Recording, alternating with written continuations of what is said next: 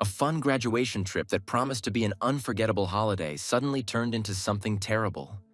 The huge liner on which the students were enjoying the trip was at the mercy of a fierce storm. The captain's voice is heard ordering the passengers to leave the deck as quickly as possible. Panic breaks out on board. The students, overcome with fear, rush from side to side, hurrying to take refuge in their cabins. In this chaotic environment, the young man suddenly heard an unfamiliar voice in his head, which informed him that he had successfully received the rookie package. Confused by what was happening, the guy could not understand what was happening to him. Believing that perhaps it was just a figment of his imagination, he began to feel a stream of strange and incomprehensible knowledge flowing into his mind. The virtual system informs the young man that there are coconut fruits in front of him, and detailed information about the height of the plant, its structure, and its biological value appears on the virtual screen. The guy suddenly grabs a poisonous snake and slams it into a tree, saving a girl who was nearby and in danger. The young man always listened to his teacher's advice and chose exactly the same model that his teacher used. The boy cuts through the thick walls of a coconut and reflects on the fact that he made the right choice by deciding to buy the same knife that his teacher had. The young man thanks the lifebuoy that is next to him. It was he who helped him survive. He believed that there was no one on this island except him, and that it was completely uninhabited. But after some time, he notices a girl in the nearby thickets. Young people are sitting by the fire. A guy is trying to boil water with a plastic bottle, using all possible improvised means in these conditions. On the huge deck of a tourist liner, a large group of students has gathered, and the loud voice of the host announces that the best student of the school is going to confess his love to the school goddess named Helen. The young man, with sincere feelings, kneels before the girl and gives her a huge bouquet of beautiful roses.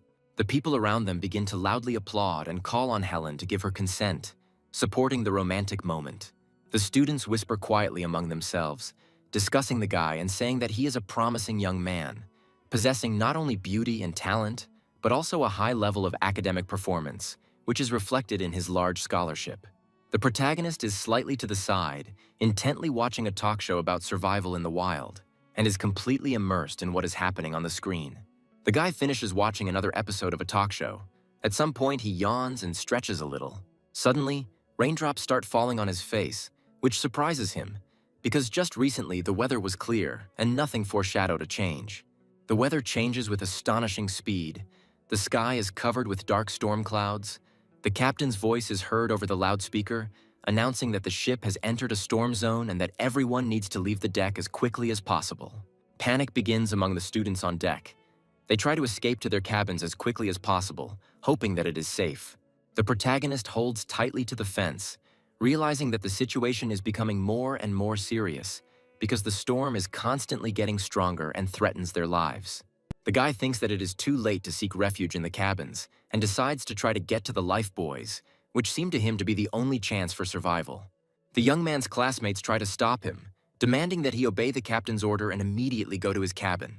The protagonist ignores such comments and continues to slowly move towards the lifebuoy, noticing a luxurious bouquet of roses abandoned on the deck, forgotten in a hurry. Finally, despite the strong pitching, the young man manages to reach the lifebuoy, which he grabs tightly, feeling at least some hope of salvation.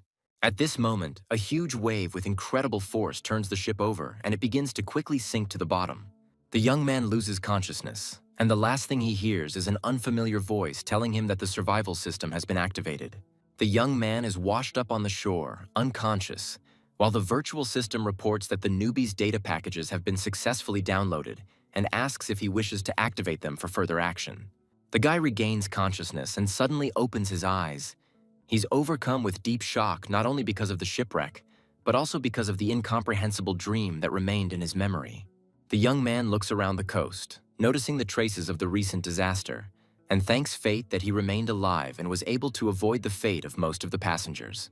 The protagonist sits leaning against a large palm tree, trying to dry his wet clothes in the warm tropical sun, and carefully examines the life preserver that helped him stay alive.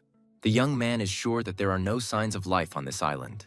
He considers it completely uninhabited, and hopes that the search and rescue team will definitely find him no later than 5 days. His attention is drawn to loud thuds on the ground. The boy realizes that these are coconuts falling from the trees, which makes him feel an unprecedented sense of relief and joy. This gives him hope, because there are quite a lot of coconut trees growing on the island, the fruits of which can help him hold out until rescuers arrive. He begins to open the thick husks of coconuts with a camp knife, remembering with gratitude his teacher who recommended this reliable tool to him. However, he soon discovers that the coconuts are old and contain significantly less coconut milk than he expected. So he will need at least 5 fruits to meet his basic needs for one day. He remembers some system in his visions. At that moment, a holographic screen instantly appears in front of him, which greets its owner. Out of surprise, the guy spits out coconut milk from his mouth and begins to choke, clearly amazed by what is happening. The system calmly informs the young man about the possibility of opening the newcomer's package, offering him to do so immediately. The guy, having overcome his amazement, decides to accept the system's offer and decisively presses on the holographic screen, hoping to understand what is happening. The system congratulates the young man and informs him that he is receiving knowledge called ordinary plants and ordinary animals, which raises even more questions for him. Suddenly, bright flashes of energy flare up around the guy, which begin an instant introduction of this information into his mind, causing him to experience strange sensations. The main character does not fully believe in the reality of what is happening. At times, it seems to him that all this is just a figment of his imagination, caused by stress and overload.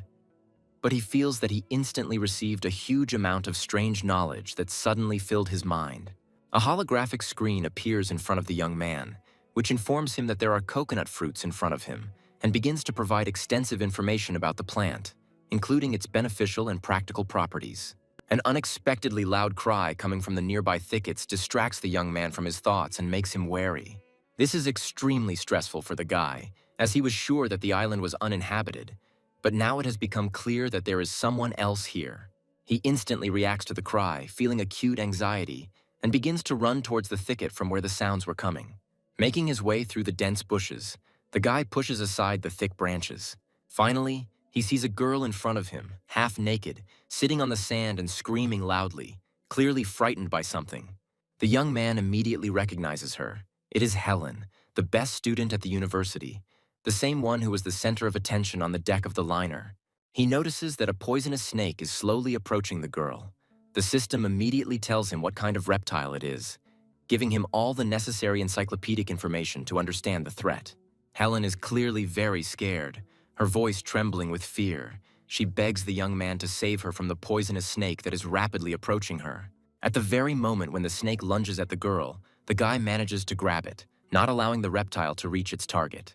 The next second, he incapacitates her by hitting her against the trunk of a tree that grew nearby. Helen's voice trembles. She tries to talk to the young man.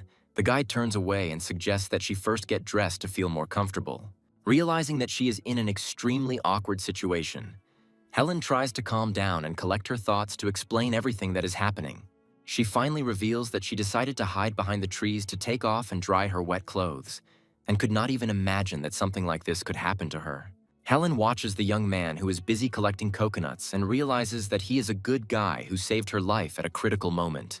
She considers herself to be quite a beautiful and attractive girl, and she is very outraged by the fact that the guy left so quickly and does not even look in her direction, as if her presence means nothing.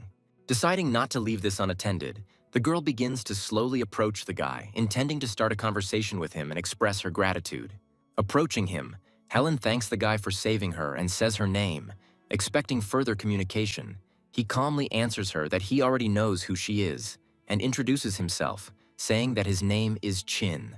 Helen suddenly becomes hysterical, grabs the young man's hands tightly and says in tears that she feels like a failure, because they both found themselves in the same plight after the shipwreck. After some time, Chin manages to calm the girl down with patience and compassion, and gives her coconut milk to drink to bring her to her senses. The guy asks Helen if she has any things that can be used to contact the outside world, such as a phone, a walkie-talkie, or something similar that could help in this situation. Chin learns that the girl had no useful items when she washed ashore, and found herself in the same situation as he was, with no means of communication. Helen tries to cheer him up, saying that their situation is not that bad, because a shipwreck is an emergency event, and after such a major incident, rescue teams are always sent out to search for survivors, which gives her hope for rescue in the near future. The guy is surprised by the girl's positive attitude, because they found themselves in extremely difficult conditions, and reactions like Helen's are quite rare in such circumstances. Chine decides to support her confidence. He agrees with her thoughts and adds that perhaps rescue teams are already on the way and will reach them soon. The girl recalls a recent encounter with a snake, at which point the voice of a young man is heard, who suggests making a fire to scare away insects and snakes, because at night, the danger can only increase. The young men go to the coast, hoping to find something useful for making a fire, and spend a whole hour wandering around the sand dunes and among the rocks. But despite all their efforts, they still do not find anything suitable for making a fire. Chin, looking at the horizon, can't help but feel like they're in a place that has almost no traces of human activity, as if the island is completely isolated from the rest of the world. Meanwhile, Helen notices an empty plastic bottle in the overheated coastal sand. Disappointment flashes across her face, as she hoped to find at least some valuable liquid in the bottle that could be useful to them. She's about to throw away the unnecessary item, but Chin notices her intention and quickly asks the girl not to do it. Helen asks the guy with doubt what could be so useful in this empty bottle, because in her opinion, it is absolutely useless in their situation. Chin confidently answers that she will see everything herself, and that this bottle can serve for them. He explains that he is going to use the bottle to start a fire, and recalls a method he saw on a survival TV show. The guy fills a bottle with water and uses it as a lens to focus the sun's rays. To his surprise and joy, the method turns out to be working, and the refracted rays of the sun were able to light a fire, which became their first big success on the island. Gradually, evening comes. Darkness thickens over the island, while the young people sit around the fire, enjoying the warmth and feeling relatively safe. Helen anxiously asks the boy how long he thinks it will be before rescuers find them. She's very worried about the thought that they might die of starvation before help is provided. Chine understands that he needs to cheer the girl up, because in a survival situation, the most important thing is to stay positive, because if you are depressed, you will already be half dead.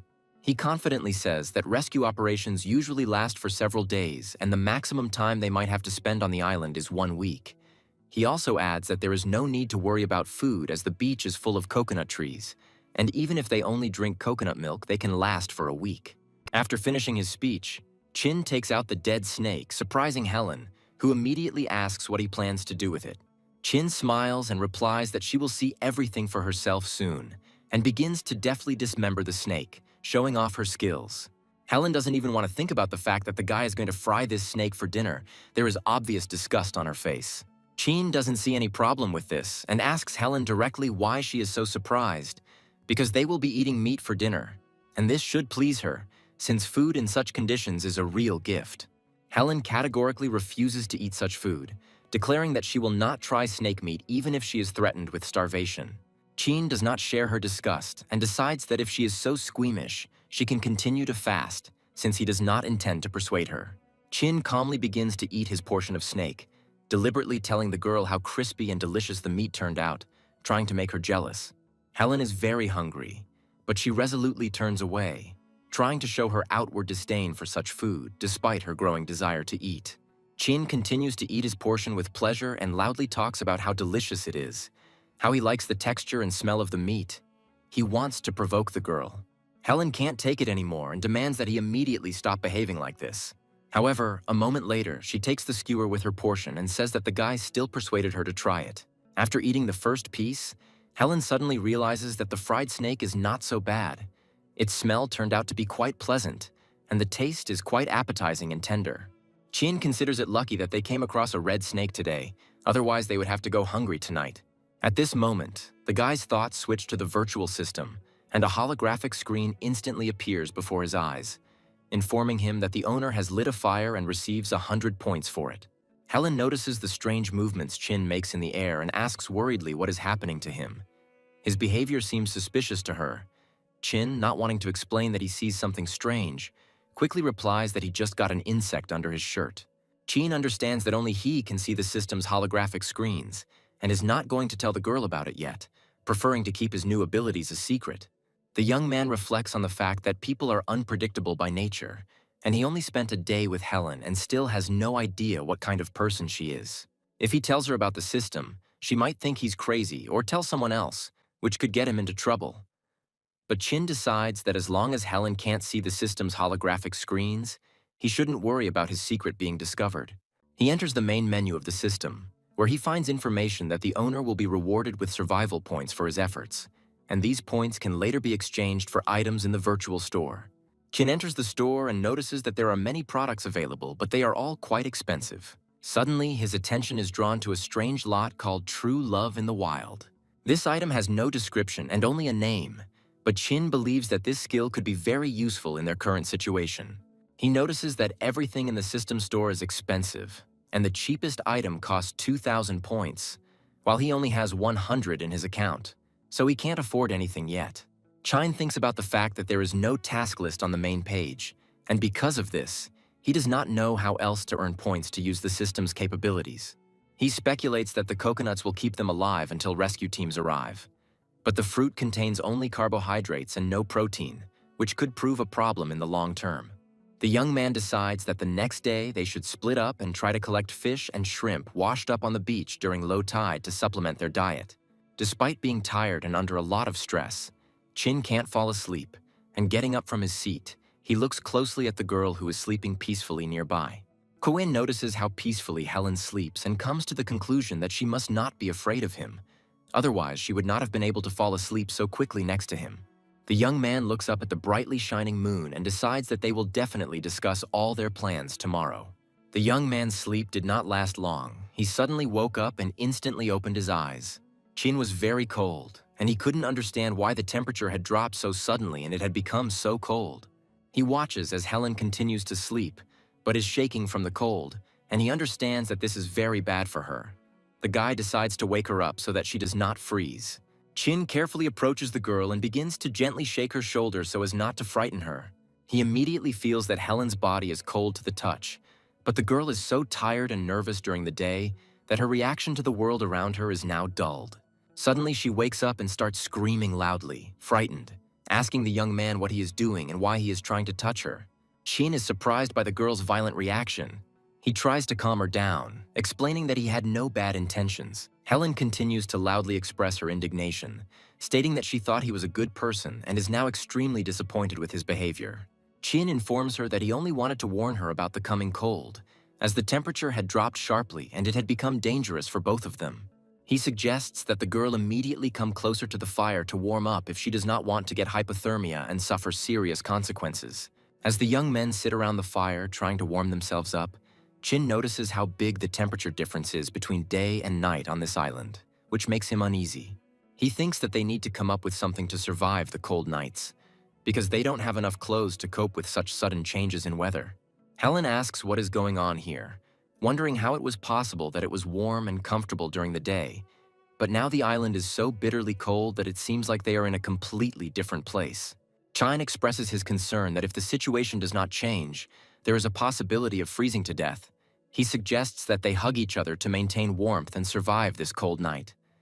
But Helen categorically rejects his offer, not wanting to engage in such close physical contact, despite the current circumstances. The young people continue to sit in complete silence around the small fire, trying to warm up on the cold night, but it turns out to be not so easy. Helen feels that even in spite of the fire, her hands and feet are still cold, almost numb, and she has difficulty keeping warm. She looks at Chin carefully, realizing that maybe they really should hug to keep warm and get through the night, but she's held back by the fact that she's never been this close to a guy before.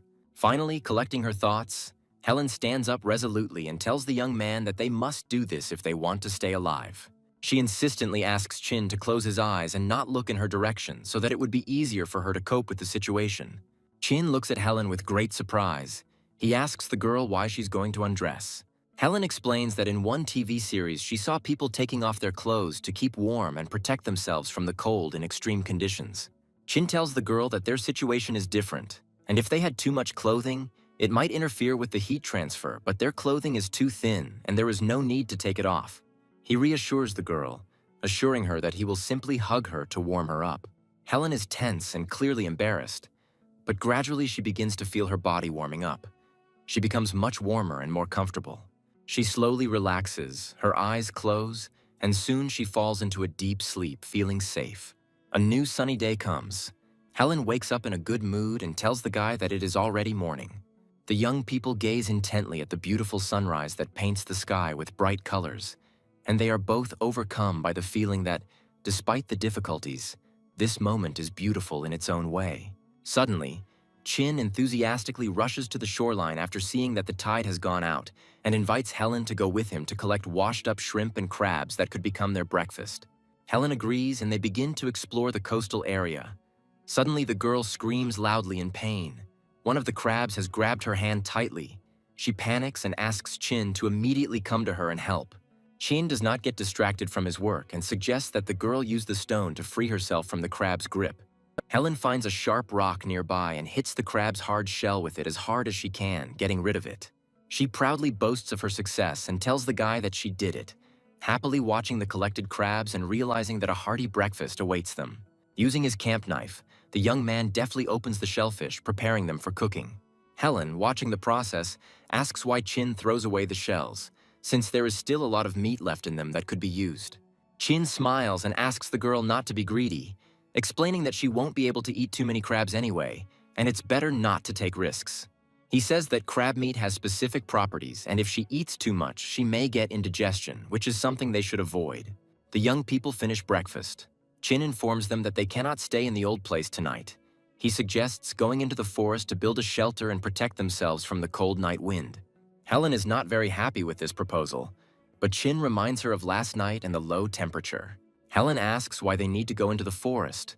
Can't they build a shelter on the beach where they are already accustomed?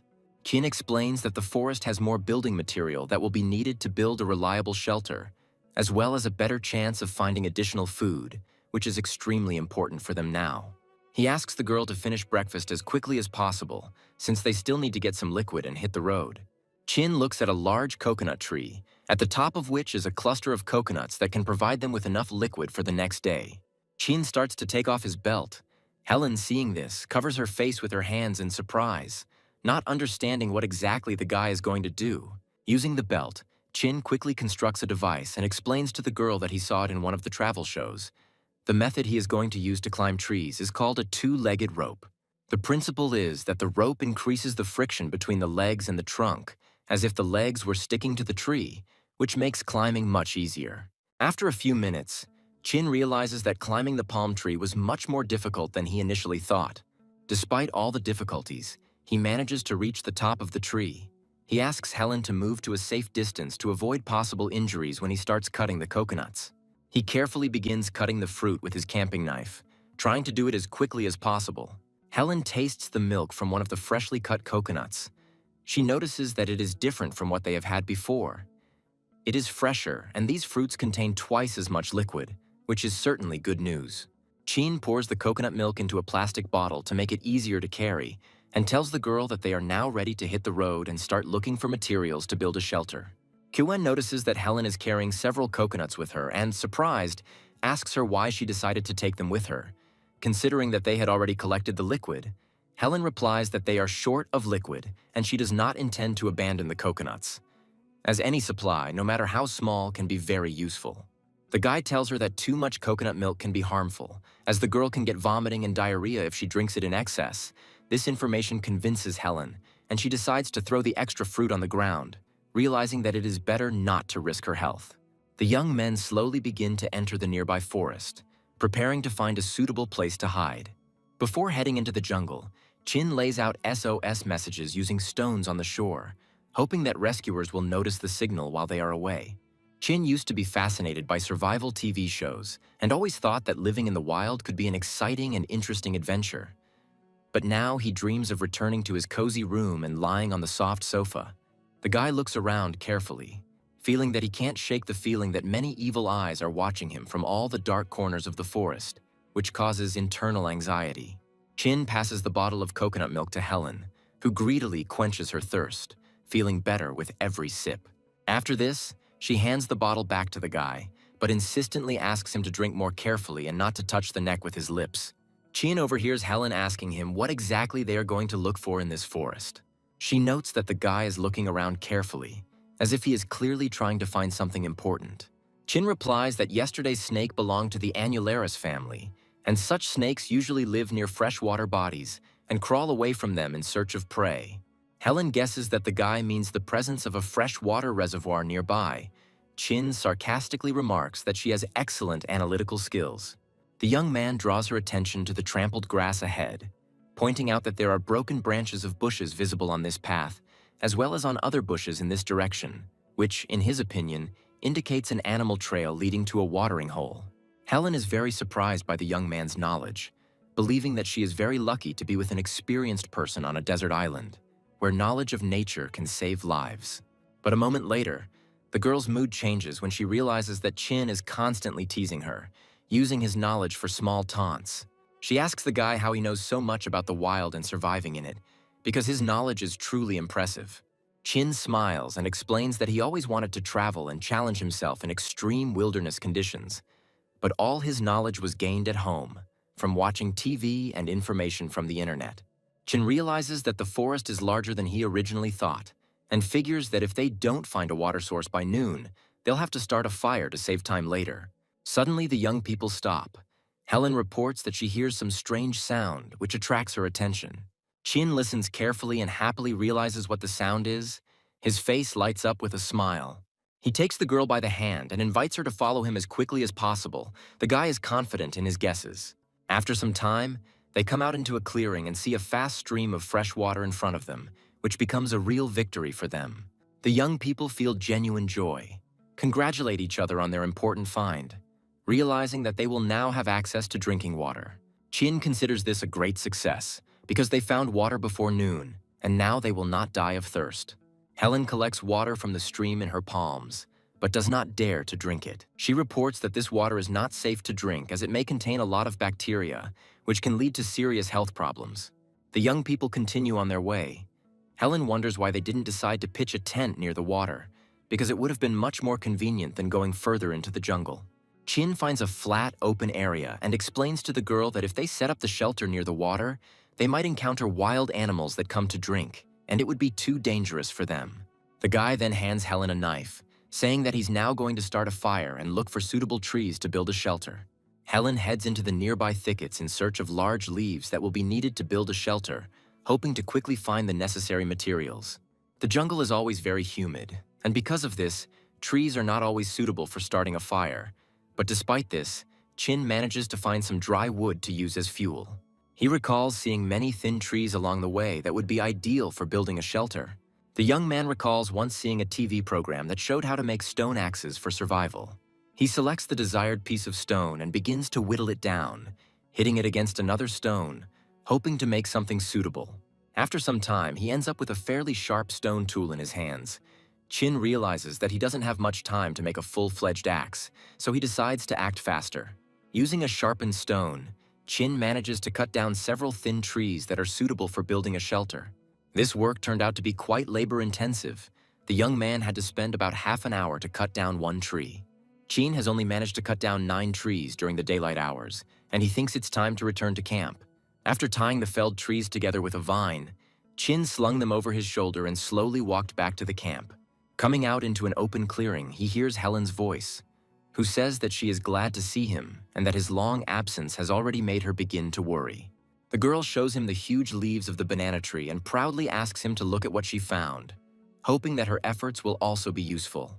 Helen reports that she took the smallest leaves and that there are huge banana forests nearby. Chin reports that they currently have very little building material. The guy says that for now, they will build a small tent to survive the cold night. Helen asks Chin how they will attach the banana leaves to the overall structure. Chin says that he will make some supporting rods and will sharpen some felled trees for this purpose. After this, using a stone, the young man drives the sharpened rods into the ground. After tying everything together with strong vines, Chin covers the structure with several layers of large banana leaves. Helen says that this design does not look like a nice and warm house at all.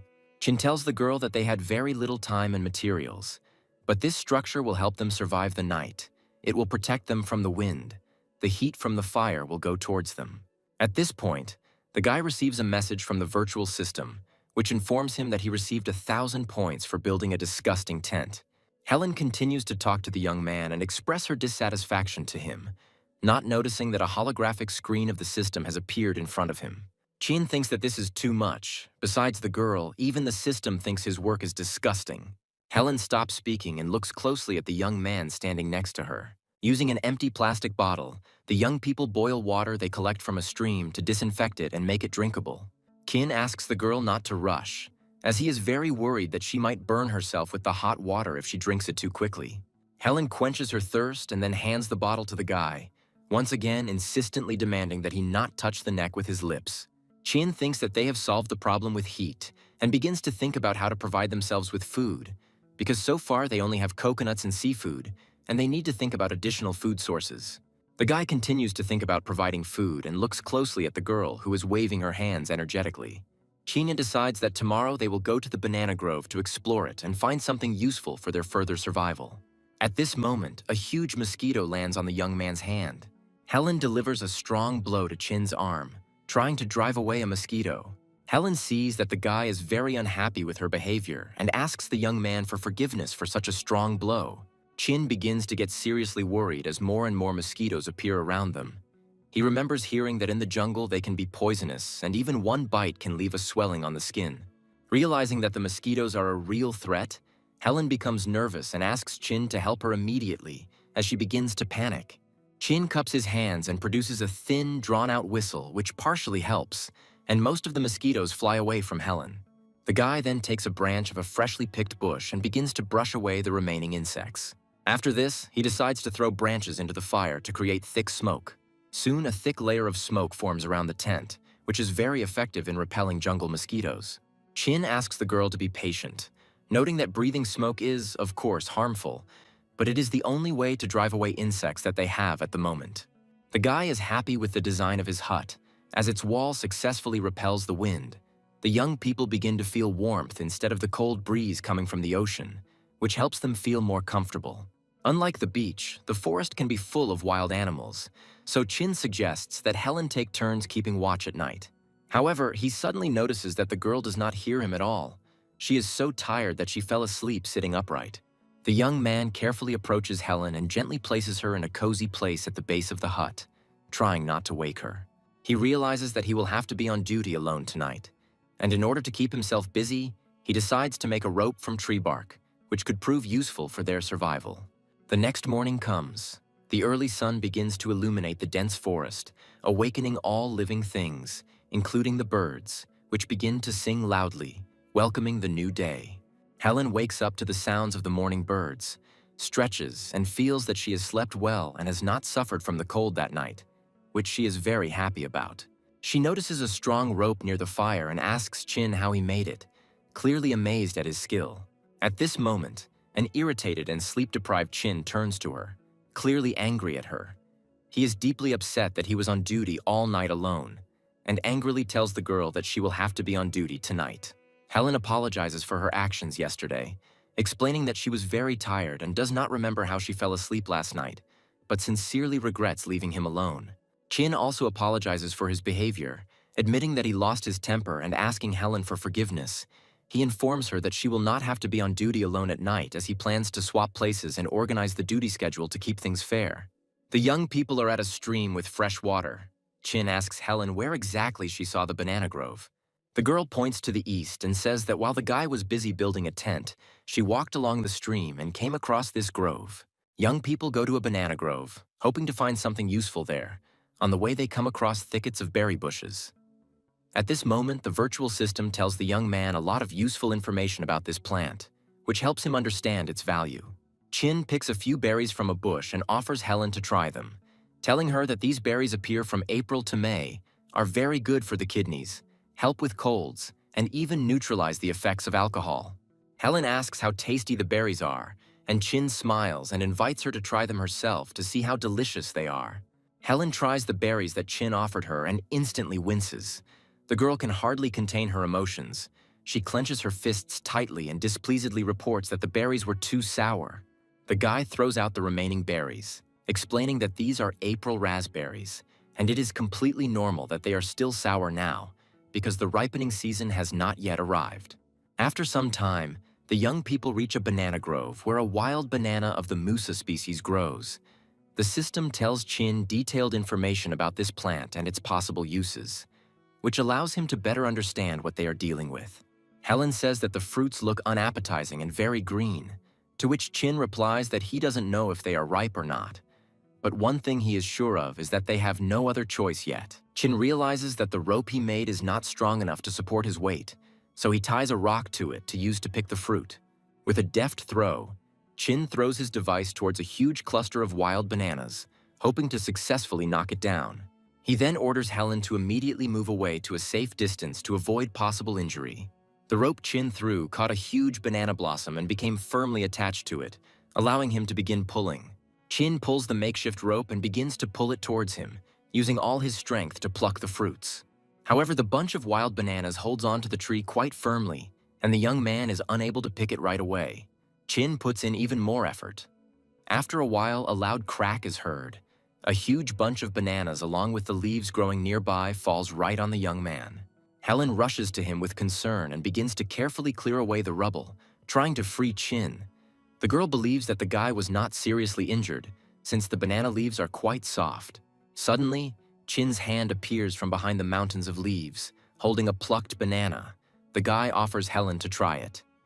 Helen, frowning, tells the young man that she does not like that he constantly tests new food and its toxicity on her, as if she were a guinea pig. Realizing that the girl is unhappy, Chin decides to try the wild banana himself to dispel her doubts. Chin smiles and says that he wasn't trying to use her, he just wanted to act like a gentleman. Then takes a bite of the fruit. He immediately tells Helen that the taste of the banana leaves much to be desired. It's too hard and not sweet at all. Helen suggests that this banana is probably just not ripe yet and suggests trying another one to make sure. Chin explains that it is not a matter of whether the banana is ripe or not. He explains that this type of banana tree has not yet gone through the mutation process and its fruits contain a huge number of seeds, which makes them inedible for humans. Chin throws away the remains of the banana and says that there is nothing tasty in them, and if you want to eat, you should eat meat. Helen tells the guy that she doesn't get his jokes at all, to which Chin replies that he's not joking at all. They really can eat meat grown from a banana tree. The girl thinks that the young man is simply making fun of her, but Chin asks her to come closer and see everything for herself.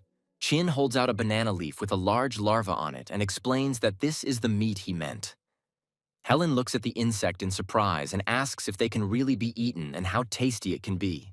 Chin is very surprised by her reaction, finding it very unusual, as she remains very calm in a situation that would shock many.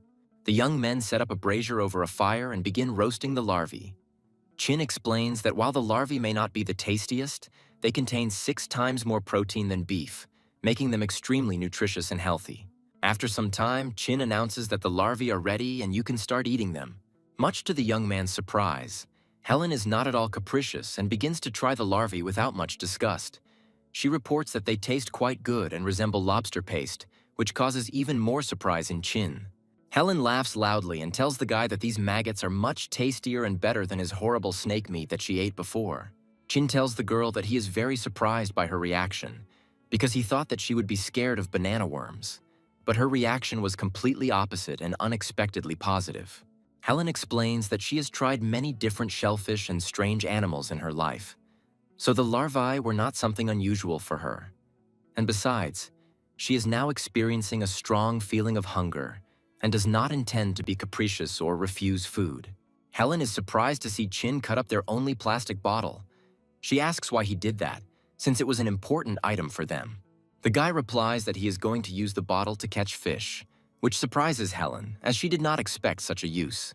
Chin says that earlier he noticed a lot of fish swimming in the mouth of the stream, and he believes that with the help of this bottle, they will be able to easily catch small fish, which will greatly diversify their diet.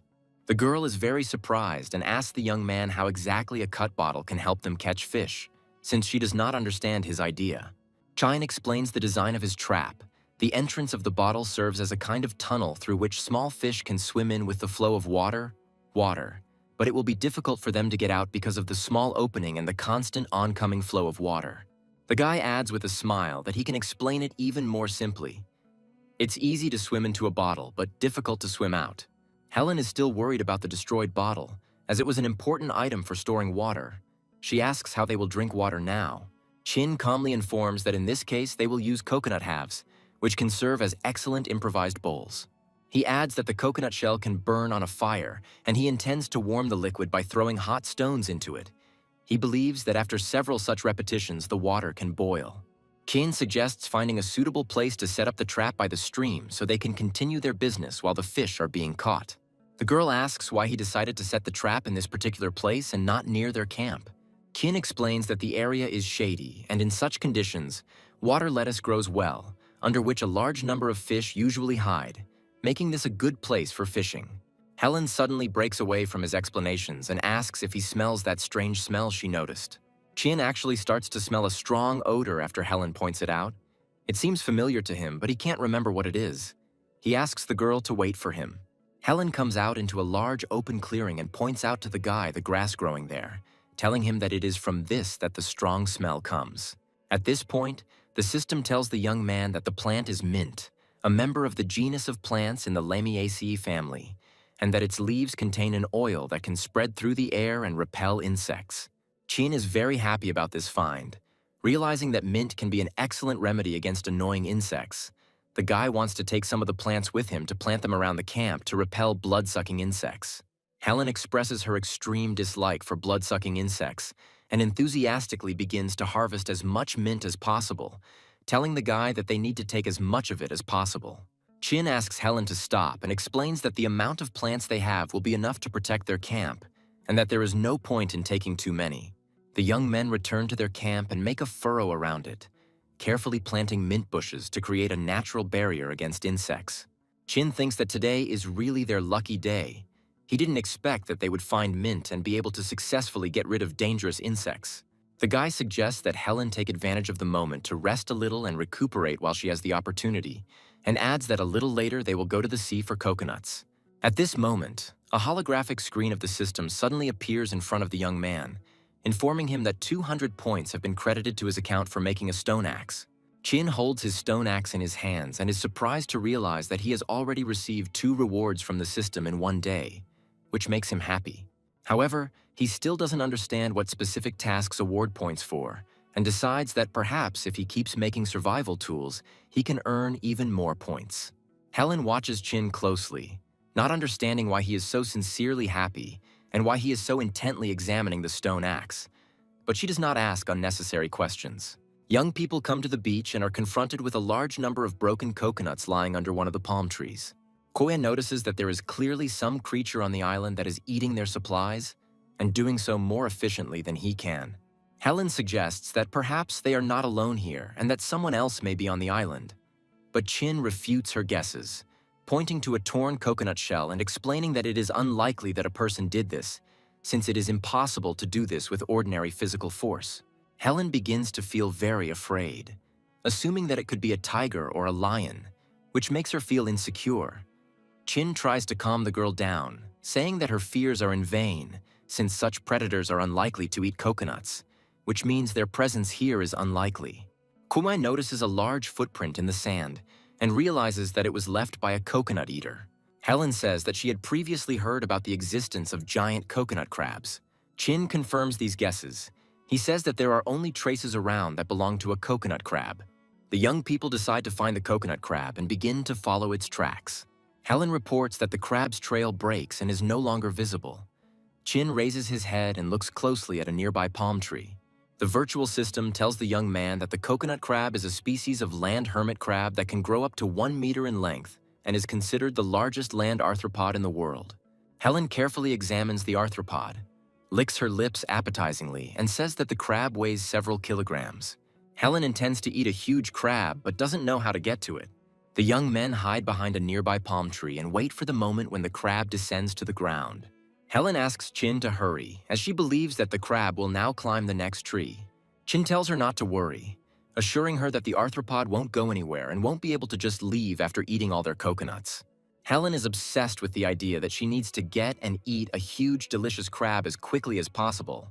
Coconut crabs have powerful jaws, and for them, cracking open the tough nut is as easy as peeling a banana. Chin's appearance takes on a terrifying appearance as he slowly approaches the huge coconut crab that is lurking on the ground. Chin takes the opened coconut from the crab. The guy praises him and says that he is doing a good job and suggests that he continue to open other nuts. He carefully examines the arthropod and is surprised by its strange habits. Usually such crabs are afraid of bright daylight and only come out at night. Chin snatches another cracked nut from the crab's claws and is very surprised at how quickly the crab can handle the coconuts. The arthropod, feeling that its prey has been taken away, begins to get angry and reacts aggressively, trying to grab the guy with its powerful claws. Chin playfully jumps away from his blows and with a grin invites the crab to try to catch it. He then tells the crab that it is time for payback for stealing their coconuts. The young man pins the huge crab to the ground and ties it up with his rope. Helen, a little behind Chin, asks him to go slower, saying that it is hard for her to keep up with him. The guy replies that they need to hurry since the sun will soon begin to set and they may not have time to return before dark. Helen collapses on the sand, saying that she is tired and can't go any further because the coconuts she is carrying are too heavy. Chin understands her condition and suggests that they take a short break so she can rest and regain her strength. He looks at the evening ebb tide and feels regret that it will soon get dark. He would like to have time to catch even more living creatures. At this point, Helen starts to cry, her eyes full of despair. She reports that the third day is already ending and the rescue team still haven't shown up. Helen's reaction deeply hurts the young man, and he is going to say something to cheer her up and restore her confidence. However, before he can come up with anything, Helen pulls herself together, slaps her cheeks with her palms, and resolutely orders herself to pull herself together. After this, she says that they should not be upset, because she is sure that they will not be abandoned on this desert island. The girl reminds them that rescuers may arrive later, perhaps in a week, as Chin had said, and then lifts the heavy coconuts and says that they need to move on before the sun sets. Chin is plunged into heavy thoughts, realizing that 3 days have flown by unnoticed, and begins to worry that if they are not found in a week, then rescuers will most likely stop searching. The young people check their trap and find 3 small fish in it. The young man says that there are a lot of fish in this river. He didn't think that with the help of an elementary device, only fish would be caught. He begins to cut up the fish he caught and asks Helen to return to camp, saying that he will catch up with her a little later. This time, the guy decided to use fish guts as bait instead of banana worms. He believes that it will attract bigger fish than before. A holographic system screen appears in front of Chin, informing him that the fishing task has been completed and he has received 500 points. This news pleases the young man, because now he has 2,000 points on his account, and this is enough to visit the system store and, perhaps, get something really useful. He returns to the camp and sees Helen trying to make something out of stones. The guy asks what exactly she has in mind. Helen replies that the coconut crab turned out to be quite large, so she's going to build a larger stove. After some time, the young people make a fire and begin to prepare dinner, consisting of a coconut crab and 3 small fish. Helen reports that she really likes the food. The crab meat is very nutritious and has a sweet, coconut-like taste. The girl reports that today she has eaten a hearty meal for the first time in a long time and does not feel hungry. Chin goes to bed and asks him to wake her up at midnight so that they can switch places. Night falls. It becomes very dark around. Helen feels fear and constantly feeds it with her thoughts that some wild animals might attack them. Suddenly, Chin grabs her sharply. The girl did not expect this and lets out a loud scream. Helen turns sharply and begins to clumsily swing the stone axe, screaming loudly. She reports that the young man scared her a lot and asks her not to do that, after which she asks him why he got up so early, since she had not yet intended to wake him up. Chin says that he can't sleep. He invites the girl to go to bed and intends to take her place. Helen asks the young man if he really had a rest. She understands that the guy is going to be on duty for the 2nd night in a row, because yesterday she slept all night and was not on duty. Chin says that everything is fine. He wants Helen to get enough sleep and not smash his head with an axe one day in her sleep. Chin throws some wood on the fire and thinks that now is the time to visit the system's virtual store. There is peace all around. Only light smoke from the fire slowly rises high up, dissolving in the dense crowns of the trees. Chin heats up the water, carefully places hot stones from the fire into a cup made from half a coconut, and disinfects it with mint leaves. The young man believes that as long as there is an opportunity to boil water, there is no need to worry about bacteria and possible risks. He finds mint leaves not only healthy, but also very tasty, and they help him stay alert. Suddenly, he hears Helen talking in her sleep, the girl constantly calling for help, repeating that they are in trouble on a desert island. Tears appear on her face.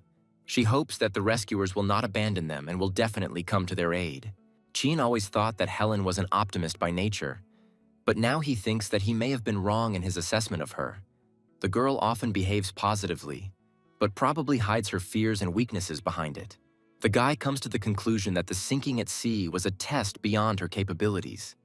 And in order not to lose heart and give up, Helen constantly encouraged herself. He believes that Helen subconsciously expects that rescuers will show up and find them in a week, and this belief helps her move forward. But if no one comes after 7 days, her belief may collapse, and then she will lose the will to live. Chin thinks that there is no time for such thoughts now. He needs to focus on pressing problems. The guy goes to the menu of the virtual store and is going to see what he can exchange his points for. 2,000 points is enough to get various knowledge packs, such as the Wilderness First Aid Encyclopedia or the Wildlife Encyclopedia. Chin doesn't know what to choose. He wants to get all the available knowledge packages, but he can only choose one. On a desert island, there are not enough tools and the guy has very little opportunity to create them, so he chooses a package called an Encyclopedia of Fieldcrafts. Suddenly, bright energy waves flare up around the young man. The virtual system informs him that the package download has begun. This knowledge pack lives up to its name, as it contains a variety of useful skills such as making bows or mastering pottery. There is even knowledge of how to create paper. The guy understands that, with these skills, he will be able to survive on a desert island for many years. The system informs the young man that a special service called the Wheel of Fortune has been activated, which allows him to randomly receive a valuable item or skill. The cost of the move is 1,000 points per spin. For your first purchase in the Chin System store, you get 1 free spin of the reel. The guy is happy that there are no empty sectors on the wheel, which means that he will get some kind of prize in any case. Chin spins the wheel and gets the cheetah speed sector. A few days ago, the young man saw this skill in the store, and its value was 10,000 points. So Chin thinks he got the real jackpot. The virtual system asks whether he wants to use the skill right now or leave it for later. Chaya decides that he has no need to use this ability at the moment and leaves the cheetah speed for the future. Morning comes. Helen slowly wakes up. She lazily rubs her eyes and prepares to meet a new day. Suddenly, the girl realizes that she is alone. Helen begins to turn her head in different directions, hoping to see Chin nearby. A moment later, he appears in the camp. The guy wishes her good morning and says that he brought freshly caught fish for breakfast. Helen's voice is heard asking the guy to be sure to warn her next time he leaves so she doesn't worry. Chin explains that the girl was fast asleep, and he didn't want to wake her up so as not to disturb her sleep. Helen says that she will be away for a while and asks the guy to wait for her and under no circumstances to approach the area downriver. Chin reminds the girl not to forget to bury everything so that the smell does not attract wild animals and does not pollute the water.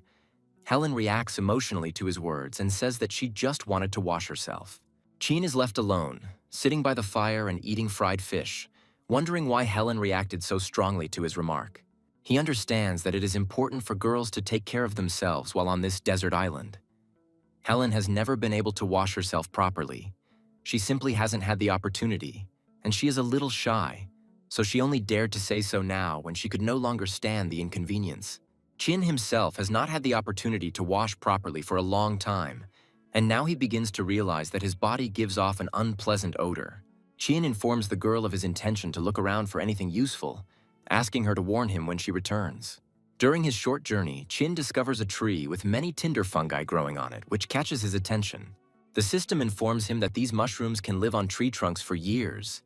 They have the property of thinning the blood, but unfortunately are not edible, although they can be used to start a fire. Chin is happy with the new knowledge, as the system helps him distinguish whether mushrooms are edible or not. And finding the tinder fungi gives him the idea to try to find mushrooms suitable for food.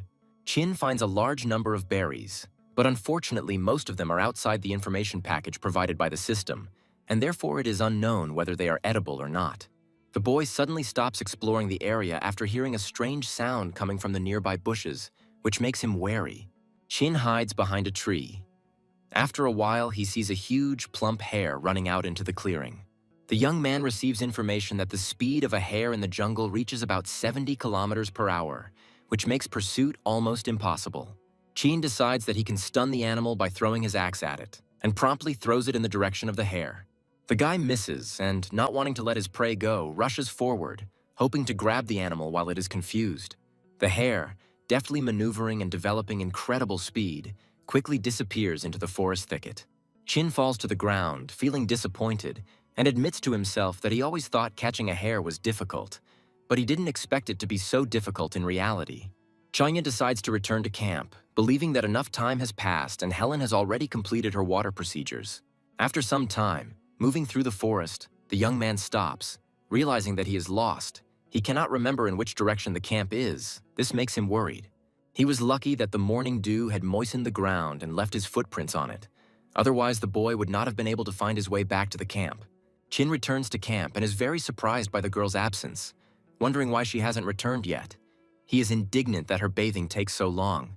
Suddenly, Chin turns around after hearing Helen's loud scream coming from the river, causing him to take immediate action. The guy rushes to the river and finds the girl pretty quickly. He immediately asks if everything is okay with her and what happened. Helen is clearly scared. Fear completely paralyzes her. She begs for help and says that there is a snake next to her. Chin immediately dives into the water, creating a lot of splashes around himself. Chin shows the girl the eel he caught and asks her to calm down. The guy explains that it is not a snake at all, but an ordinary rice eel, harmless to her. Chin leaves the girl on the shore and decides to go back to the camp to wait for her there. The system provides Chin with detailed information about the rice eel, noting that they have a meaty structure, no bones, and are therefore quite tasty, and that these creatures live primarily in shallow rivers and flooded fields. Chin considers the morning a success, as they are now provided with food for the whole day, and this gives him confidence. Helen dresses slowly, feeling ashamed. She hopes that Chin didn't see anything wrong during the incident by the river. The girl returns to the camp, where she is met by Chin, who immediately asks about her well-being. Helen assures that she has already calmed down and feels much better. She understands that Chin was there all this time and was ready to protect her if necessary. Suddenly, Helen's mood changes dramatically, feeling inexplicably irritated. She asks why Chin is looking at her like that. Chin replies that the thing is that she is beautiful and looks quite attractive. Helen's face flushed scarlet at Chin's words. Her gaze was full of surprise, and she herself remained completely silent, not knowing what to answer. Helen turns sharply and quickly leaves the clearing, saying on the go that she is returning to the camp. She does not want to show her embarrassment and confusion. Helen doesn't understand why her reaction to Chin's compliment was so strong, because she has received compliments from men many times before, but never before did it cause such a thrill. Chin smiles at the girl. He himself did not expect to say such words to her. His feelings were expressed spontaneously. Although rice eels do not live in groups, Chin doubts that the one found earlier was alone. He decides to return to the river to try his luck and catch another eel. The guy finds some damp soil near the river, knowing full well that eels dig holes in such places, making secluded nests for themselves. After some time, Chin discovers an inconspicuous hole near the water that the eel could use for habitation. Knowing that the hole has 2 exits, one at the top and one leading straight into the water, Chin decides to block the one that leads to the river to prevent the eel from escaping. Using clay and wet earth, he closes the bottom exit so that the eel cannot escape and swim away when he starts fishing. Chin realizes that catching eels with bare hands is not safe, as other, more dangerous creatures may live in such holes.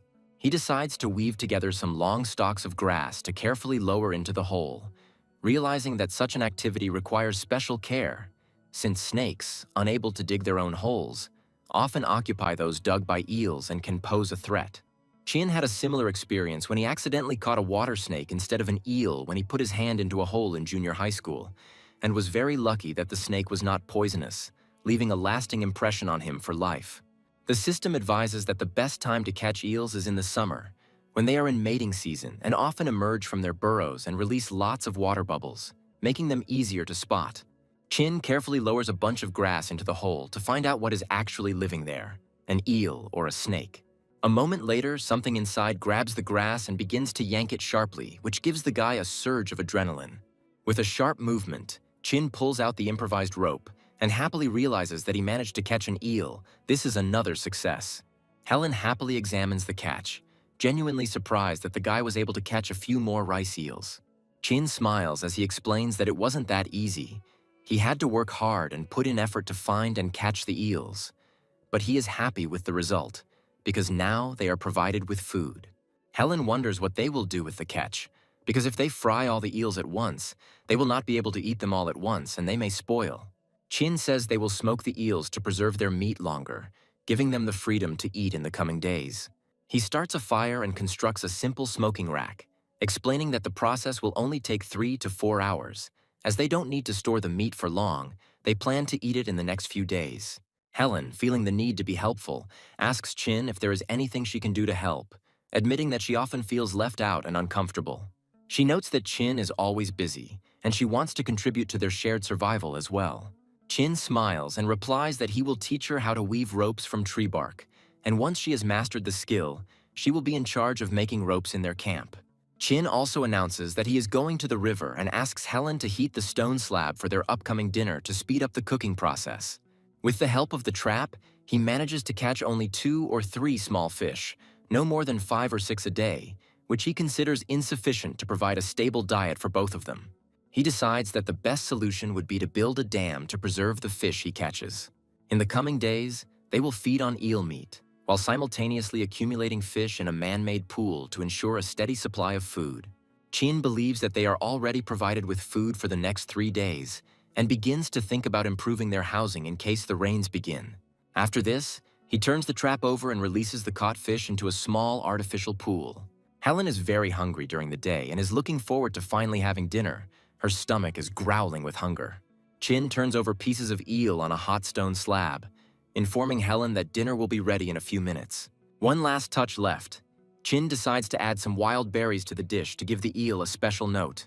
The berries fall with a quiet hiss onto the hot stone slab, filling the rice eel with a wonderful forest aroma, awakening the appetite and giving the dish a special sophistication. Helen takes a hot piece of eel from the stone slab and slowly begins to taste it, chewing carefully and enjoying every moment. The oily aroma of smoke and the slight sourness of raspberries combine beautifully, balancing each other out. Each piece, soaked in sweet and sour juice, melts on her tongue, causing genuine delight. Chin takes great satisfaction in watching Helen enjoy the dinner he prepared, and is glad that his culinary efforts are appreciated. He holds a smoldering tinder fungus in his hand. The guy is going to return to the clearing where he saw the hare, and hopes that his hunt will bring good luck. The morning dew had destroyed all traces, but the young man had prudently made marks on the trees so that he could easily find his way to the clearing. Chin is sure that this is his chance to provide the camp with meat, because since they built the shelter, he has not gone hunting, and now he feels the need to replenish supplies. Fish and eels are almost gone, and it is time to take care of food again. The action moves back 2 days. Helen curiously asks Chin why he took apart their shed. Chin replies that the old shed was too small and unreliable, and he decided to build a more spacious and stable structure that would be more comfortable and safer. Throughout the day, they worked hard together to improve their design. The new canopy turned out much better than the previous one. It became larger and protected them more reliably from rain and wind. Chin is going to follow the path the hare took, hoping to track him down. He only has a few hours until the tinder fungus smolders and keeps the fire going. He speculates that hares probably do not migrate long distances, but prefer to stay in one place because the jungle is rich in vegetation and they have no need to search for food in other parts of the forest. In practice, it turned out that finding a hare hole was not as easy as he expected. After some time, the young man still manages to find a hole located next to an old tree, which becomes a real find for him. The virtual system tells Chin that hares usually have 3 exits from their holes, so the one he found is far from the only one. Before smoking out a hare, Chin carefully seals all escape routes to prevent the animal from escaping. The young man finds 5 exits from the hole, 3 of which he carefully blocks, leaving only 2, in one of which he will put tinder fungus to smoke out the animal, and at the other he will watch for the hare. Using a smoldering tinder fungus, Chin lights a small fire so that the smoke fills the hare's hole and forces the animal to come out. The young man takes up a position at one of the exits of the hole, and all he can do is wait until the hare jumps out to freedom, driven away by the smoke. After a while, a large hare bursts out of the hole at great speed, forcing Chin to react instantly and try to grab it. The young man's reaction does not fail him. He suddenly grabs the animal. The next moment, a small hare appears in his hands, flailing about in panic. A few seconds later, other little rabbits start running out of a nearby hole, and Chin realizes that he has accidentally found a whole family. Wild hares rarely live in large colonies, but here, as it turned out, lived a fairly large family. Chin puts out the fire and very carefully tries to look inside the rabbit hole. Inside the hole, Chin finds 3 little rabbits huddled in a corner, clearly frightened by what is happening, trembling with fear. Even though most of the older and larger hares manage to escape, Chin still had a good catch today and was quite pleased. Returning to the camp, the boy does not hide his joy and boasts about his catch. Helen takes one of the hares in her arms, gently hugging it to herself, and begins to play with it. Chin looks at this with a grin and reminds Helen that the hares are not toys, but they're food. He's going down to the river to cut them up for cooking. Helen, looking at these little creatures, says that they are too cute to eat and begs Chin not to do it. She suggests not to rush into this decision, arguing that the bunnies are too bony and skinny to eat, and suggests fattening them up and waiting until they grow up and gain weight, and then deciding their fate. Chin agrees with Helen's suggestion, admitting that there will be very little meat from these small hares now.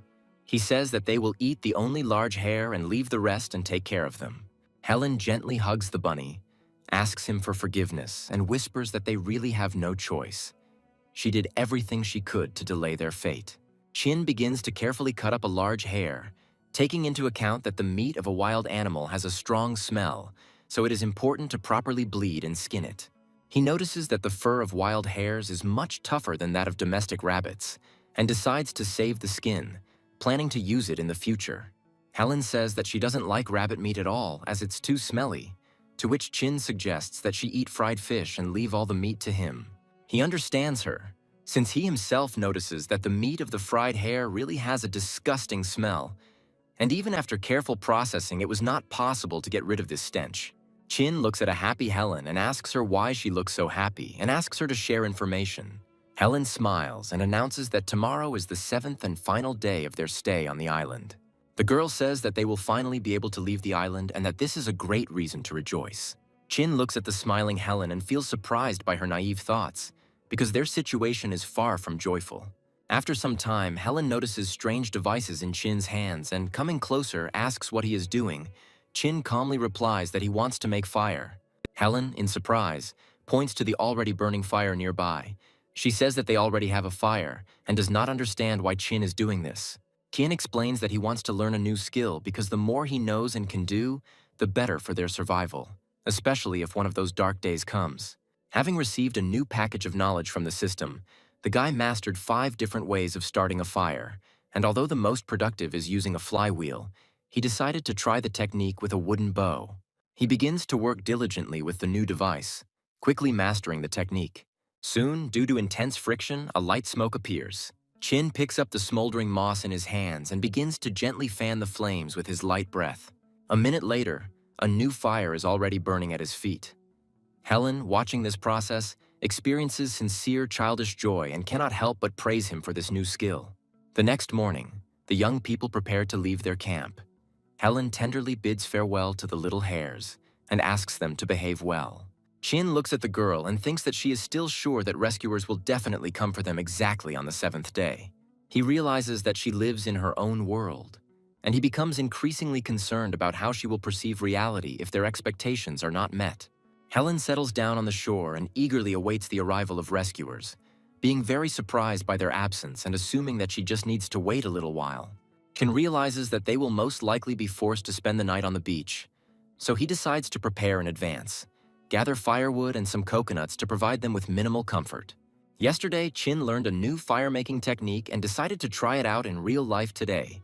Helen begins to shiver from the cold and excitement. Her voice sounds worried when she asks why the rescuers are taking so long, when it is almost dark. She begins to wonder if she's miscalculated, and maybe it's only day 6. But then comes the terrifying thought that maybe the rescuers have simply forgotten about them. Chin, feeling the girl's excitement, does not know how to start this conversation, how to choose the words to tell her the bitter truth and not completely shatter her hopes. But he doesn't have time to utter a single word, because Helen suddenly grabs his hand tightly, her eyes full of fear and despair. She starts to get hysterical. Tears are streaming down her face. She screams that she doesn't want to die here, in this abandoned place. Her voice is full of pain and fear. In a state of hysteria, Helen demands that Chin tell her that none of this is true and that they will definitely be saved, her condition worsening with each passing second. Chin realizes that there is no other way to stop her panic and decides to take a sharp step. He hits her on the cheek with his palm, hoping to bring her back to reality. It works. Helen instantly calms down. She looks at him stunned, asking why he hit her, her voice now quiet and full of bewilderment. Chin tells Helen that she needs to look at things realistically, no matter how painful it is, and accept the truth. Helen, unable to contain her emotions, hugs the young man and begins to cry loudly, her voice trembling when she says that the rescuers will not come for them and will never take them away from here. The realization of this causes deep pain. Klein tries to calm her down and quietly says that it's okay if the rescuers don't come. He's still there and won't abandon her, and everything will be fine, no matter how hard it is for them now. Night falls on the island. Young people sit by the fire, silently watching the ocean spread out before them.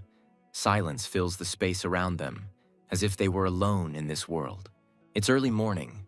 Chin is suddenly woken up by a powerful blow to the face. Stunned, he asks what's wrong and why she did it. Helen defiantly reports that he hit her yesterday, and she decided to repay the debt by playing by the same rules. But after that, she suddenly begins to thank him for yesterday, admitting that his support helped her get through difficult moments. Her words sound sincere. Chin tries to control himself. Helen's behavior and reaction seem strange to him. Helen points to the ocean. She notes that, judging by the time, the tide should have started to go out, but it hasn't, and the water level remains the same. Chin says that low tides do not always occur at the same time, and can be several hours apart from the previous day. He reminds them that 7 days have passed since they found themselves on the island, and now they will have to wait for low tide for about 3 more hours. After opening the coconut with a knife, the guy suggests waiting a bit and enjoying the coconut milk. Helen is surprised at how quickly a whole week has flown by and thoughtfully begins a conversation about the rescuers, asking whether they will come for them or not. Chia notices that the girl is starting to come to her senses a little after yesterday, since she can now calmly discuss such topics without falling into despair. Helen reports that she knows that if someone is listed as missing, then after 2 weeks of searching, they are officially declared dead. Kian agrees that their prospects do not look bright. If rescuers do not find them within a month, then search efforts will likely be scaled back, and in the worst case, stopped altogether. Helen listens to him and sighs, thinking that in this situation, Chin could have said something more encouraging, because support is so important now. She has almost resigned herself to the idea that rescuers may never find them, and suggests that in this case they build a boat so that they themselves can try to sail away from the island. At this moment, Chin suddenly turns around, his gaze focused. He begins to look very closely at the ocean. The guy notices Helen's gaze and asks why she is looking at him so intently. He says that the water has already receded and suggests going in search of food. After some time, they return to the camp. Chin is surprised to find that the young hares tried to escape. They partially gnawed through the cage, trying to get out to freedom. He understands that they returned just in time, because if they had stayed a couple more hours, the hares would have already managed to escape. Chin asks Helen to guard the hares to prevent them from escaping while he lights a fire to cook. Helen, meanwhile, finishes preparing dinner and informs Chin that everything is ready and they can start eating. Chin, busy building a new cage for the rabbits, asks her to start eating dinner without him, as he wants to finish the job and make sure the rabbits can't escape anymore. He also asks Helen not to throw away the clamshells, because they can be useful, to which the girl asks in surprise how these shells can be useful. Chin believes that the seafood they collected today will last for about 2 days, and in the coming days, the low tide will be mostly at midday, so they can replenish their supplies later. He reflects on how lucky they are that they are not allergic to seafood, as it is now their main source of food. Although such food is only a temporary solution, they need to find more permanent sources of food. Chin says that he is very tired and needs a good night's sleep, so he asks Helen to wake him up at midnight so that he can go on duty. Helen realizes that Chin barely slept last night because of her, and she feels grateful for that. Chin suddenly opens his eyes and realizes that it is already morning, although he expected to wake up at midnight. Still a little sleepy, he asks Helen why she didn't wake him up as he asked. The girl explains that he was sleeping so soundly that she didn't want to disturb him, and she decided to give him the opportunity to get a full night's sleep to restore his strength. Chin sees that Helen looks very tired. He understands that she also needs rest. The guy asks her to stay in the camp today and just rest, emphasizing that she does not need to do anything. Kin sets out from camp. He knows that the tide will be low around 1 p.m., but first the guy intends to try to find other food sources to diversify their diet. However, finding something edible turns out to be a difficult task. Chin has been wandering through the forest for more than 2 hours, and all he manages to find are unknown berries that may be dangerous. Judging by the position of the sun, it must be around 9 in the morning now. and he begins to wonder how far he has gone from the beach and whether it is time to return so as not to miss the moment of low tide. Suddenly Chin freezes, hearing a very familiar sound. He listens carefully. The young man begins to guess what this unfamiliar noise is and understands where it is coming from. The guy instantly rushes towards the familiar sound and soon discovers that there are huge bamboo thickets on this island. This is a real discovery for him. Using his stone axe, he begins to chop down young bamboo stems, hoping to use them for a variety of useful purposes. Bamboo is considered a multifunctional plant in nature, and Chin understands that with its help, the tools and equipment from the survival kit will no longer be something unattainable. However, chopping bamboo turns out to be much more difficult than he thought. After each blow of the axe on the trunk, the entire plant shakes and sways, which significantly reduces the force of the blow, and a noticeable recoil occurs, which complicates the task. After several hours of hard work, Chin decides that he needs to take a break, as he can hardly feel his hands anymore. The guy collects straight young bamboo trunks and counts the time he spent in this forest. Although the bamboo harvest was successful, he feels that he has lost too much time and now needs to return to camp as quickly as possible. Upon his return, Helen meets him at the camp, her face lighting up with joy when she sees that Chin has returned safe and sound, and tells him that she had been waiting for him, preparing fish for him to help him regain his strength after a long day of work. Helen suggests starting dinner as soon as possible because the fish is already starting to get cold. Chin takes his portion and is surprised to find that some of the fish has turned into charcoal, clearly overcooked. The girl notices his confusion and asks what's wrong, why isn't he eating? To which Chin replies that the fish is too hot and he should wait a little while for it to cool down. Helen sincerely hopes that Chin will like her fried fish and is looking forward to his reaction. The young man chews and swallows a small piece with difficulty, saying that it is very tasty, and tries to look sincere so as not to offend the girl. Helen is very happy with the compliment and decides to try the fish herself, believing that if he liked it, then she will also be able to enjoy the result of her efforts. However, a second later, she spits out the fried fish in disgust. Chin smiles faintly as he watches her reaction, realizing that she also tasted the unpleasant taste. Helen says that all the fish is burnt and bitter and inedible, and then sincerely apologizes for wasting the food. Chin, trying to calm her down, says that everything is fine and asks her not to say that, adding that only a small part of the fish was burnt, and next time she can cook it better if she is a little more careful. Chin asks Helen to stop torturing herself and stop eating the burnt fish, suggesting that she try the oysters they collected instead. However, Helen is stubborn and claims that she likes the fish, although it is obvious that she is just trying not to disappoint him. Chin, smiling, once again asks her to calm down and not force herself to eat something that is unpleasant to her, because food should bring joy, not be torture. The boy begins to make a new fish trap using a young bamboo stalk and his stone axe, hoping that the new gear will increase their catch. Chin says that Helen also has a task and points to the remaining bamboo. He asks her to cut off a knee of bamboo, peel it, make holes in it, and insert a string to make a water bottle. Helen looks at him seriously and asks him not to be shy about asking her for help, adding that if they want to survive on this island, they must help each other and share responsibilities equally. Chin replies that he appreciates her support, but asks her not to push herself too hard and to be careful not to accidentally cut herself. Making a new fishing trap requires a careful approach and consists of several stages. First, Chin cuts one of the bamboo stalks lengthwise, giving it a shape resembling an opening flower. This will be the basis for the future trap. He then cuts another bamboo stalk into strips of equal width and begins to weave them around the first one, creating a strong and flexible basket-like structure. He then uses the remaining bamboo strips to create a funnel at the top that will prevent the caught fish from escaping, thus ensuring the effectiveness of the structure. After some time, a notification is sent to his virtual account. The system informs him that 500 points have been awarded for the successful production of a new fish trap, which gives him a feeling of satisfaction for the work done. Helen and Chin sit by the fire, silently looking at the fire and watching as the flames light up the clearing. Helen shows Chin her water bottle, which she made from a bamboo stalk. Chin sincerely praises her for her diligent and thoughtful work, and he notes with admiration that her idea to make ears for the rope turned out to be very practical and convenient. They both appreciate the bamboo as an excellent building material and decide that it is worth returning to the bamboo grove tomorrow to cut down a few more trunks.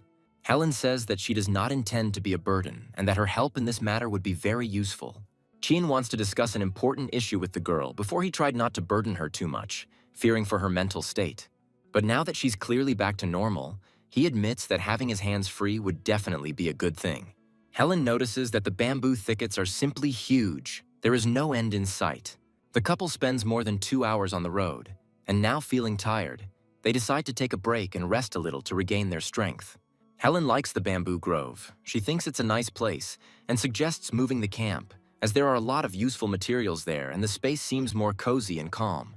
However, Chin is against such a proposal. He believes that food is more important to them now, and moving the camp without thinking everything through carefully is unwise. He hands the girl his camping knife and asks her to start searching for bamboo shoots, as they agreed the night before. Chin reminds her that the journey back to the camp will take a long time. So regardless of whether Helen finds the escapees or not, he asks her to return here by noon. Despite the fact that the bamboo grove is huge, finding young shoots turns out to be quite difficult. Helen does not give up, and after some time, she still manages to find a small number of young shoots. She decides that it is better to choose smaller shoots, since the adults are too heavy and will be difficult to carry to the camp. Looking at the results of her work, Helen feels great satisfaction. It seems to her that these shoots should last for a long time. Suddenly, the girl tenses up when she starts hearing strange sounds that are clearly approaching her. A moment later, she notices a wild boar appearing in a clearing a few dozen meters away from her, which makes her heart beat faster. Helen tries to pull herself together and stay calm, desperately trying not to scream so as not to attract the attention of the dangerous animal. She decides that the best option would be to leave the clearing as quickly and quietly as possible and immediately report her observation to Chin, since wild animals can pose a serious threat to their safety. Helen runs up to Chin, her eyes wide with fear and her breath caught in her throat, as she excitedly begins to talk about a pack of wild boars she just saw. Chin asks Helen if she is sure that she saw forest boars and if she confused them with someone else. Helen reports with certainty that they were definitely wild boars. There were 7 or 8 of them, and they were moving straight in their direction. Realizing the seriousness of the situation, Chin grabs the girl's hand and tells her that they need to get out of here as quickly as possible to avoid putting themselves in danger. The guy says that wild boars, although not predators, can seriously injure, so you need to leave the bamboo grove as soon as possible, without risking running into angry animals. However, their plans are ruined when they find themselves at the exit of the bamboo grove and see that their way is cut off. There stands the leader of the pack, a large boar. Chin, examining the animal, wonders where these boars came from, because they weren't here just now. The sudden appearance of the animals seems strange to him. He suggests that the pack could have come down from the mountains. The system reports that forest boars are known for their ferocious nature and have an extremely wild character. They have very few enemies in nature, which explains their confidence and aggressive behavior. Chin asks Helen to be quiet and try to leave as quietly as possible without attracting the attention of the animals, since the boars have not yet shown any obvious aggression. Suddenly, the huge leader, having sensed the scent of people, makes loud sounds. His nostrils flare, and his gaze becomes wary.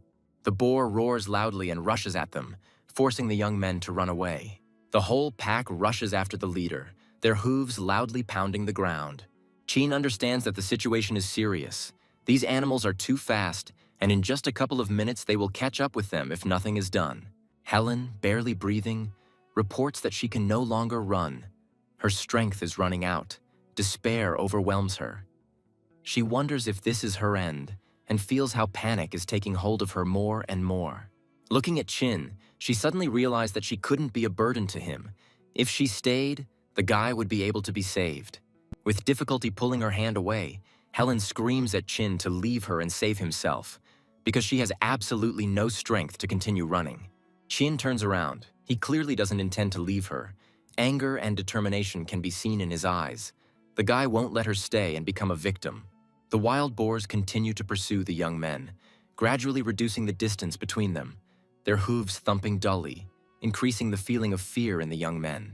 Chin realizes that since it is impossible to escape, he will have to fight the animals to protect both himself and Helen. He raises his stone axe and, gathering all his strength, begins to shout loudly at the aggressive animals, hoping to scare them away. Surprisingly, this tactic is successful. The leader of the pack of boars stops and freezes in place.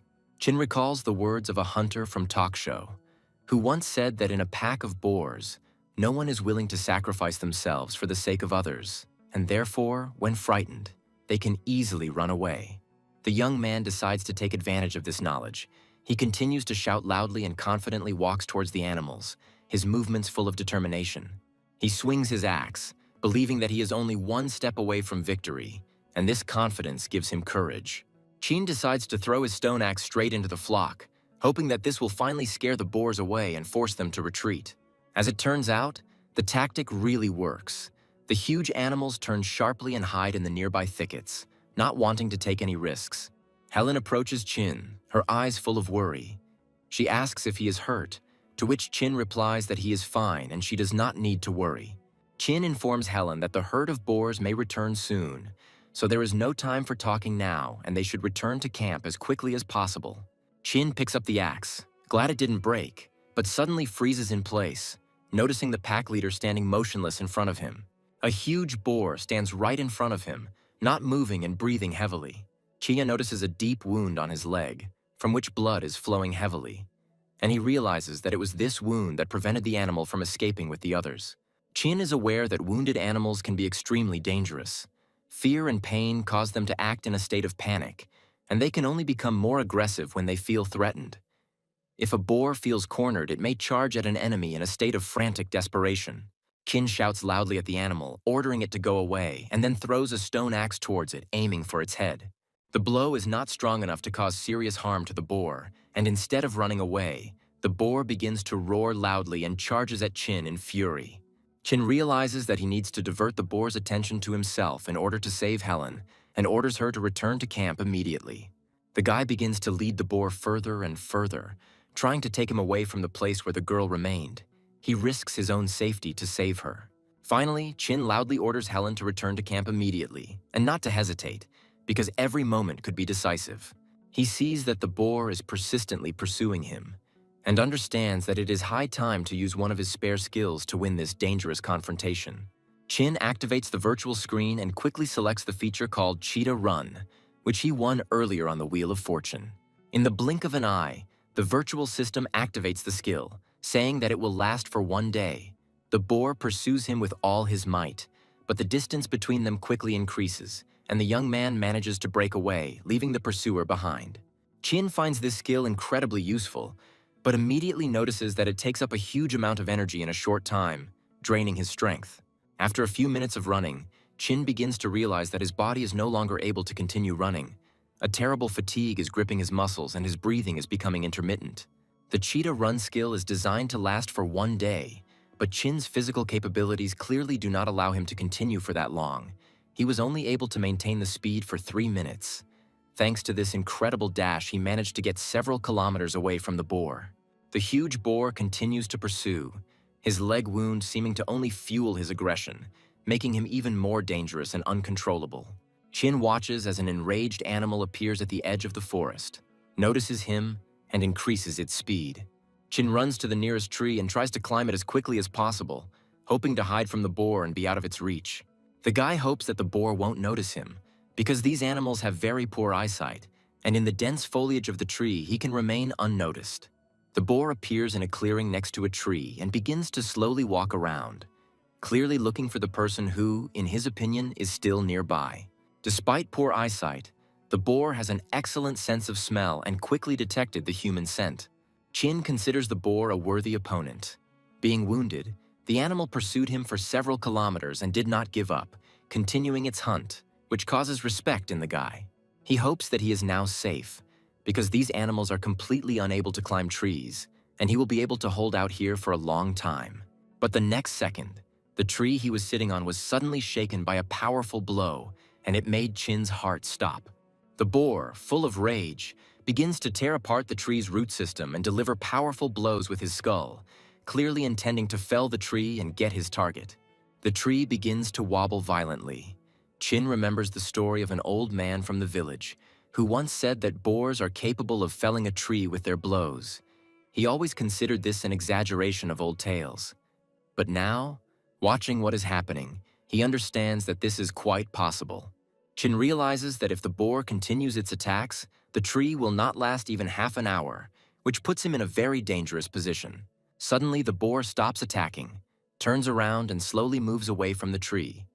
Apparently fatigue and a severe wound on the leg have finally made themselves known, and the animal is no longer able to continue its attacks.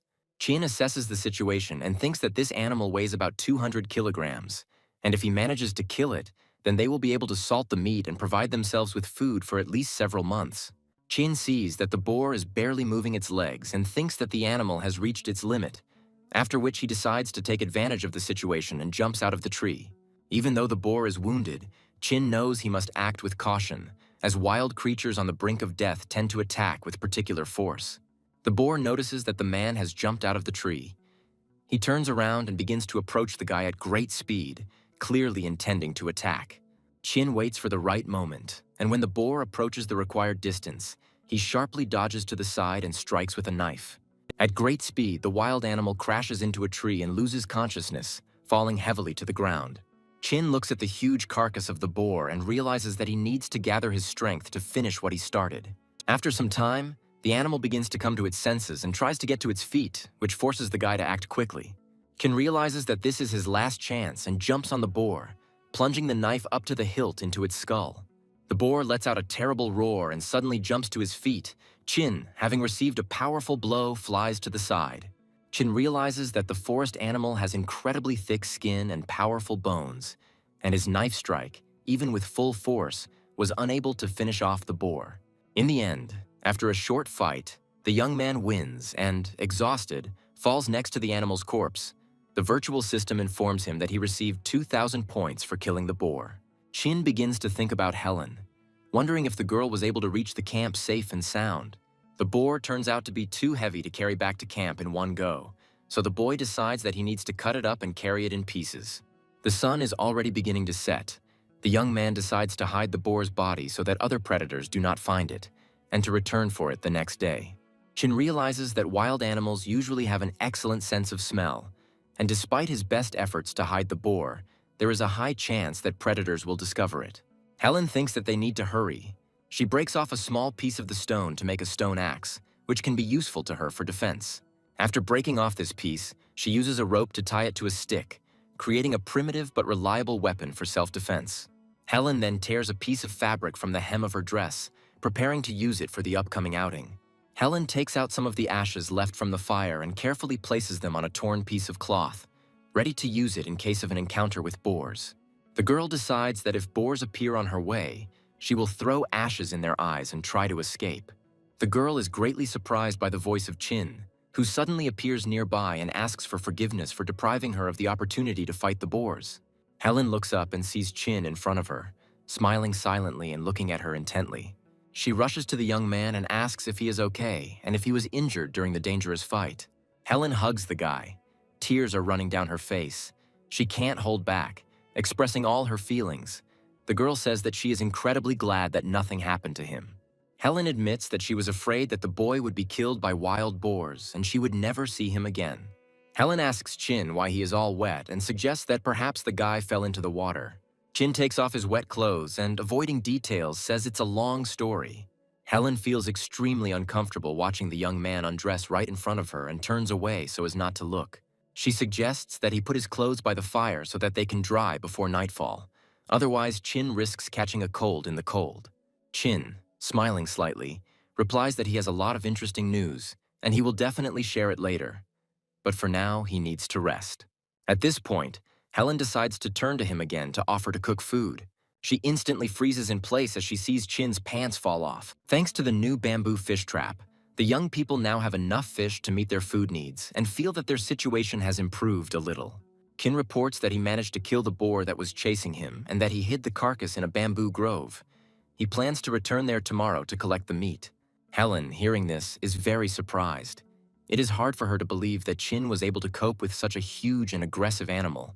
Her admiration is mixed with anxiety. She realizes that he will have to go into the dangerous bamboo grove again and begins to become visibly worried, fearing for his safety.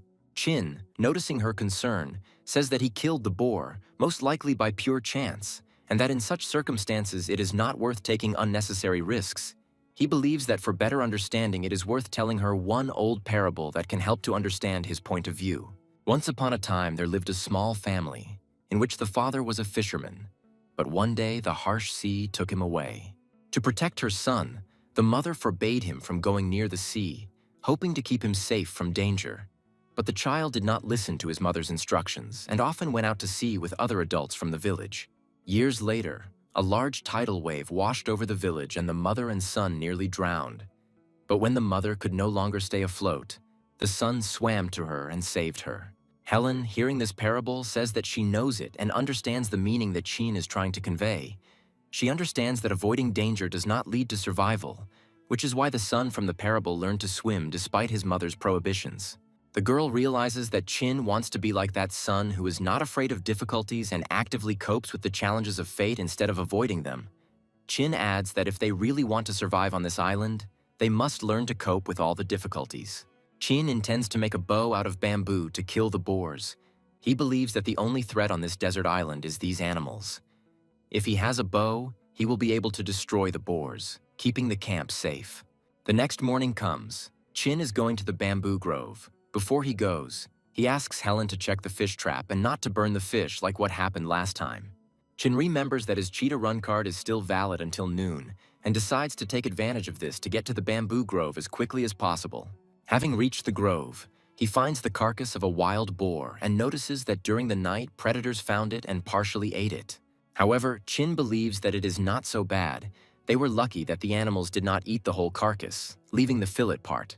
The boy decides that he needs to remove the hard skin of the boar because it can be used to create a rug or something like a blanket that can help on cold nights. He carefully examines the wounds left by unknown predators and wonders who it could have been. Because wounds 3 centimeters deep could only have been inflicted by very strong and dangerous animals. Chin cuts off 4 legs, each weighing more than 10 kilograms, and thinks that this meat will last them a long time. He understands that his strength is limited and he cannot carry all the meat and materials alone, but he does not want to take Helen with him, fearing for her safety. Helen is in the camp. She found a strong and large fish bone, which she sharpens with a stone to make a needle.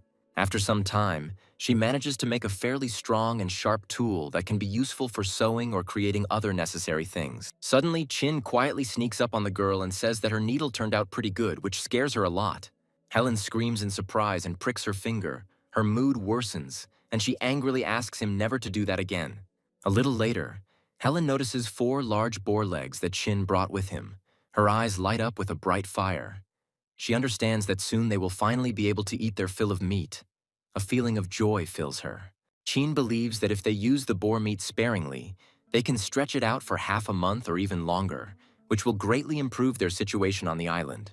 Helen, looking closely at the meat, asks what the white part, which looks like fat, is called. Chin explains that it is boar fat, and later they can melt it down to make oil, which they can use for cooking or other purposes. Helen expresses doubt about this, since they do not have suitable containers, and asks how they will store it. Chin smiles and says that in that case they just need to make dishes, and suggests that the girl play with clay to create something useful. Chin starts mixing the clay and says that he will now show Helen how to make the necessary dishes with it. The clay that is near their camp is very oily and is perfect for pottery. The Field Crafts pack that was purchased from the online store describes 6 ways to work with clay. Chin decides to use one of them. Depending on the purpose of the item, you need to roll the clay into flagella of different lengths, so that you can then use them to create dishes. Chin coils the strands around the base he has previously made, layering them one on top of the other to form the walls of the future vessel. He says he knows many other ways to work with clay, but most of them require a potter's wheel, which is too complicated for beginners and not suitable for their conditions. Chin shows his creation to Helen and says that it is almost ready. All that remains is to give it its final shape. Helen can't help but laugh loudly, noticing that his dishes resemble a huge pile of excrement, which greatly offends Chin. The guy takes her statement nervously and angrily throws the clay aside. He explains that the clay is very soft, and because of this, it took on such a strange shape during sculpting. The guy suggests that Helen try to create something herself, using the information he just told her, so that she can feel how difficult it is. Chin decides to make a small cup and begins to work hard on its shape. After some time, he carefully examines his creation and finds it quite successful. Believing that he has made the perfect cup, he thinks that there is nothing difficult in creating dishes. Chin boasts about himself as he shows Helen his bowl, adding that skill comes with experience. Helen reports that she has made quite a lot of dishes, but she is still not very happy with the quality of her products. Chin looks at the cups the girl has made and cannot hide his surprise. They have a perfect shape, as if they were made by a real master. He sincerely praises Helen for her work and suggests that she try to create something more useful than bowls, such as a pot. Chin takes the bowls out to dry and then asks Helen to make a medium-sized pot that will be easier to fire. Chin takes a bamboo stick and begins to dig a hole for the future oven, realizing that despite the possibility of firing clay products directly on the fire, it is better to do it in a kiln. Quite quickly, he manages to dig a hole of the required depth, which will become the basis for their future oven, and begins to create a structure for firing clay products. In this pit, Chin strengthens the walls to make the kiln more secure, and then installs the kiln itself above it, giving it the shape of a box. Time flew by while working, and the day gradually came to an end. Chin understands that they will only be able to continue what they started tomorrow. The young men are enjoying their dinner. The boy feels that their situation is getting better. Thanks to the new trap, there is enough fish for a day or even more, and they also have several large pieces of boar meat. Helen notices that Chin is silently smiling and asks him to share his thoughts, wanting to know what exactly made him so happy. Chin replies that he was thinking about some unimportant nonsense and doesn't even remember what exactly made him laugh, trying not to show his true thoughts. Chin puts on the t-shirt that Helen made for him and thinks to himself that he is smiling simply because they are still alive, and that is already a great reason to be happy. He carefully examines the neat and strong seam with which Helen repaired the t-shirt and understands that a girl who can sew so well is a great rarity in our time. Helen tells them that they need to take care of their clothes, as they don't have any spares and sooner or later they will all become unusable, even despite her efforts to fix them. She worries that no matter how hard she tries, her skills may at some point become useless and they will be left without any clothes at all. Chin, seeing her anxiety, asks her not to worry and assures Helen that soon they will have the opportunity to change their clothes, and their life will change for the better. He tries to speak confidently to instill hope in the girl. Chin, wanting to keep his teeth in order, uses a twig to clean them. Helen is very surprised by this method of oral care, especially the use of ash instead of toothpaste. Kine explains that this method is effective because the ash contains alkali or potassium hydroxide, which helps remove plaque, so wood ash can be used to clean teeth. Helen admits that this method is quite complicated and unusual for her, but agrees that it is better than nothing. The young men begin loading the kiln, preparing the clay pieces for the next stage of their creation. Helen wonders how long the firing process will take, hoping it won't be too long. Chin tells her that, judging by the size of the pots and dishes, the firing will take at least 5 hours, and they will have to be patient to wait for the result. In pottery, everything is not so simple. It is necessary to carefully monitor the temperature, otherwise cracks and chips will appear on the finished products, which can make them unsuitable for use. Chin insists on making several spare pots so that you won't be left with nothing if some of them crack. He asks Helen to sit at the kiln and maintain a constant fire temperature to ensure a proper firing process and minimize the risk of defects. After 5 hours, the firing process was completed.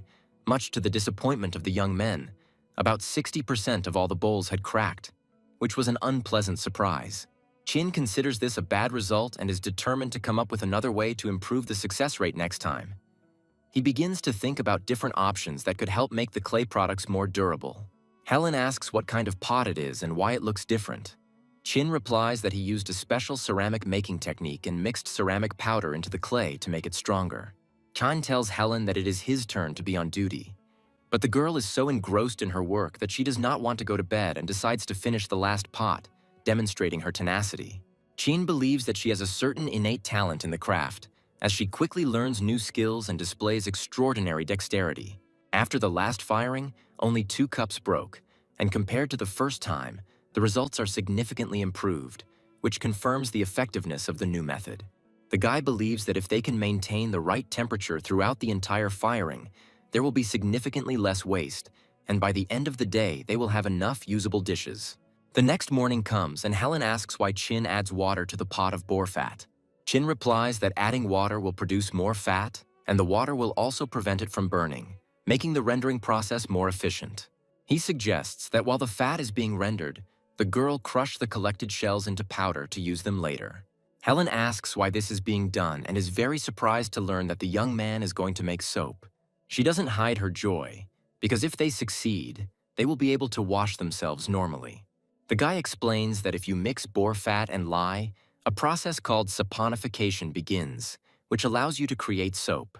Helen reports that she heard similar things in chemistry classes, but never thought that she would ever have to apply this knowledge in practice. The young men begin to finely grind the shells, the powder of which contains calcium carbonate, which is necessary to create alkali. When heated over a fire, this powder changes its structure and turns into calcium oxide, which they are going to use in their production. Helen accidentally inhaled toxic fumes because when calcium carbonate is heated, it releases carbon dioxide, which is highly undesirable to inhale due to its potential health hazards. The guy believes that there is no reason to worry. Since the concentration of toxic gas is very small, he's going to continue the process and quench the oxide in water to obtain calcium hydroxide.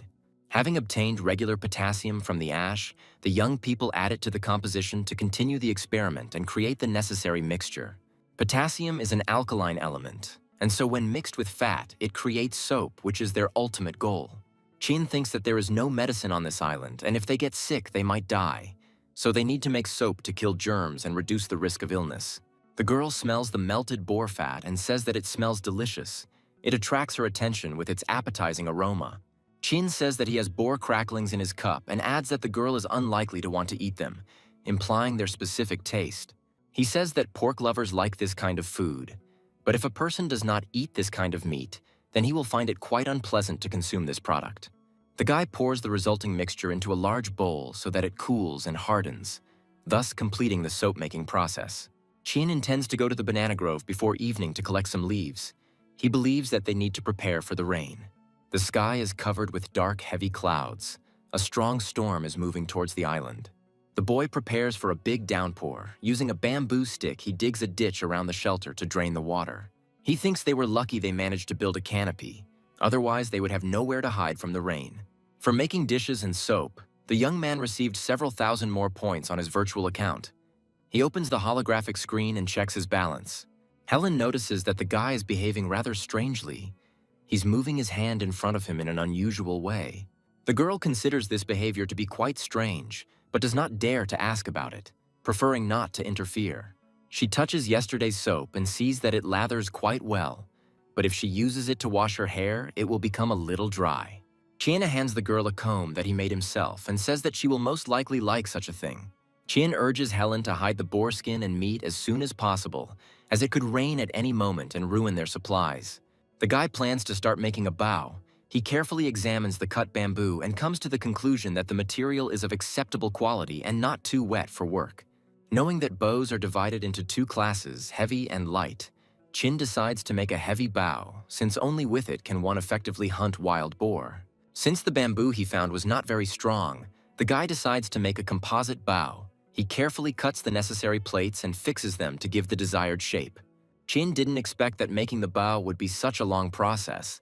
After spending a lot of time on creating just two elements, he realizes that he will hardly be able to finish it before tomorrow. Huge clouds gather over the island. It becomes gloomy. The air is filled with the sounds of rolling thunder, foreshadowing a storm. Helen is clearly nervous and tells the guy that she thinks it's going to rain heavily soon, judging by the darkening sky. Chin decides to immediately hide the meat and soap in the pots and cover them with lids to protect them from the approaching rain. Having finished hiding their valuable supplies, they retreat to their shelter, preparing to face the approaching heavy rain. Helen asks how long the rain will last. The guy replies that it may be heavier than they expect and may pour for a whole day. Chin suddenly wakes up from his sleep, hearing that in addition to the sound of rain, there are some strange sounds that alarm him. He is suddenly overcome with anxiety. He instantly realizes who these strange sounds in the night might belong to. The guy urgently wakes Helen up, shaking her by the shoulders, and asks her to wake up immediately, saying that danger is approaching. Helen suddenly wakes up and asks what's going on. Chin replies that he doesn't have time to explain and that the canopy needs to be taken down immediately. The girl is very confused and continues to ask what happened. The young man replies that he is not sure, but they are probably in danger. They run to the nearest tree. Chin helps Helen climb it to hide from the possible threat. Helen is still puzzled and continues to ask questions, but the guy insistently asks her to shut up immediately and remain silent. Suddenly, a huge deer runs out into the clearing where their camp was located, followed by a large flock of hares. Helen says the guy scared her to death because they are just relatively harmless animals. Chin's instincts didn't fail him. Following the deer, a huge flock of enraged wild boars runs out into the clearing. The girl is very surprised and starts to get nervous. Chin covers her mouth, not allowing her to make a sound, so that the angry boars do not notice their presence. Chin counts about 20 large boars and reassures the girl, saying that they should not be afraid, since these animals will not be able to climb the tree. The young men were incredibly lucky that it started to rain, which washed away the smell, and now the boars are unable to smell them. Several boars fall near the tree. The guy cannot understand whether they are dead or pretending, as the previous boar did. Shaya notices that there are strange wounds on the animals' bodies and wonders who could have inflicted them. The temperature starts to drop sharply, and if it continues like this, young people can become very cold and catch a cold. Chin realizes that he needs to do something rather than just sit and wait for the boars to leave. He intends to throw his boot at them to scare them off, and if the animals run away, they can get down. The guy hopes this method will work, otherwise he will have to go down and fight them. The kick of the boot attracts the attention of the wild animals, and they instantly jump to their feet. Surprisingly, this tactic worked. The wild boars, frightened by the boot's throw, ran away from the clearing. Helen says that these animals looked scared and wonders what could have scared them so much. The girl is afraid of heights and does not dare to jump down from the tree. Chin asks her to act decisively and says that he will catch her. Chin says there is no need to be afraid because the girl is only a few meters high. Helen slips on a slippery branch and falls screaming down on the guy. Chin fails to hold the girl and stay on his feet. He falls. Helen lands on top of him and gets a bump on his forehead. The young people are rebuilding their camp. Helen believes that putting up the shelter was the right decision, as otherwise the boars would have trampled everything. Helen approaches the cage with the young hares. The girl is very happy that they are safe and sound. She looks at the remains of the soap that the guy is holding in his hands and feels disappointed because they didn't really use this soap, and it turned into mush. All the firewood that was in the camp was wet. The guy hopes that it will dry quickly in the sun. Chin approaches the girl and demands that she take off her wet clothes, which greatly frightens Helen. Chin informs the girl that she needs to dry her clothes immediately to avoid getting sick. Chin watches as the water level in the creek rises. He thinks it's a good thing they didn't set up camp here, as it would have been washed away. The fish trap he had made from rocks was flooded, but the new trap, fortunately, was intact. The guy decides that he needs to wash himself and wash his clothes with the remaining soap. The young men dry their clothes and warm themselves by the fire. Helen asks if the boars will be able to return again. Chin believes that they need to be prepared for this, so they need to continue to take shifts at night. He believes that they need to make a bow and arrow as soon as possible so that they can defend themselves instead of running away every time. The guy ties two parts of the bow together with a rope and starts to rotate one of them, trying to make them press tightly against each other and form a strong structure. He then ties the bow pieces together tightly and then reinforces them with another piece of bamboo for extra strength and durability. To make the bowstring, Chin uses strong boar sinew, which he plans to dry in the sun beforehand so that it does not lose its elasticity and retains its strength. The guy thinks he has done a great job. The string does not break and the bow does not deform, which means it is almost ready for use. The best material for making arrows is the deciduous abelia tree, but it doesn't grow here, so the guy has to use the material that is at hand. The wood blanks are very wet, so they need to be dried well over a fire to make them stronger and lighter. There are two ways to make arrowheads. The first is to burn the ends of the blanks in a fire and then sharpen them until sharp. The second method is to sharpen the stone and then stick it into the shaft of the arrow and tie it tightly, ensuring the strength of the structure. The second method requires more effort. Chin first plans to make 3 arrows with a stone tip and compare their power, and if there is no big difference, he will use wooden arrows. The virtual system reports that 2,000 points have been credited to his account for making a bow and arrow, which pleasantly surprises him. Chin counts his points and realizes that he already has more than 11,000 in total, which allows him to buy an expensive skill pack. He had already tried a skill called Cheetah Speed once, and it saved his life. But this skill is too tightly tied to endurance, and he cannot use it for long. The cheetah's speed is of little use if he ever encounters something like wild boars again. They are strong and can easily track down prey by scent, so the guy needs a skill that gives him strength to be able to fight the boar. However, the physical strength skill can only work in a one-on-one battle. If a guy runs into a herd of wild boars, a couple of blows clearly won't help him.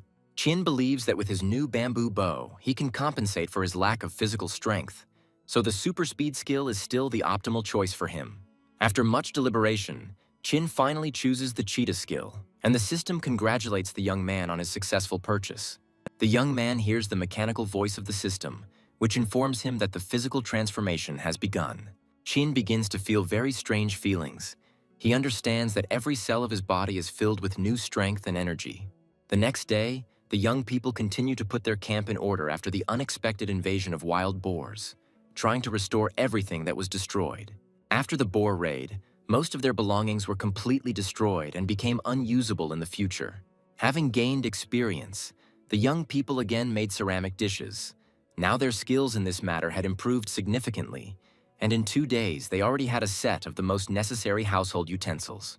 On the third day after the night's rain, Chin finally found time to practice shooting with his new bamboo bow. The guy had never fired a weapon like this before, so his accuracy left much to be desired. However, after a whole day of hard training, he began to get better, far from perfect, but good enough to shoot a boar. Chin moves through the forest, the dense foliage above him blocking the sunlight, and although the rain fell 3 days ago, the soil has still not had time to dry out properly. The guy notices unusual flowers, inside of which there are small tadpoles floating, which surprises him. He wonders how they got there and realizes that very soon these tadpoles will turn into little frogs. Chin realizes that, judging by the number of tadpoles, the frog most likely laid its eggs here. The thought occurs to him that the world is huge and there is still much unexplored in it. He sees for the first time tadpoles that survived in the flower. Even though Chin first encountered wild boars in a bamboo grove, he still returns there to collect fresh bamboo shoots. He is distracted from this activity by strange sounds. The guy freezes in place and listens intently, trying to determine their source. He recognizes the sound and realizes that it most likely belongs to the pheasants that live in these areas. China heads towards the sound and indeed sees a huge number of pheasants in the bamboo clearing. The young man has never seen this species before and admires their beautiful plumage. He draws his bowstring and thinks that they will have excellent fresh pheasant soup for lunch today. However, the arrow fired from the bow flies past the pheasant without causing any harm to it. The guy suddenly realizes that hitting a moving target is much more difficult than hitting a stationary target. The pheasants show no fear, despite the fact that the guy continues to shoot at them. Chin fires almost all of his arrows, but fails to hit the birds, so he decides he needs to get a little closer. Coming even closer to the birds, he pulls the bowstring and thinks that at this distance he will most likely hit the target. Chin manages to aim accurately and hit the fast-moving pheasant. The system reports that a reward of 200 points has been received for successfully killing a wild pheasant. Chin begins to get excited and continues shooting at the birds, but after a while he notices that he has run out of arrows. This does not upset him at all, since he has already managed to shoot several birds and believes that this will be enough for a tasty dinner.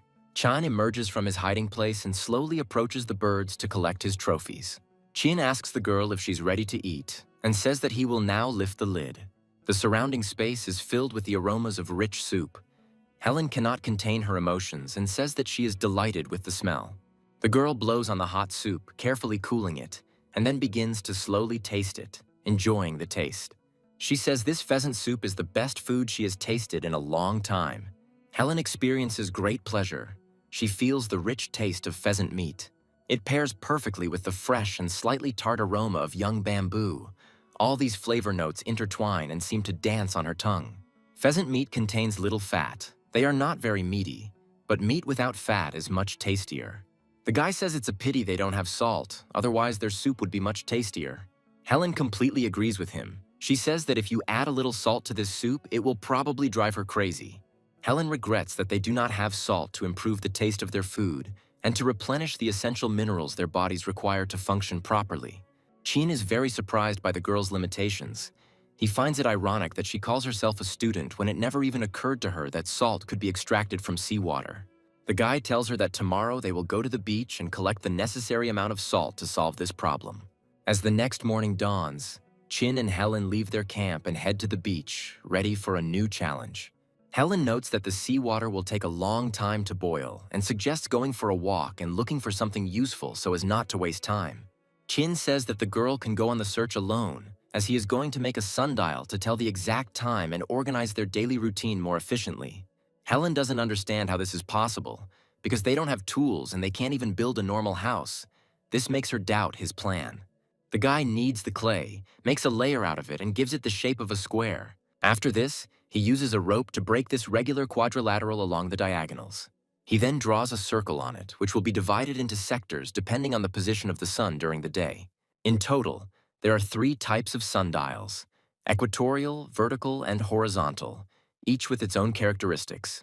The girl learns that the difference between them lies in the division angles, which is already clear from their name. In equatorial watches, the gnomon is perpendicular to the surface of the dial, and the watch itself is set at an angle. Equatorial sundials are the only ones in which the divisions of the dial are equal to each other, which makes them unique among other types. Using a rope, they mark the hour marks on the dial, and they do not need any measuring instruments for this, since they use simple geometric principles. This watch is a little different from the usual one. Instead of 12 divisions on its dial, there are 24, since the sun rotates 360 degrees in 24 hours. The girl asks how they will install the gnomon perpendicularly, and how they will determine the correct angle for tilting the base of the clock without special tools. Chin reports that they have no need to use a sextant, as it only measures the angular distance between the sun and the horizon at a certain point, which is completely unnecessary for them now. The reference point will be a specific hour by which they will be able to tell the time accurately. This is noon, when the shadows are the shortest. The preparations are complete, and now the young people only need to wait for the moment when the shadow from the bamboo stick disappears. The sea salt is still a little damp, but Chin decides to stop heating it. Otherwise, it might burn and become unusable. He comes to the conclusion that the best way to dry it is to leave it in direct sunlight to dry naturally. The yield of salt was very good, but it contains a lot of impurities and sand. And in order for the prepared salt to become suitable for food, something else needs to be done. After cleaning, there will be much less salt, so the guy is going to put another pot of seawater to evaporate. Helen reports that the shadow from the bamboo stick on the clock has disappeared, meaning it is noon. Using pieces of bamboo, Chin positions the sundial horizontally for accurate measurements. After evaporation, raw salt is formed. It is not recommended to eat such salt because it contains dirt, sand, and other impurities that are harmful to the body. Armed with this knowledge, the young men return to their camp, intending to filter the salt and make it safe for consumption. First, the raw salt needs to be thoroughly washed in clean water to remove the main contaminants and sand particles. The most important step in making salt is cleaning it, so the guy makes a homemade filter for effective filtration. He places various filter elements such as coarse and fine sand, pebbles, and charcoal in several layers in a bamboo glass. The guy believes that if they had activated carbon, they could produce higher quality salt, purifying it more efficiently and quickly. Unfortunately, it takes a lot of time to purify salt water with a homemade filter, and all they can do is wait patiently for the process to complete. The sundial the young men brought to their camp shows that it is 6 o'clock in the evening. Helen is on top of her game, reporting that this pheasant soup is absolutely delicious and exceeds all her expectations. Chinese cuisine is famous for its variety of seasonings, condiments, and culinary recipes, but one of the main ingredients, the most important seasoning, is salt. Helen completely agrees with this statement, because even a pinch of salt can dramatically improve the taste of a dish, making it more rich and enjoyable. The girl begins to count the number of days they spent on the island, and realizes that almost a whole month has flown by unnoticed. She reminds the boy that he wanted to make a boat and asks what kind they will build. Chin believes that in order to cross the sea, they at least need a good fishing boat, but first they need to improve their living conditions on the island. Helen suggests upgrading their shelter and building a more durable structure, like a bamboo or wooden house, so they won't have to hide if wild animals come calling again. The guy agrees that the girl is right. Since they were caught in the rain, he thinks that living under a simple wooden shed is unsafe and it is worth looking for another housing option. Chin is going to find a new place for the camp. They have solved the problem with food and labor organization, and now is the best time to move to a more convenient and safe place. The guy has been looking for the best place for a camp for 4 days now, but he still hasn't found anything worthwhile. Chin emerges into a wide clearing, bathed in bright morning sunshine, and hopes that he has finally found a suitable place for a new camp. Considering the place to be quite good, he notes that the clearing is separated from the surrounding forest, has a wide view, and is also very spacious, which makes it an ideal place for a camp. Examining the clearing in more detail, Chin discovers a nearby rock with a large cave in it that attracts his attention. The guy is afraid that some wild animal might live in this cave. First, he intends to get rid of it to make the place safe. He shoots an arrow into the cave and hears a sound. The arrow hits the wall. The guy assumes that the cave is empty. Chin is thinking that this cave is spacious, and if nothing leaks in it, then it is possible to live in it. His thoughts are interrupted by a loud crunch. The guy looks under his feet. On the floor, he discovers a large number of bones. This cave clearly has its owner, and judging by the size of the skeletons, the owner of the cave is definitely a predatory beast. Chin senses the movement of air and manages to dodge the fatal blow at the last moment. The huge bear tried to hit the young man on the head with its powerful paw. The guy dodges the predator's attacks and instantly activates a skill called Cheetah Speed. This allows him to move very quickly to a safe distance. Chin realizes that a giant panda lives in the cave. The beast tries to catch up with the young man, but he fails to do so because the guy uses the cheetah's speed skill. Chin tries to distract the bear and confuse him by throwing a bamboo bottle in his direction. This trick works. The panda stops its pursuit. It is interested in the strange bamboo product. A moment later, the huge bear bites the bottle with its powerful jaws.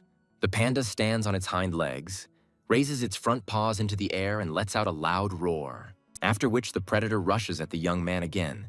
Chin understands that he will not be able to defeat the beast in a direct confrontation, and first needs to gain a safe distance. The panda runs into the nearby forest where Chin is hiding, quickly turning her head from side to side in hopes of finding the young man. Chin pulls back the bowstring and thinks that the panda has a much worse sense of smell than the boars, because she still hasn't found him by smell. Chin sees that the giant panda really hasn't sensed his presence and is standing right next to the tree he's hiding in. The young man cannot believe that he has to kill the panda, but he has no other choice, as he needs to take possession of this cave. He mentally asks the sacred animal for forgiveness and shoots his arrow at it, hoping that this will solve the problem. The arrow hits the animal's back but does not cause any harm, as the panda has very thick skin. Chin quickly realizes that he won't be able to hit the bear and stop it with wooden arrows. The guy jumps out of the tree and, activating the cheetah speed skill, moves away from the panda, realizing that she is not very fast and he can escape using super speed. This time, Chin decides to use a stone-tipped arrow to hit the animal more effectively. The arrow pierces the panda's huge head. It stands on its hind legs and roars loudly in pain, showing its rage. However, the stone-tipped arrow did not cause critical damage to the animal, but only made it even more angry. The panda quickly locates Chin and lunges at him, striking him repeatedly with his massive paw. Chin mentally thanks the system for giving him the cheetah speed skill, knowing that if he hadn't been able to escape, any blow from the panda would have snapped him in half. The cheetah's skill ends and Chin returns to the camp. Helen suggests leaving the animal alone and finding another place for himself, because the panda is a national treasure, and besides, it is not so easy to destroy, since even an arrow with a stone tip did not harm it. Chin believes that this specimen may not be a national treasure, as it looked different and was completely unlike common pandas. The guy asks the girl not to worry. He's not going to do anything he's not sure of. And besides, he can always run away from the panda if he cannot cope with her. Chin plans to use a metal arrowhead made from his belt buckle. There will only be 2 arrows, and to avoid losing them, he plans to tie a rope to the arrow so that after shooting it can be pulled back. Iron begins to melt at a temperature of approximately 1,500 degrees Celsius. But burning wood can only provide about 700 degrees, so it is impossible to melt iron on a regular fire.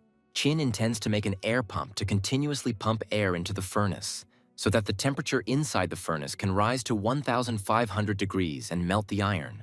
The operating principle of an air pump is based on drawing in and pushing out air. It looks like a syringe and allows air to be supplied to the firebox directly during firing, increasing combustion efficiency. After some time, the young man uses clay and bamboo wood to make a simple fan for his metal smelting needs. It consists of a casing and an axis with blades. It is a very simple and inexpensive design that does not require complex materials or tools. While Chin is busy making a fan, Helen is making clay molds for arrowheads. The girl watches carefully as Chin removes the buckle from his belt and thinks that very soon they will be left without clothes. Chin says that the girl has too high an opinion of herself and she doesn't need to worry too much about it. Everything is ready for melting the metal. The young men light a large clay oven to begin the process and obtain the necessary materials. They have been turning the drive of the homemade fan for a long time now, and Helen reports that she no longer has the strength to continue turning it. The guy asks the girl to be patient a little longer and continue spinning, as the metal is already starting to melt and will soon be ready. Helen reports that she has no strength left at all. after which she throws down the drive and falls to the ground from exhaustion. Chin is delighted with the clay molds the girl made.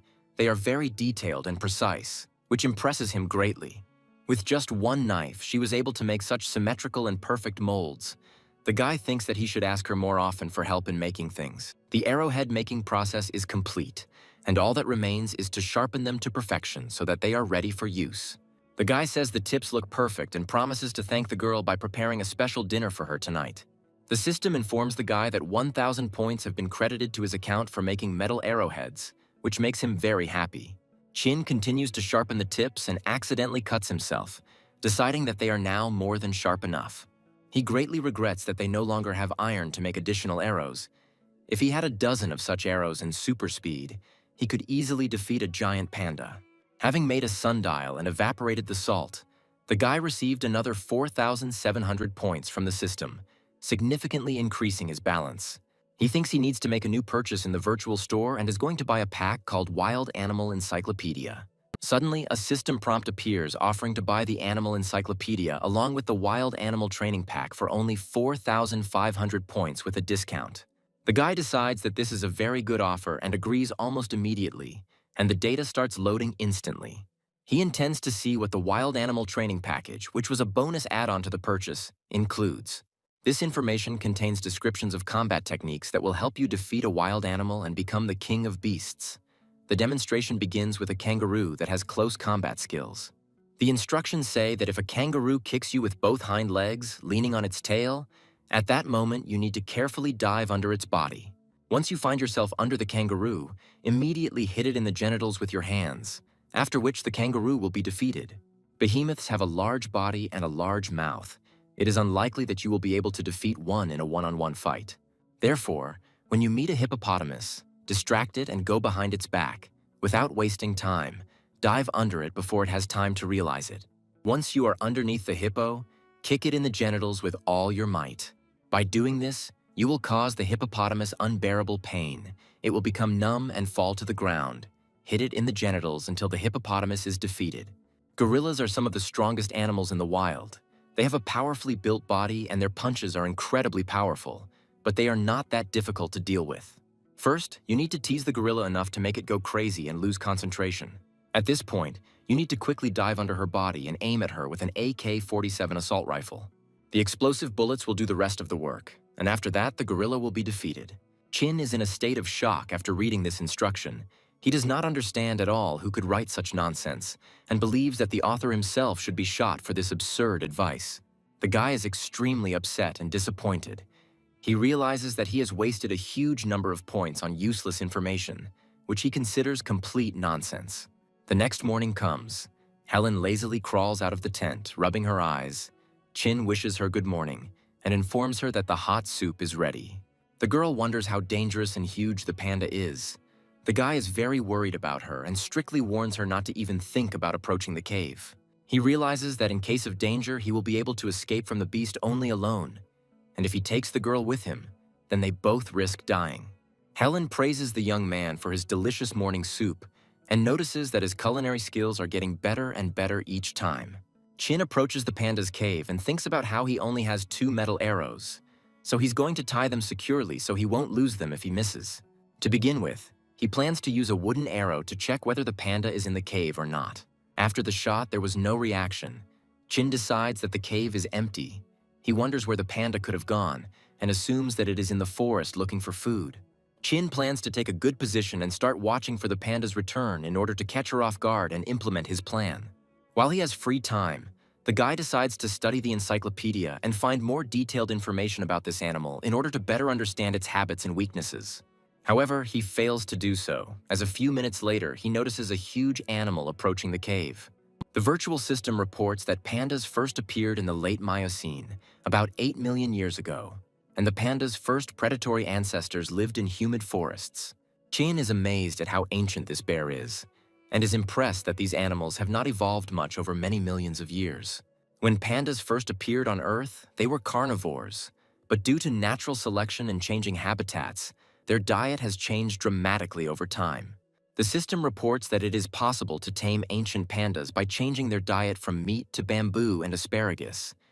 If the process is successful, It will be tameable within a month or two. Taming wild pandas is quite an interesting activity. The guy thinks it's worth a try. Chin thinks the training manual he bought is absolutely useless, so he decides to start wearing the animal out psychologically. The guy hopes that the arrow will be able to damage the animal's limbs. In this case, the panda will not have the opportunity to hunt, and this is the only way to change its diet. The metal-tipped arrow hits the panda's left shoulder blade, causing her severe pain but not stopping her completely. The guy deftly uses the rope and pulls his metal-tipped arrow back, preparing for the next shot.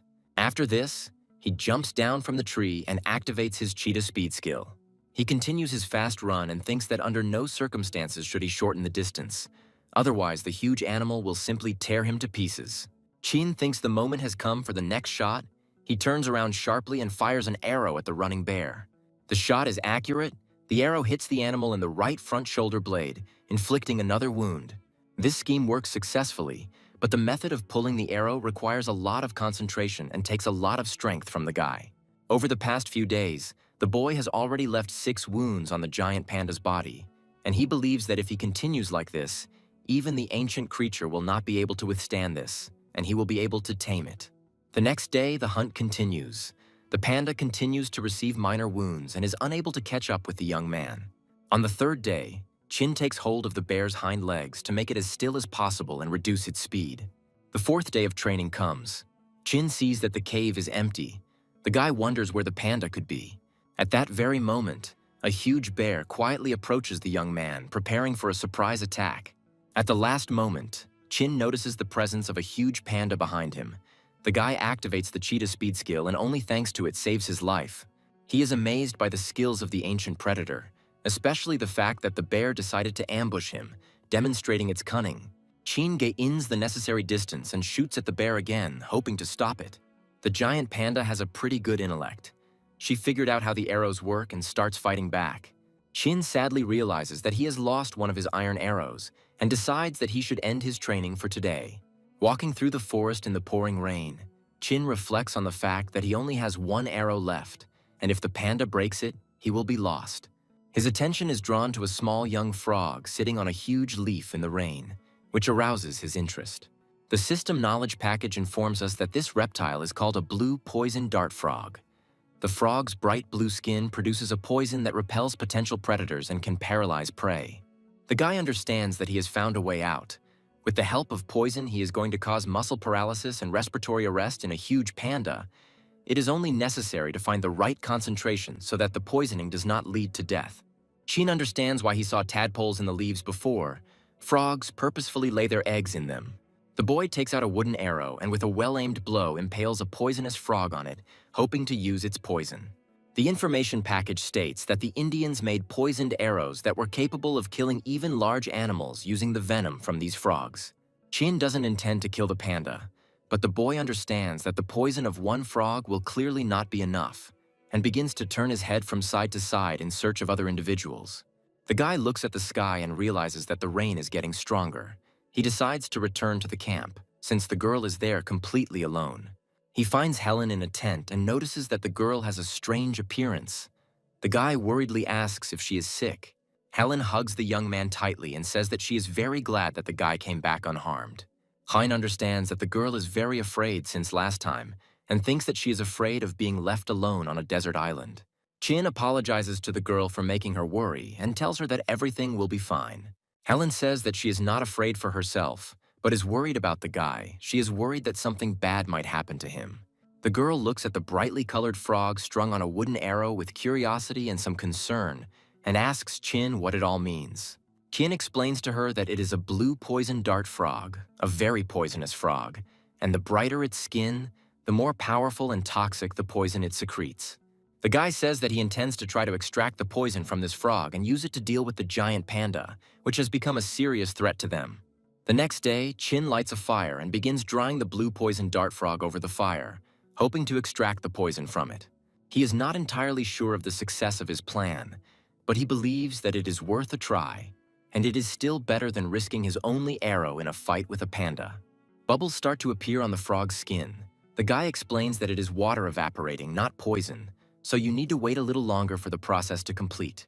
The girl notices that the frog has turned very black and has started to emit an unpleasant smell. Chin replies that a sufficient concentration of poison has accumulated under its skin right now. Chin carefully applies poison to his arrows, believing that this will be enough because the panda is already wounded, and even a small dose of poison can play a decisive role. The girl tells Chin that she has fulfilled his request and hands him the herbal balls she has prepared from the plants she has collected. She is genuinely perplexed as to why he needs these grass balls and how he plans to use them in the fight against the giant panda. He explains that these grass balls will be very useful to him in the final fight with the bear, as they will play an important role in his plan. Chin approaches the cave and notices that there are no fresh tracks around, meaning that the panda has not gone outside and is probably still inside its den. He lights grass balls on fire, intending to throw them into the cave to create smoke and thus smoke the huge bear out. Chin throws smoldering grass balls into the cave, and soon thick smoke begins to pour out of the entrance, filling the entire space inside. A moment later, a wounded and very angry giant panda runs out of the cave, ready to pounce on the offender. The panda immediately pounces on the young man, but he is sure that due to the wounds she received and the fact that she breathed in carbon dioxide, the bear's strength will soon leave her. A sly smile appears on Chin's face as he activates his cheetah speed skill and invites the panda to join the race. The panda, not having a good sense of smell, cannot detect the guy who is hiding very close, taking advantage of her weakness. Chin believes that the long chase must have worn the bear out. The panda is no longer roaring as loudly and its movements have noticeably slowed down. He decides that the time has come for the panda to finally taste the poison arrow, hoping to end their confrontation. Arrows with stone tips are not as sharp as metal ones, and therefore this arrow was not able to penetrate deeply into the animal's body, causing only a superficial wound. Chin thinks that this is not a bad thing, because if too much poison gets into the bear's body, it can die, and the guy is trying to avoid this, wanting only to immobilize the animal. The guy is surprised to realize that the poison for some reason does not work. The huge bear notices the young man and rushes at him with fury. He is ready to attack and strike. Using the cheetah speed skill, Chin quickly moves around the panda and continues to fire poison arrows at it, trying to wear the animal down. Despite the fact that quite a large number of arrows have already hit the bear, it is still standing on its feet and continues to resist, demonstrating incredible endurance. Chin can't understand why the poison doesn't work, because the panda should have stopped moving and started choking by now. The guy suggests that the amount of poison is not enough and the arrows are too dull for the poison to penetrate the skin.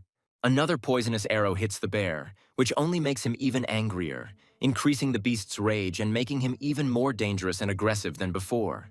Chin believes that he chose the wrong tactic and should have immediately used the metal-tipped arrow to deliver the decisive blow and disable the bear. Chin watches as the bear quickly approaches him, only a few meters left before the collision, and there is almost no time left to think. At this moment, the giant panda lets out a loud roar and falls to the ground unconscious, having exhausted all its strength in the final dash and unable to reach its goal. Chin believes that the bear put all its strength into the last attack. Apparently, it felt that the poison was starting to work, and therefore used everything in this final dash. The young man intends to observe how long the panda remains in this state in order to understand how effective the poison is and how long its effect lasts.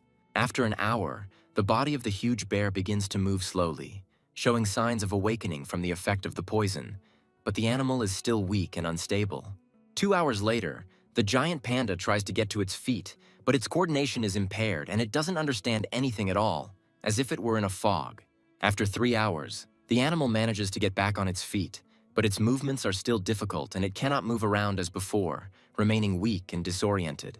Chin carefully calculates the amount of poison that must be used to weaken the panda, but not to cause fatal damage.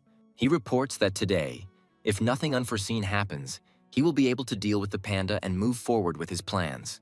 The guy intends to change the diet of the huge bear. He wants the animal to switch to fish and bamboo shoots, which will make it easier to tame. After some time, he carefully approaches the cave in which the huge animal lives and prepares for the upcoming fight. The panda has taken a strange position at the entrance to the cave. The guy wonders what this is connected with and why she is sleeping right at the entrance. He realizes that the animal has run out of strength and has lost consciousness, having failed to crawl just a few meters to its shelter. Chin stuffs young bamboo shoots into the fish and thinks that modern pandas are not stupid because of evolution. It seems they were like that from the very beginning. He throws a bamboo-stuffed fish towards the bear and orders him to wake up and eat. The fish hits the panda and wakes it up. The bear jumps to its paws and begins to growl loudly, expressing its irritation. Chin believes that the poison is still working because the animal has not yet attacked him. The panda notices a thrown fish next to him and completely switches all his attention to it, forgetting about the guy. With great pleasure, the bear picks up the fish and begins to greedily eat it, enjoying the unexpected treat. Chin believes that although the panda looks stupid, it is a strong animal and, once tamed, can help survive on this island. The young man shows the bear a bundle of fish that he is holding in his hands. This clearly whets the animal's appetite and attracts its attention. The panda pounces on the treat and begins to greedily devour the offered fish, becoming less and less aggressive. Having had his fill, the bear becomes less aggressive. Chin thinks about what to call this animal that can become his ally. It turns out that it is not easy to come up with a nickname for an animal, even if they themselves do not understand the meaning of their name. After several repetitions, they begin to respond to it. Meanwhile, the panda has had his fill and lies down on his back, falling into a deep sleep. The animal's calm reaction greatly surprises Chin. He calls the bear clueless, and suddenly realizes that this will be his nickname, which in Chinese will sound like Hampy. The young people sit around the fire, enjoying the prepared soup. Helen smiles and asks Chin how things are with the panda. Chin believes that at this rate it will take about 2 months to fully tame Hampy, and is willing to devote the necessary time and effort to it. Helen thinks the guy gave the panda a very strange name and asks how many weeks it will take for the animal to respond to it. Helen wonders whether the young man expects her to praise him for his actions and doesn't know how to react to this. Chin asks the girl to wait a little. He wants the panda to get used to people, and later he is going to show the bear to Helen. The guy notices that Helen is not eating at all and looks very bad. The girl is holding her stomach with her hands and does not answer his questions. Chin assumes that the girl has started her period and asks her about it directly, wanting to help her. Helen becomes very irritated and rudely tells the guy that it is none of his business, thus confirming his guess. She shouts loudly at the young man and asks him to shut up immediately, thereby expressing her displeasure.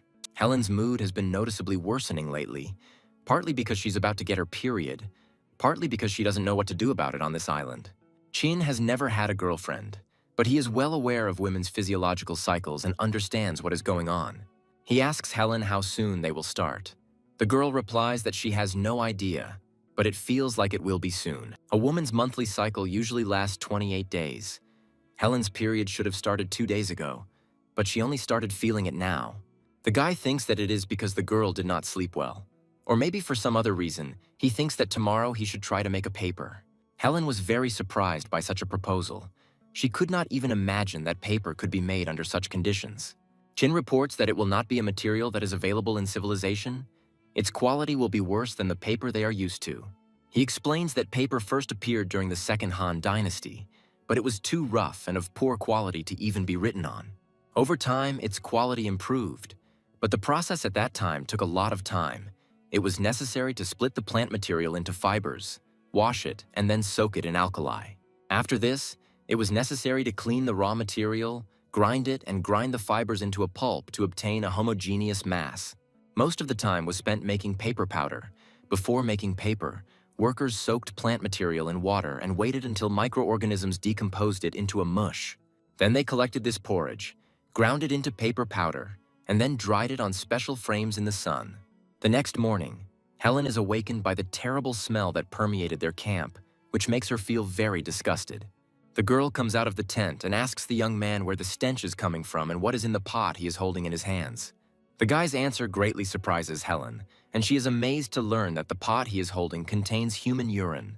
Helen makes the necessary frames for paper production and admits that she has never heard of urine being used in the process. Chin explains that he plans to improve the technology to make paper easier and faster using the materials available to him. The guy looks closely at the frames that Helen made and is once again convinced that the girl is very capable of doing some work. Chin holds up a homemade clay pipe and explains that modern technology typically uses sodium hydroxide because it can remove resins and lignin from plants, helping to produce the fibers needed for paper powder. He explains that the main component of urine is urea. You need to let the urine settle, then heat it until you get ammonia. Then add calcium carbonate from shell powder to the mixture and add water. Helen is very surprised by the young man's knowledge because he was able to figure out how to get sodium hydroxide on a desert island. The guy asks Helen to be careful and pour water into the system very carefully so as not to disrupt the chemical reaction. The reaction of calcium oxide and urea leads to the formation of ammonium bicarbonate. The guy adds sodium chloride to the solution, which leads to the formation of ammonium chloride, as a result of which a white precipitate of sodium bicarbonate falls out.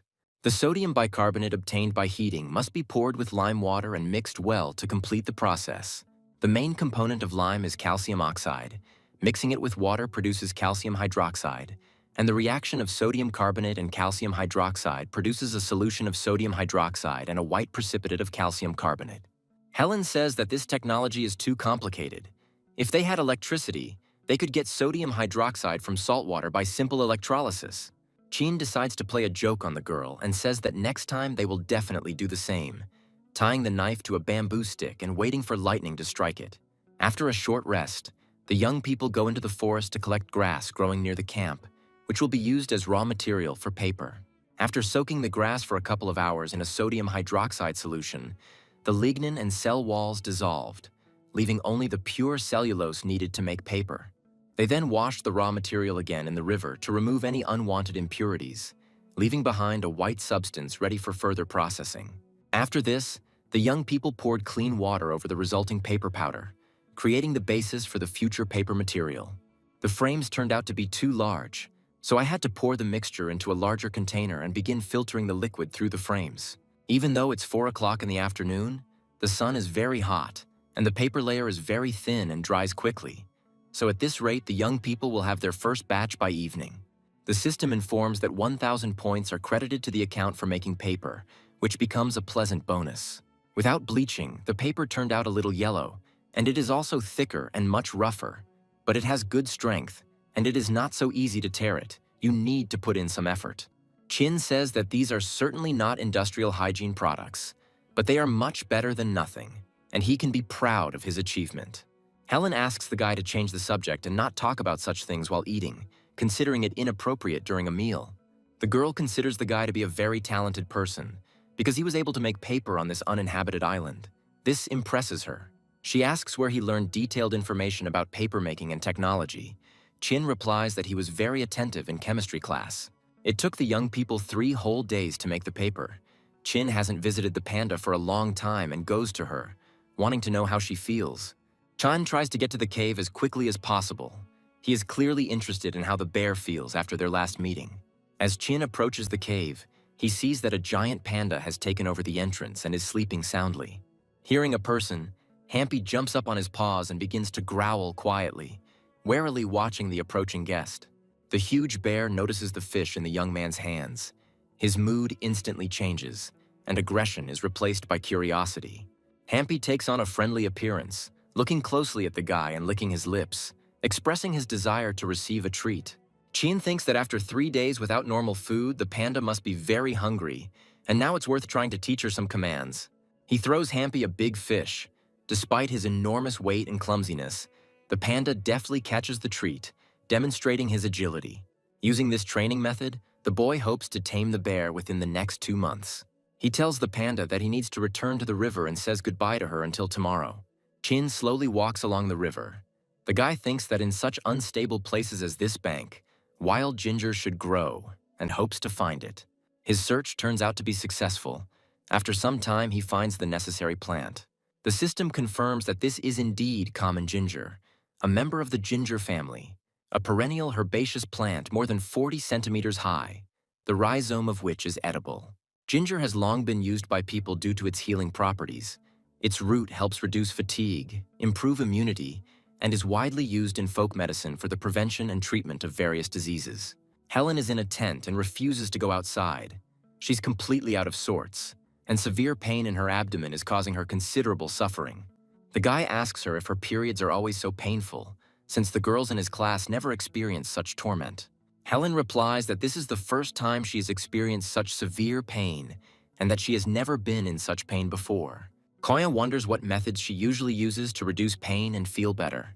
She says that she used to always apply a heating pad to her stomach and then drink eggnog with cane sugar. Chin says he doesn't have all of that, but he can offer a bottle of hot water and freshly brewed ginger tea. Helen happily accepts a cup of ginger tea from his hands and asks the guy where he got fresh ginger. Chin replies that he accidentally bumped into him on the way back to camp and decided to collect some. Helen notices that the guy's pants are wet and smeared with river mud. She realizes that he was specifically looking for ginger for her. The girl drinks a cup of ginger tea with great pleasure. Helen feels how she feels noticeably better and the pain subsides. Chin tells the girl that wild animals usually don't accept food from strangers, but when they are very hungry, they don't care anymore. The guy says that he limited the panda's ability to move, depriving it of the ability to find food on its own, and when the panda began to starve, he began feeding it a mixture of fish and bamboo shoots in a 1-to-1 ratio. This method may seem cruel, but it is very effective in achieving the goal. Over time, he reduced the amount of fish in his diet and increased the proportion of bamboo shoots. A month later, the panda could already eat a mixture that contained 9 parts young bamboo shoots and only 1 part fish.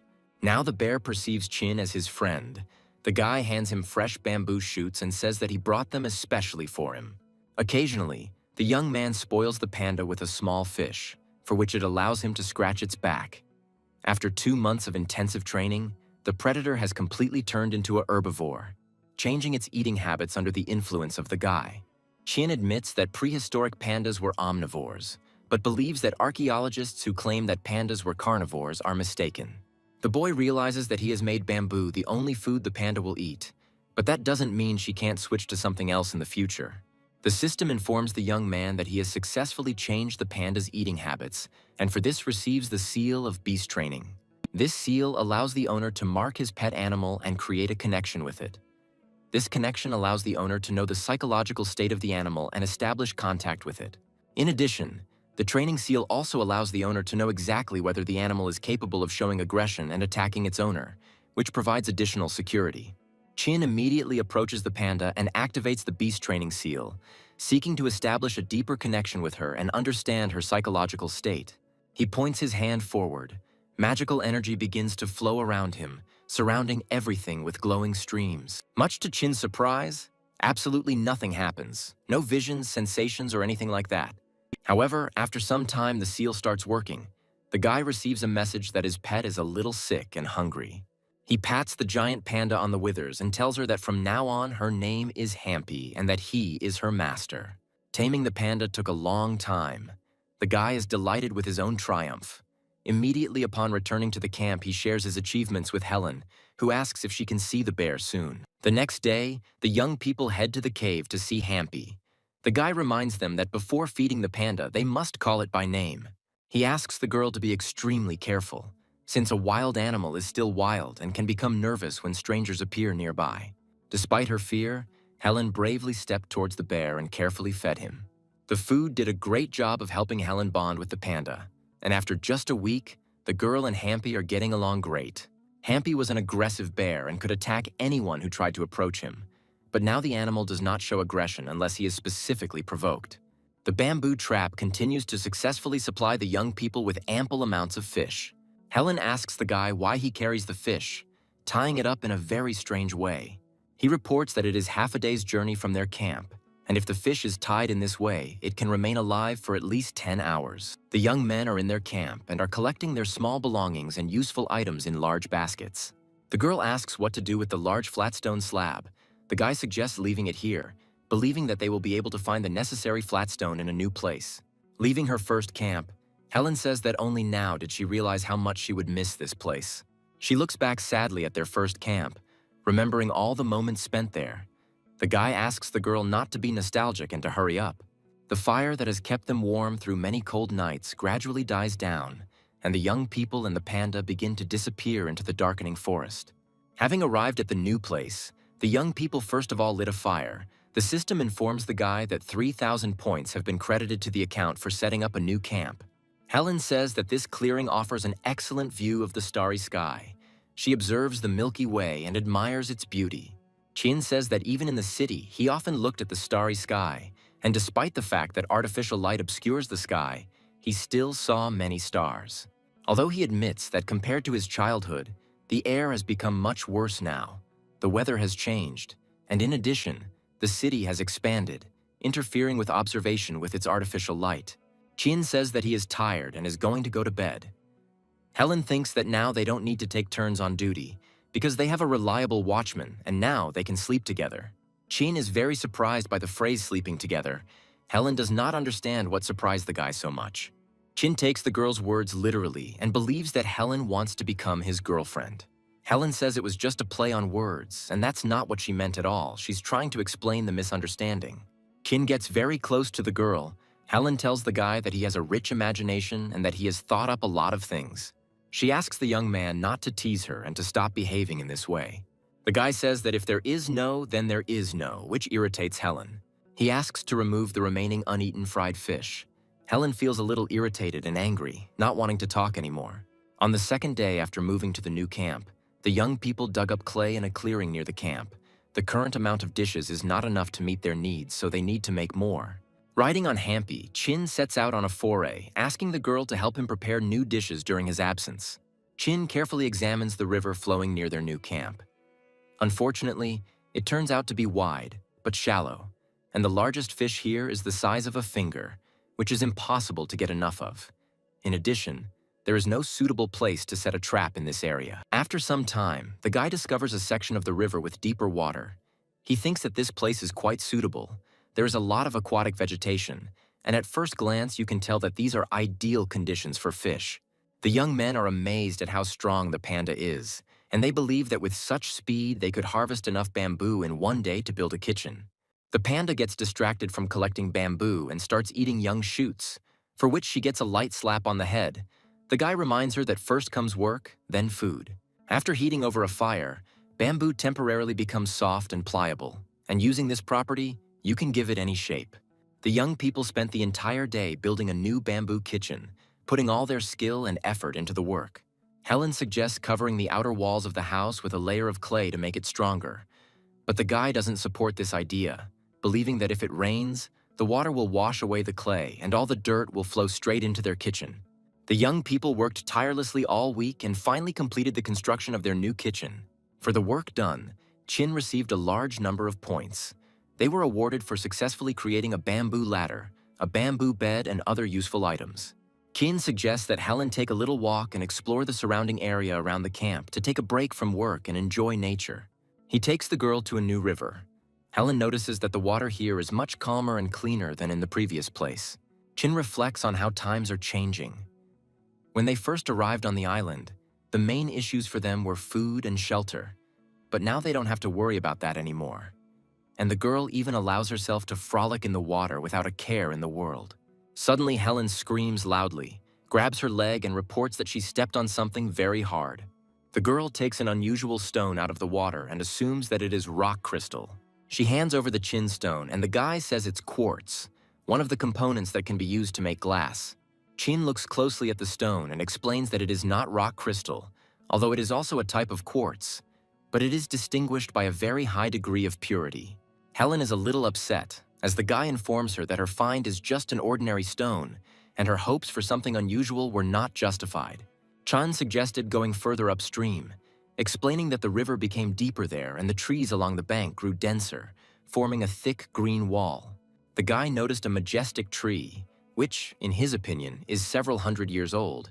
The system reports that it is a three-spined Halidia, the wood of which is excellent for carpentry, and the fruits can be used as shampoo due to the content of saponins. The girl was also familiar with this tree. She says that she heard that its fruits can be used to wash clothes. Chin confirms her words. He reports that if you add coconut and ginger to the decoction, then the Halidia beans will make an excellent shampoo. Helen looks at the huge thorns on the tree trunk. She thinks that it would be almost impossible to climb such a plant. She understands the threat and tells the guy that he shouldn't do it because the tree is too tall and has sharp thorns all over it, and she clearly doesn't want to put the young man in danger. Chin is only encouraging.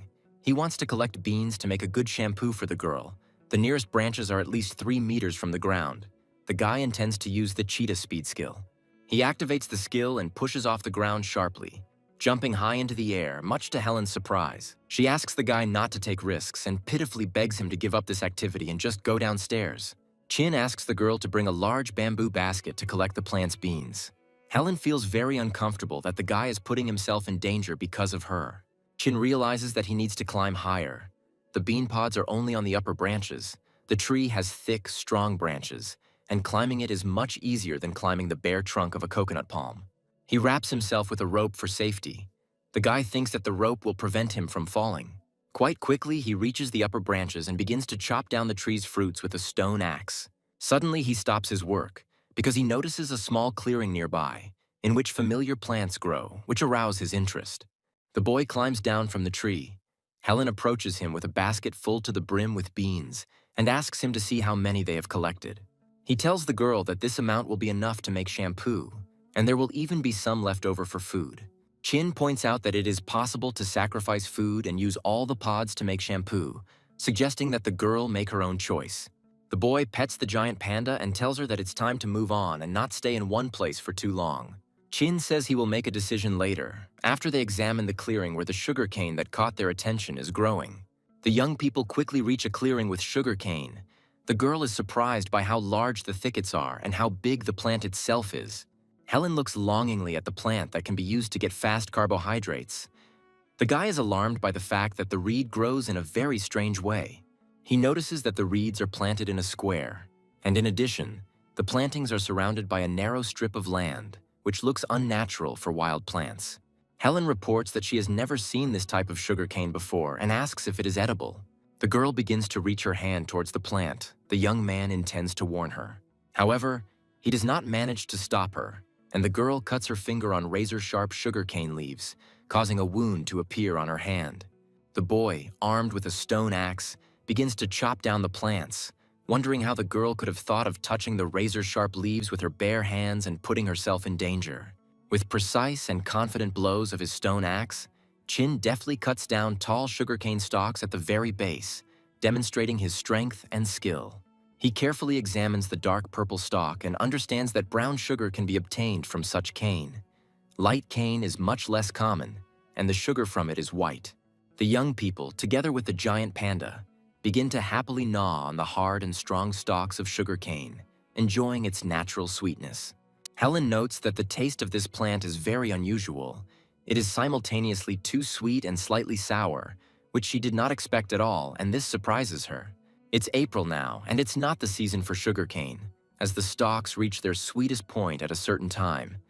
But the boy still intends to take some of the plant back to camp to try making sugar. Galidia pods, which are the fruit of the tree, contain 9 essential amino acids and a complex of vitamins. In addition, they have very high nutritional value, but peeling these beans is not an easy task. First, you need to dry the pods, then carefully remove the black shell to get to the white beans inside. A process that is not only lengthy, but also very unpleasant for your fingers. After some time, they manage to prepare a sufficient amount of beans, after which Chin cooks porridge from these fruits, hoping that he will get a nutritious and tasty lunch. Helen truly enjoys the food. The bean porridge turned out very tasty, tender, and sweet, exceeding all her expectations. The girl is a little upset that they have very few of these beans. From a huge basket, they only got about 1.5 kilograms of porridge. The guy says that he used some of the fruits to make shampoo. The pods need to be soaked for at least a day, so they will only be ready by tomorrow. While he has some free time, Chin starts grinding sugarcane stalks in an attempt to get sugar. This task turns out to be very labor-intensive. He thinks about the need to cut the sugarcane smaller to make the process easier. After some time, Chin processes all the plants, obtaining the required amount of juice from the cane for further use. Before proceeding with the production, the cane juice must be very carefully strained to remove all possible impurities.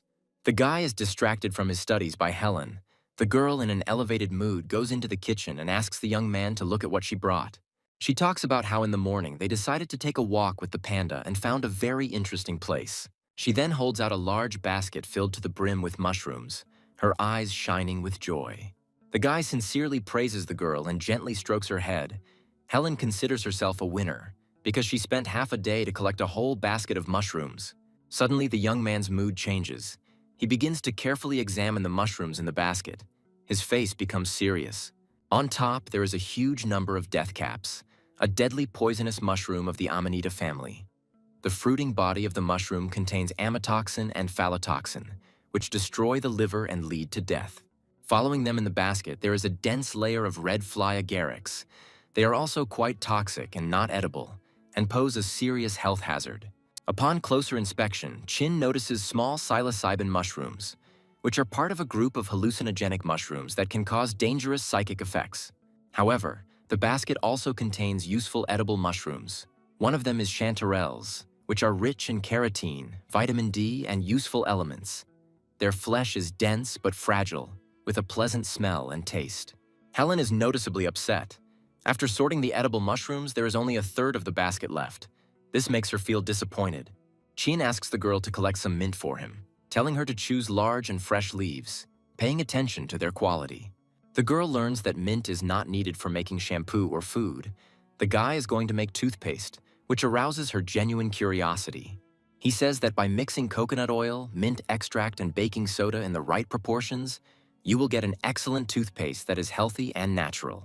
Meanwhile, the sugarcane juice has thickened greatly and now needs to be cooled to continue the sugar-making process. Shin asks how many Galidia fruits they have left. The girl replies that there is very little. They decide to use them as rationally as possible. The strong aroma of fresh ginger fills the kitchen. The guy adds fresh hot ginger to the composition and reports that it prevents hair loss, stimulates hair growth, and also reduces itching of the skin and strengthens the hair follicles. He is going to heat the mixture, stirring it constantly, and asks the girl to chop some coconut pulp in order to supplement the recipe with the necessary ingredients. Turning coconut milk into coconut oil will take about an hour and a half, during which time the young people can do something else. They are going to boil chopped mint leaves under a closed lid. The steam from the mint water will rise, condense in the bamboo tube and flow into the bottle, forming a concentrated extract. The girl watches carefully as the concentrated mint oil flows into the bottle. She understands that with the help of this extract, one can effectively protect oneself from mosquitoes. The young people continue to work with the base. They mix the infusion of Halidia and coconut oil in proportions of 1:1, creating a base for the future shampoo. Chin mixes the mixture very carefully and pours it into small cups, taking care to ensure the uniformity and quality of the mixture. The guy says that the shampoo needs to sit for a while, and then tomorrow you can wash your hair with it. Helen looks closely at the homemade shampoo. She understands that the night will last a very long time waiting to wash her hair, and she eagerly awaits the morning. Night falls, the young people go to bed. At the entrance to the cave, guarding their peace, a huge panda snores peacefully. The guy is very tired today and instantly falls into a deep sleep, enjoying a well-deserved rest.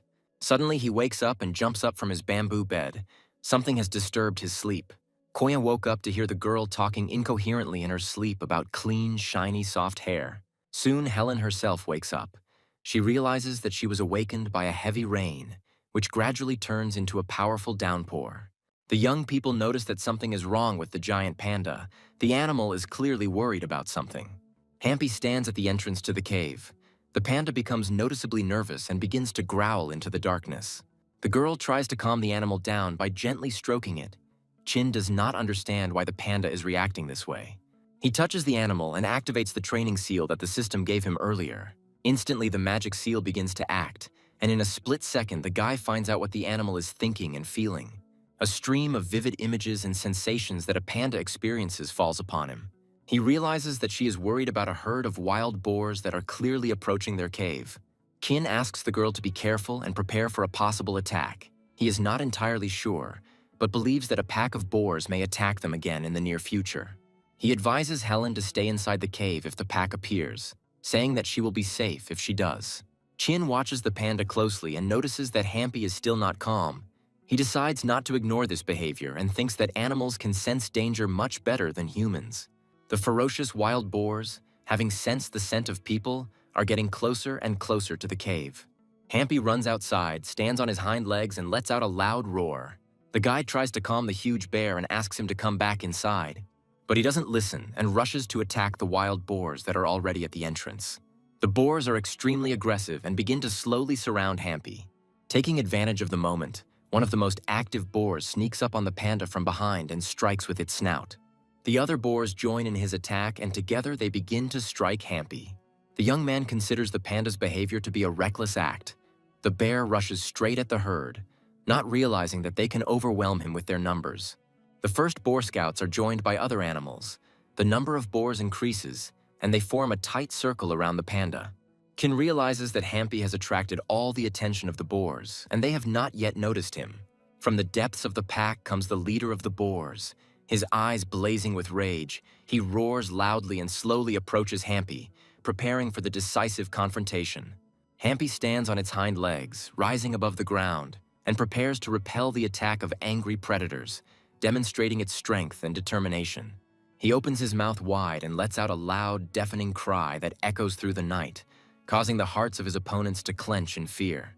A moment later, Hampy, without a second's hesitation, rushes into the attack and boldly bites the leader of the boars, showing unexpected courage and determination. Meanwhile, another animal from the pack quickly rushes to the aid of its leader and tries to attack Hampy from behind, hoping to catch him off guard. Suddenly, Chin comes to the rescue. The guy accurately shoots from his bow and hits the boar, thereby saving Hampy from a dangerous attack from behind. Chin realizes that he has used his last metal arrow and realizes that he is now left with only poisoned arrows. A bow shot stops the herd, and the boy wonders how quickly the poison will affect smaller animals. The frog poison that his arrows are soaked with works great on wild boars. The wounded animal instantly loses consciousness and falls to the ground. Chin quickly counts his remaining arrows and realizes that he only has 4 poisoned arrows left, and each one must be used wisely. He pulls the bowstring and realizes that he has no right to make a mistake. He needs to hit the target for sure, because every arrow is worth its weight in gold. Chin hits another boar with a well-aimed shot, but he has significantly fewer arrows than the aggressive animals attacking them. One of the boars notices a young man standing nearby in the bushes and realizes that the threat comes from him, and not from Hampy. The boars turn sharply and quickly start running towards the bushes where the guy is, deciding to eliminate the real threat. Chin realizes that he has been spotted and panics as he tries to decide what to do next to save himself and his friends. Chin realizes that the only way to help Hampy is to distract the boars and lead them away. He decides to risk himself to give the panda a chance to escape from the encirclement. Chin attracts the attention of the pack and begins to run away from the cave, hoping that the boars will follow him and leave Hampy alone. Chin realizes that he needs to increase his speed as the distance between him and the animals chasing him is rapidly closing in, and they are about to catch up with him. The enraged boars are getting closer and closer. Chin clearly hears the dull clatter of their hooves and a wild growl that echoes throughout the area. The boy activates his cheetah speed skill, believing that it will help him break away from the chase and increase the gap between himself and the animals. A pack of wild boars rushes through the night forest, breaking and destroying everything that gets in their way, turning the forest thicket into chaos. Chin climbs a tall tree. The guy thinks that he is lucky, since the rain washed away his scent, and the boars will not be able to find him by his tracks. He is very worried about the panda and thinks that they need to return to the cave as quickly as possible to help Hampy in a dangerous situation. Not all the boars rushed to chase the guy. Some of them remained near the cave and continued to attack the panda, not giving her a break.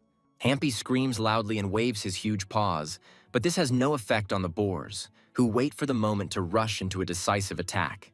Hampy delivers a series of powerful blows, and this finally has an effect on the animals. They run away in fear, realizing the strength of the enemy. Chin tries to stop the panda and orders her not to chase the fleeing opponents to avoid further danger. The boy pats Hampy on the head and tells him that he is a worthy protector and has greatly pleased him with his courage and strength. Chin looks at the huge number of defeated wild boars and thinks that the panda is still a predator that is not worth messing around with. The young people bring the boar carcasses into their kitchen.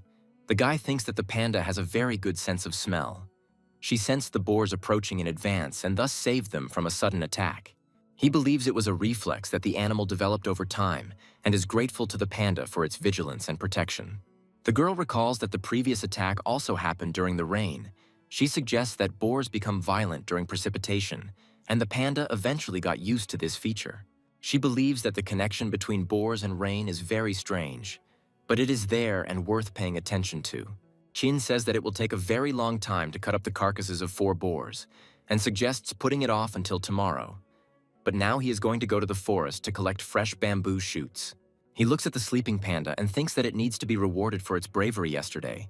And besides, it wouldn't hurt for them to diversify their menu because eating meat all the time is not very healthy. At the edge of the forest, he finds very few young shoots. The boy realizes that he needs to go deeper into the forest to collect enough food for the panda. Gradually, Chin moves further and further away from the camp, entering a deep bamboo forest where a special atmosphere of silence and peace reigns. The young man is very tense about the surrounding silence. He wonders whether it is really that quiet here, or whether he is just winding himself up because of the tension. Suddenly, he notices a heavily compacted track in the grass in front of him. The guy thinks that it is unlikely that there is a road roller in the jungle. This track puzzles him. The young man becomes curious about who this trail might belong to and where it leads. His intuition tells him that it might be something unusual. He understands that curiosity often leads to nothing good, but he still follows the trail slowly, stepping carefully and listening to every sound. After some time, he begins to hear very strange sounds. He does not understand who can make them, and this causes him internal anxiety. Suddenly, the guy stops. What he sees causes him great shock and makes his heart beat faster. A few dozen meters away is the Titanoboa, the largest snake that has ever lived on the planet. It is the ancestor of modern anacondas and became extinct in the middle of the Paleocene, 58 million years ago. He understands that he has no chance of dealing with a reptile that is several dozen meters long and can weigh more than a ton, and this realization fills him with fear. A huge snake notices the young man, rises high into the air and begins to hiss loudly, fixing its cold gaze on him. Chin tries his best to break away. He finds this island quite strange, because it is inhabited by many creatures that have long since died out or evolved in the outside world. Suddenly, the system's knowledge package is activated, which reports that the Titanoboa was an incredibly fast snake. It is almost impossible to escape from it. But there are ways to escape. This pleases the young man. The system's instructions explain that if you encounter this snake, you should not try to run away. Instead, you should face it head-on. When the Titanoboa notices you, it will open its mouth wide, giving you a chance to jump into its mouth. All snakes and most reptiles do not chew their food, so you don't have to worry about it tearing you apart with its powerful jaws. You just need to slip down its throat and then into its stomach. Once you get into its stomach, use your knife to cut through its insides and kill the snake, completing the rescue process. Reading this instruction leaves Chin more shocked than he was by the encounter with the snake itself. Amazed at the system's strange approach, Chin curses loudly, condemning the so-called help of the system, and continues running in the hope of breaking away and moving to a safe distance. The guy knows that snakes use their tongue and receptors to detect movement and determine the location of their victims, but he doubts that he will be able to hide while running away. Suddenly, the guy notices that there is a deep ravine ahead of him, which makes him think about his next step. Without further ado, he jumps down, trying to escape the snake chasing him. Chin presses himself against the wall of the ravine and raises his head. He sees a huge snake head appearing above him.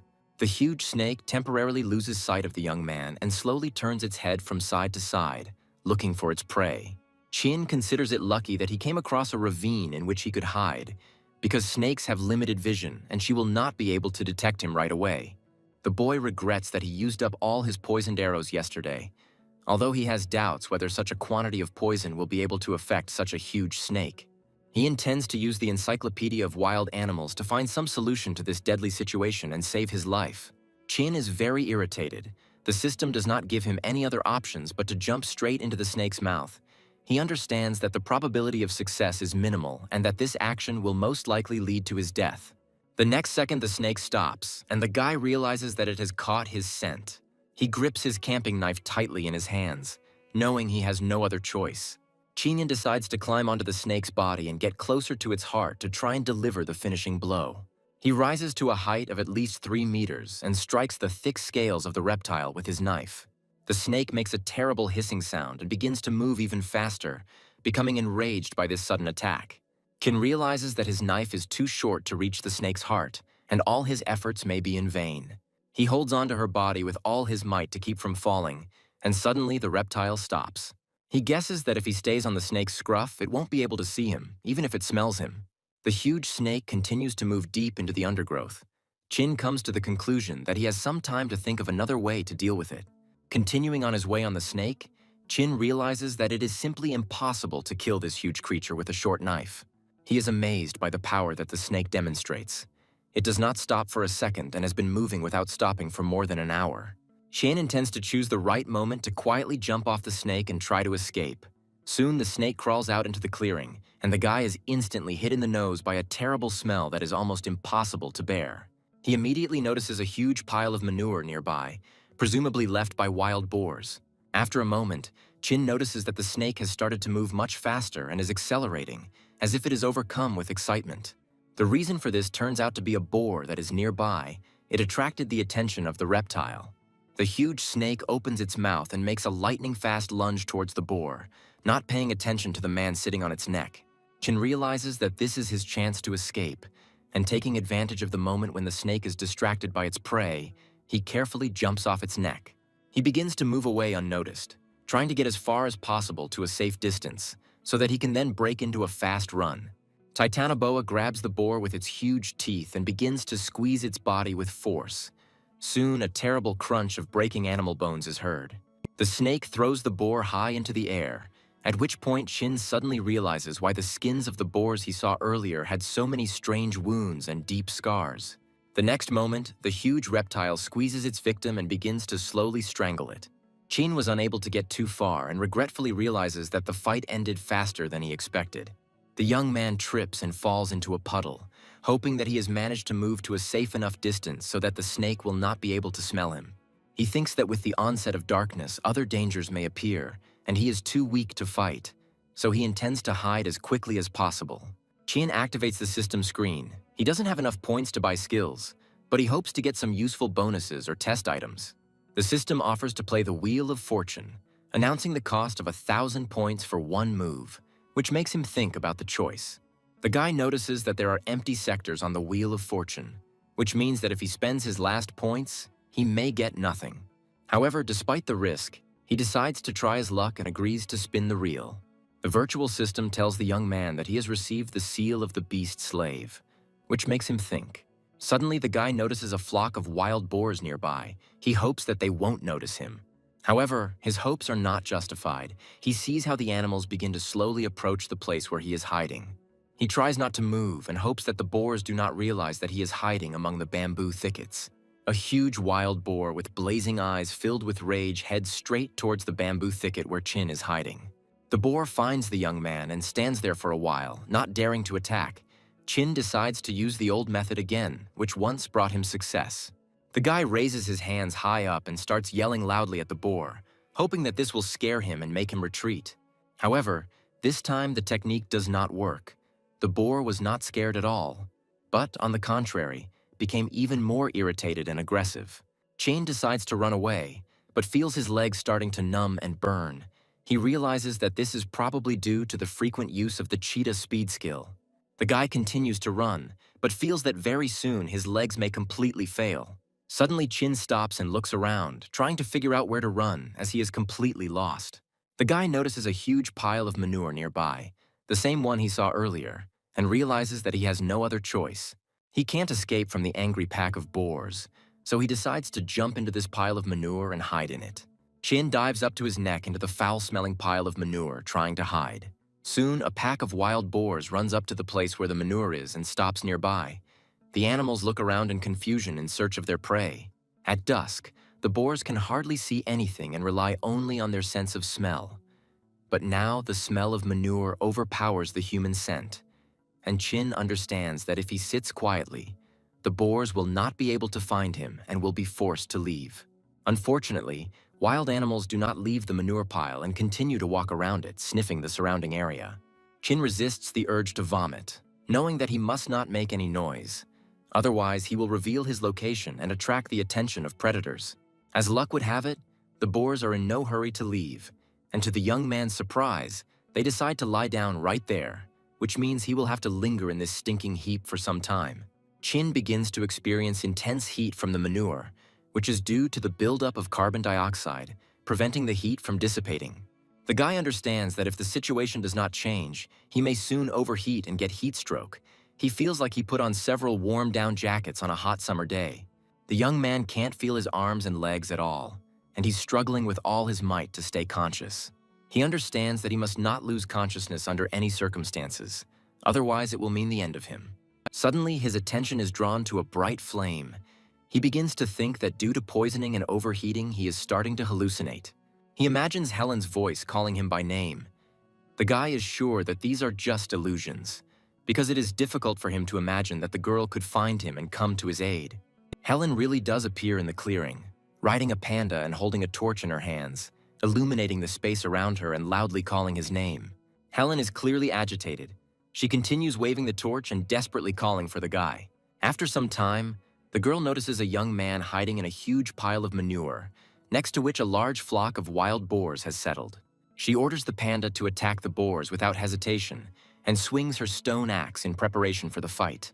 Helen screams loudly and, riding on a panda, fearlessly rushes at the sleeping wild boars without thinking about her own safety. Chin still doesn't believe that what is happening is real and can't believe that the fragile and feminine Helen decided on such a desperate act. The boars, realizing that they will not be able to cope with stronger opponents, quickly jump to their feet and run into the forest thicket. Helen asks Chin how he feels. The guy replies that thanks to her help, he is fine, although he is still very weak. He says that he is too dirty now. The girl should not get too close to him so as not to get dirty. Chin hasn't moved for a long time. His legs are numb and he can't feel them at all, which makes every step incredibly difficult. The young man begins to fall, but Helen runs up in time and helps him up, supporting him so that he can stand on his feet. She suggests returning to camp as quickly as possible before the boars return or a new threat arises, because the night forest is full of dangers. Helen notices that the panda has noticed many young bamboo shoots and has begun to reach for them. The girl asks the animal to be patient, explaining that their main task now is to return to the camp. The young men mount the panda, lighting the way with a torch, and begin moving towards the camp. Helen realizes how weak Chin has become and holds his hand close to her, urging him to hold on tighter and not give up no matter how hard it is. Despite being very tired, Chin realizes that he is experiencing completely new, unusual sensations, which gives him strength and confidence. The girl realizes that now her dress can only be used as rags. The first thing the young people do is go to the river to wash themselves in their clothes, getting rid of traces of dirt and the terrible smell. Chin, unable to contain his joy, jumps into the clear river water at full speed, creating a multitude of splashes around himself, and feels the long-awaited relief. He gradually calms down and silently thanks fate for the fact that they did not encounter another danger on the way to the camp. Helen also needs to wash herself, but she's shy and hides behind the back of a huge panda, preferring to wait a little. The danger has passed, and now they can relax, splashing in the warm river water and enjoying the moment of safety. Returning to the camp, Helen feels all the weight and tension of the previous night, which immediately affects her condition. She falls asleep almost immediately, exhausted from fatigue. Chin, despite being tired, goes to the kitchen. He is too hungry to sleep, and he realizes that a small snack will help him regain his strength. The guy walks into the kitchen and suddenly stops, surprised by what he sees in front of him. He sees the carcasses of the wild boars that they had previously brought into the room, partially butchered, which causes him no small amount of amazement. The first thought that comes to Chin's mind is that in their absence, wild animals have gotten into the kitchen and torn apart the carcasses. However, he soon realizes that it was Helen's work, who cut open the carcasses to get the boar fat needed to make torches. Chin imagines what kind of face the girl had at that moment. He sits down on a bamboo chair to rest, but suddenly feels a severe pain in his knees. He realizes that he needs to avoid the cheetah speed skill in the near future. Otherwise, it could lead to irreversible consequences and even the loss of the ability to move. While he is thinking about his next steps and coming to his senses, the virtual system suddenly informs him of a reward. For escaping from the giant snake, he receives 7,000 points, which lifts his spirits a little. Chin quietly approaches the sleeping Helen and watches her sleep soundly for a while before quietly informing her that he has made some porridge.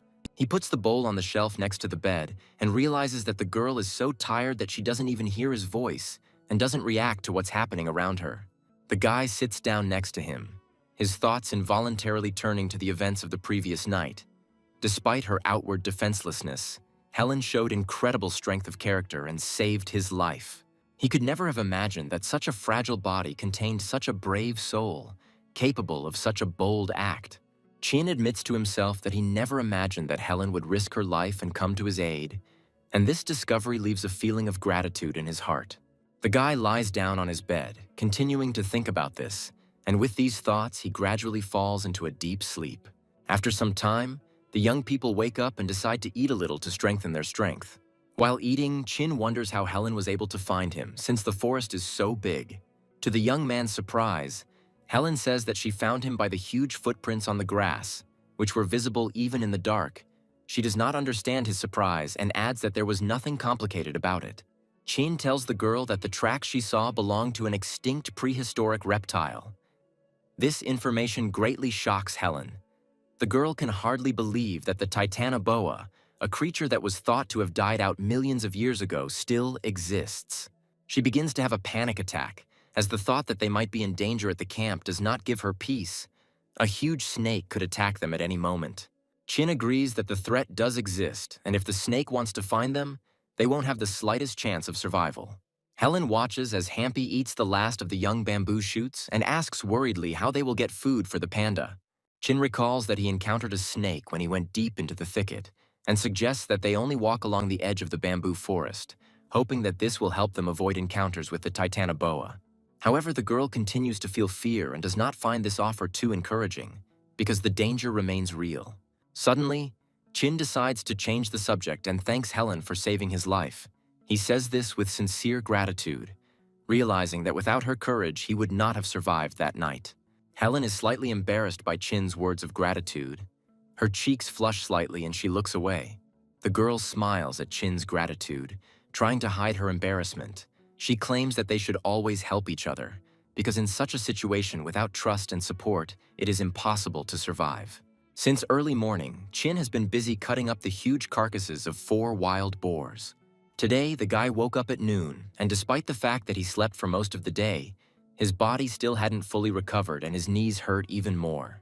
Helen helps with cutting up the meat and asks the guy if they can store such a large amount of food. Chin replies that it was extremely difficult to get a wild boar, so he is going to do everything possible to ensure that not a single piece is wasted. He is even going to use the bones to make bone glue. The guy decides to smoke the meat he has obtained well so that he can store it for a long time. Helen asks in surprise if they are really going to leave the meat outside, to which Chin explains that they have no other choice, as there is not enough space in the kitchen for all the food anyway. The next morning comes. Helen's voice is heard in the camp. She loudly calls Chin. The guy slowly comes to his senses and asks in a sleepy voice what is happening and why she is screaming so loudly. Helen is in a state of great excitement and loudly announces that their meat has been stolen. This news greatly surprises Chin. He immediately comes to his senses and tries to understand the current situation. The guy looks closely at the extinguished fire and the remains of the fastenings lying nearby, on which meat was previously smoked. Helen adds that during the night she did not hear any sounds that could indicate the presence of wild animals. Chin carefully examines the scene and says that the meat mount was too big for the beast to carry away, and the beast would have left marks on the ground, which there are none. Chin finds it very strange that Hampy was not alarmed by anything, because an animal living in the wild is always on the alert, even when sleeping. And if a predator appeared here, the panda would immediately notice it. The guy goes into deep thought and tells Helen that he will have to be on duty tonight to prevent possible threats. Helen, wanting to support the young man, suggests keeping watch according to the old scheme, dividing the night into 2 parts. Chin thinks that this is not necessary since he is going to sleep during the day, and this will allow him to stay awake all night without any problems. The young man slept all day. The sun was already beginning to set towards the horizon. Chin gradually wakes up, stretching with pleasure and reporting that he had a good night's sleep. Chin looks around in surprise and asks Helen how long he slept, trying to figure out how much time has passed since he fell asleep. The girl brings him a cup of hot drink and tells him that the sun has almost set and, in her opinion, it is now about 10 o'clock in the evening. Helen adds that there is mint tea in the cup, which will help him wake up faster and get energized to start his shift. Chin lights a fire and begins to cook food, thinking that the 4 boars had yielded at least 300 kilograms of meat, which should be enough for them for the next 6 months. He also thinks that they have skins and guts, and if the skins are processed properly, they can be used to make clothes that will come in handy on cold nights. After pouring himself a serving of meat stew, Chin reflects that he first needs to find out where the meat has disappeared to understand what kind of danger might await them in the future.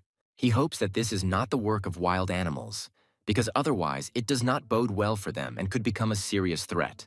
Animals that can sneak into a camp and steal meat without leaving a trace are a huge threat, as they may not wake up one day.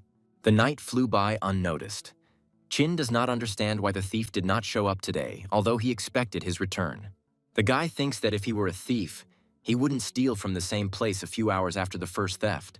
Chin decides that he will have to stay on duty another night to try to catch the intruder. Suddenly, his thoughts are interrupted by a loud scream, which makes him stop his thoughts and become wary.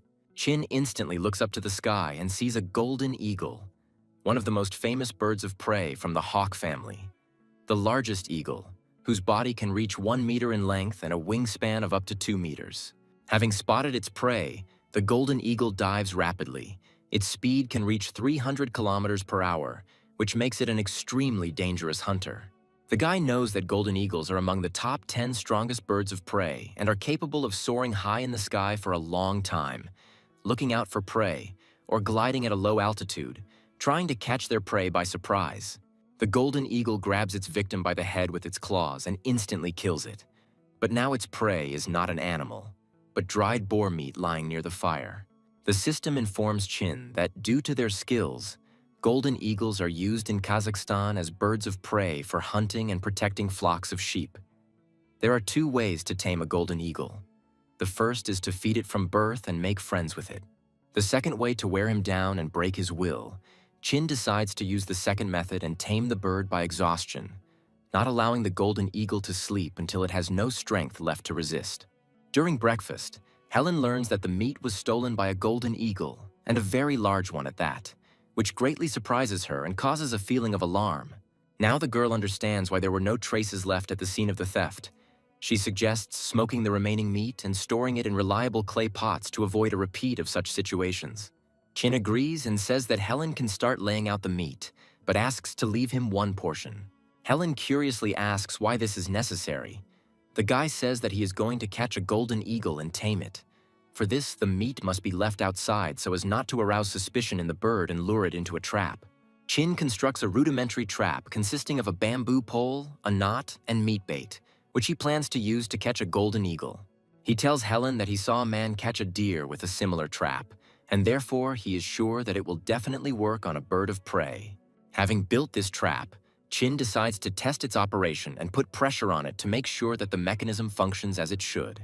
However, the wooden lock on the trap is triggered even by a light touch, and the wooden base hits the guy hard in the face. Chin holds his nose, feeling the pain from the blow, and comes to the conclusion that the trap needs to be improved. He decides to use the panda to adjust the pressure on the trap. The guy believes that Hampy can help in this matter. Helen is worried about the animal, believing that the trap may hurt it, but the young man tells her not to worry, as the thickness of the panda's skin, in his opinion, is thick enough to protect it.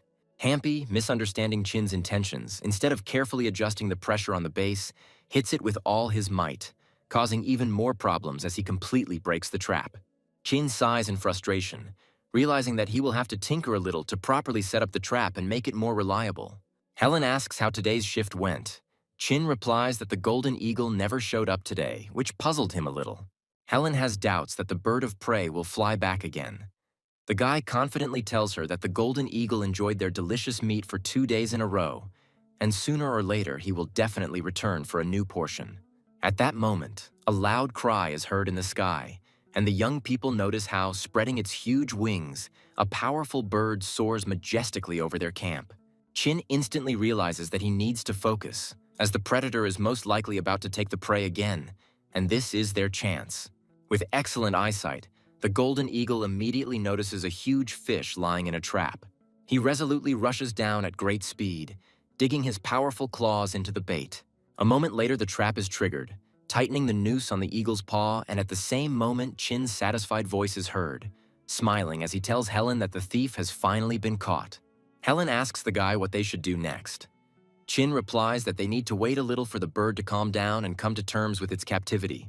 He believes that it is extremely dangerous to approach an aggressive golden eagle now, because it has not only sharp claws, but also a deadly beak, and with the slightest carelessness, the bird can easily attack and even peck out eyes. Meanwhile, the bird tries to gnaw through the thick rope and free itself. Chin decides not to interfere with it and gives it time to spend its strength so that it finally runs out of steam. Helen, watching what is happening, is very surprised by the size of the predator and says that she has never seen a golden eagle so close before. Its power and size impress her. A curious panda cautiously approaches the bird. Strangely enough, the golden eagle, which usually knows no fear, looks frightened by the approach of a huge bear. Chin agrees with Helen, admitting that she is right. The golden eagle was indeed much larger than he first imagined, which makes their success even more impressive. Chin begins to be bothered by a strange thought. The eels he caught earlier were much larger than usual. The panda and titanoboa were also larger than the sizes described by the system. This is already the fourth case where animals either do not match known descriptions or are much larger than expected. Helen wonders why in some countries the golden eagle is called the golden eagle, when its color is actually gray-brown. Chin smiles and thanks the girl for her statement, saying that he really likes the name Gray Eagle. Helen guesses that the guy wants to give the bird this name because it seems appropriate and symbolic to him. Chin says he thinks the name sounds pretty good and suits the majestic predator. He points his finger at a huge golden eagle and solemnly declares that from today on, his name will be Gray Eagle. The bird is clearly outraged by this attitude. Not only is it in captivity from which it cannot escape, but it has also received a strange nickname. Helen, with some doubt, asks the young man how he is going to tame the Gray Eagle. She is not sure that the taming process will be as successful as with the panda. Chin reveals that he has a slightly different plan, after which he activates the trainer seal he received from the system earlier. However, after a few seconds, the guy is surprised to realize that for some reason the trainer's seal is not activated. Suddenly, a virtual system screen appears in front of him, on which a message appears that he will be able to use this seal only after he successfully tames the animal. Helen tries not to ask unnecessary questions, but she is very surprised why Chin is pointing his index finger in the air in front of him, as if interacting with something. Chin reports that they will definitely tame this powerful bird, although it will take a lot of effort. He explains that the essence of his plan is to break the eagle's wild instincts and make him acknowledge their supremacy, no matter how long it takes. They will eventually succeed, but this requires maintaining constant eye contact with the bird and not allowing it to sleep until it becomes submissive. Chin understands that for successful taming he will need Helen's help, since if he does it alone, the golden eagle will have a chance to rest. He explains to the girl that the task is actually not difficult. They just need to take turns watching the bird and not allowing it to rest and regain its strength. Kaina heads to the cave and tells Helen that he's going to bed. The guy asks her to take over the day shift of watching the golden eagle. The first day of training begins. The Gray Eagle feels quite cheerful, demonstrating all his power and is not going to give up. The bird is still full of strength and desperately resists. At some point, taking advantage of the fact that the girl is distracted, she begins to chew on the rope that holds her leg. Helen, noticing this, suddenly strikes the ground with a long bamboo stick, which frightens the bird and makes it stop trying to free itself. The girl firmly tells the eagle not to try to be impudent and assures him that she is watching him closely and will not allow him to escape under any circumstances. When night falls, Chin takes over the duty. He watches the bird and tries not to waste time. The guy starts making a toothbrush using improvised means. Chin worked all night making a toothbrush and now he feels tired and his eyes hurt. The system tells him that he gets 200 points for successfully making a toothbrush, which lifts his spirits a little. Showing his new toothbrush to the bird, the boy playfully asks what the Gray Eagle thinks of the quality of the tool. In response, the golden eagle demonstratively turns away, showing that it does not intend to make contact with the person and does not show any interest in him. The next morning comes. The bird is no longer as active as it was before. Fatigue makes itself felt, and it tries to fall asleep. At this moment, a panda sneaks up on the golden eagle and wakes it up with a loud roar, causing the eagle to recoil in horror. Helen is near the animals. She's holding a boar skin in her hands and is going to sew something useful for the young man. Chin comes on duty, checking the bone glue. He realizes that it is ready and can be used. Meanwhile, the panda warmed herself by the fire and fell asleep, which is why Chin gives her a light blow to the head with a spoon, ordering her not to sleep and to keep a close eye on the golden eagle. He believes that Hampy should actively participate in the taming process and be useful, and not allow herself to relax. Hampy instantly approaches the bird. She roars loudly and does not let her sleep, causing her even more fear and leaving no chance for sleep. Meanwhile, it becomes noticeably warmer. The sun rises higher and higher, and a new day awaits the young people. Burkut hasn't slept for several days and now looks extremely exhausted. His eyes are red from fatigue and lack of sleep, and every movement is very difficult for him. Gathering all its last strength, the bird screams loudly and makes a last desperate attempt to escape, but the rope tying its leg holds it in place. Chin, watching the bird closely, asks the Gray Eagle if he is tired of resisting, and promises to let him go if he starts to make contact. Burkut looks intently at the young man, and gradually the realization appears in his eyes that no effort will lead to freedom.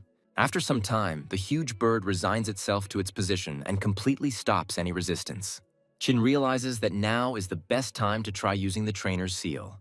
The guy activates the seal and, reaching out to the gray eagle, feels how bright streams of energy begin to flare up around them. The system congratulates him on successfully taming the golden eagle and adds 5,000 points to his account, which becomes an excellent reward for all his efforts. The system reports that the bird is very hungry and exhausted. At this point, Chin forms a close telepathic connection with the golden eagle, and vivid images begin to download into his mind, showing the world through the eyes of the mighty bird. Chin sees numerous hunting scenes involving the gray eagle, flights over wild spaces, swift attacks on prey, and unimaginable freedom. After some time, the visions change, and he sees a young golden eagle chick that is stuck among the rocks and needs help.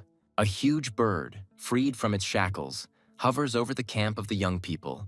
At this moment, the contented voice of Helen is heard, who, full of joy, says that she is delighted with their common victory. The girl admits that she didn't expect that they would be able to tame such a huge and freedom-loving bird, and is delighted that everything went even faster than they initially expected. Chin tells the girl that the bird is a little excited about her chick. Helen is surprised and asks how he knew about it.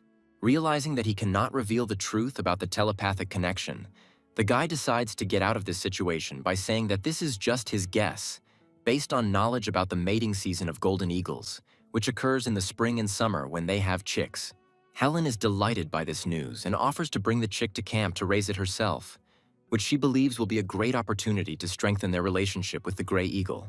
The gray eagle lands on the leather glove that is on Chin's hand and spreads its mighty wings. Chin, looking at the bird, tells Helen that he is going to go in search of the chick soon, and tomorrow they will begin to explore the rocks in the hope of finding the nest. Helen, looking at the bird, cannot hide her delight and admiration. She says that the gray eagle is incredibly beautiful and graceful. The girl decides to try to touch the bird, but the golden eagle reacts sharply to her actions, rushing at her. Helen is very surprised and even a little upset. She does not understand why the bird does not allow her to touch its feathers, because they tamed it together. Chin explains that the bird chose him as its master, and adds to himself that this is due to the training seal he used, and that there could be no other outcome, since Helen does not have access to the system like he does. Helen does not give up and tries to find a common language with the gray eagle. She takes 2 large fish and approaches the bird, hoping to treat it. To her surprise, the irritated bird does not accept her as a master and responds with aggressive behavior, which forces the girl to retreat. The young people decided to rest for one day to fully recover their strength, and the next day they got up early to set off on their journey. Thanks to the trainer's seal, Chin learned that the golden eagle chick had fallen out of its nest and was now trying to survive, sitting in a narrow mountain crevice from which it could not escape without help. For the night, the young people set up a temporary camp. Chin learns that the gray eagle repeatedly tried to save its chick, but each time its large size did not allow it to squeeze into the crevice. Helen, meanwhile, has prepared a meat stew from boar meat and invites the young man to dinner. At dinner, the girl asks the guy how they intend to find a small chick in such a huge forest. Chin, smiling slightly, explains that he knows roughly the location of the nest, and it all depends on their speed. They are currently moving at a speed of about 4 kilometers per hour, which he thinks is too slow. They have only been able to cover 30 kilometers in a whole day, which is completely insufficient to quickly reach their goal. Helen shares her thoughts about the mysterious island. She believes that it is quite large, and she does not understand why no one has found them yet, because such a large island should have been inhabited by people long ago. Helen asks what the young man is thinking about. Chin replies that he is thinking about what they will do if they suddenly come across wild animals. After dinner, the young people throw more wood on the fire, then cover themselves with boar skins and try to sleep, hoping for a peaceful night. Suddenly, Chin wakes up to hear Hampy, who is next to him, start to growl loudly. The girl asks why the animal is acting so strangely, to which Chin suggests that the panda may have felt threatened. Hampy continues to stare into the darkness, growling tensely, and after a moment, many eyes begin to sparkle brightly in the bushes. A moment later, a pack of wild wolves emerges from the bushes, and Helen's loud cry, filled with fear and anxiety, is heard. Chin, holding back his own excitement, orders the girl to immediately hide behind Hampy and press herself against the tree. He explains that most likely the wolves will not dare to thoughtlessly attack the huge bear. Chin asks Hampy to remain calm and not to rush at the wolves first under any circumstances, as any sudden aggression could lead to an immediate attack. He understands that they are in serious trouble, Because unlike wild boars, wolves hunt in packs and have a sharper mind. Chin realizes that if the panda takes a step to the side, the wolves will immediately attack them. And besides, the gray eagle is unlikely to be able to help, since he has poor vision in the dark, which makes him useless in these conditions. One of the wolves gets too close to the fire and immediately jumps away from the flames in horror. This gives Chin a hint. Fire is their main trump card in this situation. He asks Helen to light a torch to scare away the predators. Helen admits that she was so scared that she completely forgot that wolves are afraid of fire, which could have helped scare them away earlier. Chin loudly demands the wolves to leave and throws a burning torch in their direction. This causes several animals to instantly jump aside. Realizing that he needs to continue the psychological pressure, he orders Hampy to roar as loudly as possible to further intimidate his enemies. The giant panda stands up on its hind legs and lets out a loud, wild roar that echoes throughout the area, shaking the silence of the night. Chin thinks they were lucky. The wolves got scared and ran away. But given their cunning, the guy thinks that the animals could be somewhere nearby watching them. Fortunately, the wolves did not try to approach their camp again that night, and as soon as it became light, the young people immediately continued on their way. Helen notices with obvious relief that they have finally gotten out of the dense jungle. She has the feeling that they have entered a completely different world. She asks Chin what happened to the gray eagle and why the bird is acting so agitated. Chin explains that the eagle's nest must be somewhere nearby, and perhaps the bird is eager to finally see its chick. The guy watches as a huge golden eagle circles over the forest. It heads towards the nearest mountain range, thus letting him know where its nest is. The young people, together with the panda, begin a slow climb up the slope of the nearby mountains. Chin constantly helps Helen, supporting her and persistently reminding her to be extremely careful to avoid possible injuries. Helen admits that the mountain is too steep and she is very tired. She asks the guy to give her a break. Chin agrees to her request.